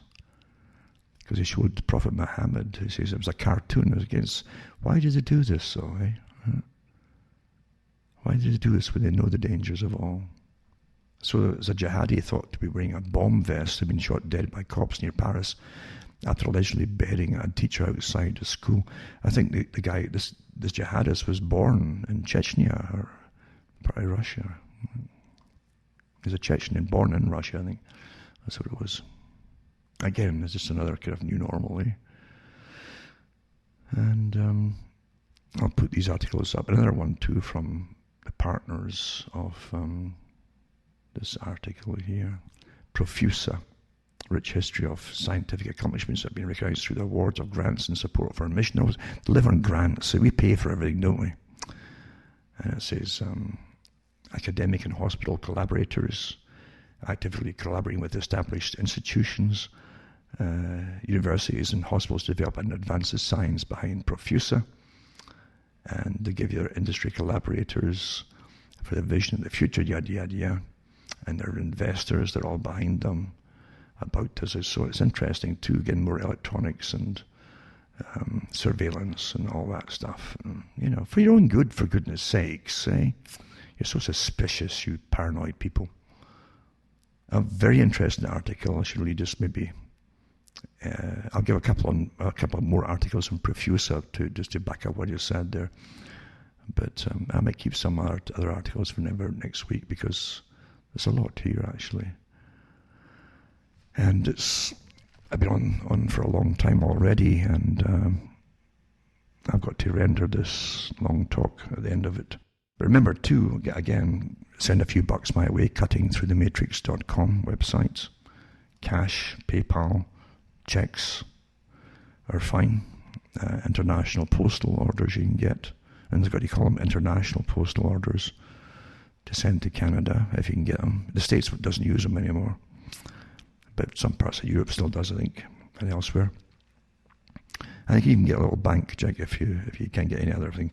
As long as it's money in some kind of other, you can send it to me, and I'll keep you ticking along as we go through these dark, dark times, obviously. And they are dark, aren't they? So you've got to remember that ultimately, this is an agenda. Facts won't really matter, and they're going to get harder and harder and more nasty as they turn the goon squads on you, the black-clad characters that started off in the 90s, and the whole world adopted the same outfits, uniforms, and suddenly your police were wearing combat gear and like military night operative soldiers, special forces, and of course they strut around now looking like that too, don't they? Ready for combat with a whole bunch of pockets on them. So this is your police. Suppose it's still called your police. That shouldn't be called police anymore. Police were approachable, serving the community. Uniforms like that are meant for occupying forces who use deadly force pretty frequently. And we've got to remember that. And for those too who are criticizing everything that's happening inside, you know darn well that the revolutions underway are led by the same characters at the very top. You don't get revolutions on the go during an epidemic. You don't let the demonstrations, as they want to call it, as they're burning places, happen. And no one gets arrested for not social distancing. But you'll see lots of YouTubes where cops gang up on some woman or other for not wearing a mask and beating her up. Something's very, very wrong. And you shouldn't stand for it. You can't stand for it. You've got to say, this is enough. Because it's not going to end here. They've already said in their articles, the electronic ones, the electronic monitoring, if you get the shot, it's going to take years of monitoring you, which means you've got to have something which identifies you electronically wherever you go. And if you don't have a cell phone, they're going to give you the bracelets, where you accept the vaccine or not. Are you getting the picture? It is the fourth industrial revolution. As Mr. the Slob Schwab talked about. Someone I didn't vote for either. We're run by tyrants, which have nothing to do with democracy. So you remember, you're going to go through terrible times, have small groups of people that you can depend on, think for yourselves, don't wait for government to help you on anything. As times get worse and then harder and so on. And have a few friends, at least still stand by each other. You've got to have it. Because they plan years of hell here. Years. And you've got to help each other out. Don't wait for government to do anything for you. And actually, there's folk now terrified in places like Canada to even end up in the hospital with its euthanasia policies and its bioethics committees. I'll let that one die. They're older, and we'll save that one over there. Give them the medication that will save them. That's the medical system here has lost all credibility because of this, their policies and bioethics. So send a few bucks my way, help me take along, so I can keep putting the word out. Because lots of folk use my material, and the word spreads. It spreads and spreads, even if they don't mention me. You can tell where it's coming from by they'll often use the same terminology that I use, and et cetera, et cetera. And I do all the work for them, and find articles and so on. So look after me, and I'll try and look after you as best I can as we go through hell. And remember that evil doesn't have to triumph. Complacency is the old story that evil, it can only triumph if good people do nothing. And you have to start standing up for yourself and say, no, that's enough. Kind of like Network, I'm a human being, he says, I'm not going to take it anymore. And you've got to start doing that. Because they're not going to stop with this agenda. And it isn't, the COVID is just the excuse for the whole electronic prison As I've said before, the trick of the elect is electric. For myself, I'm Watt from Ontario, Canada, where winter is really coming on here. It's good nights, and may your God or your gods go with you.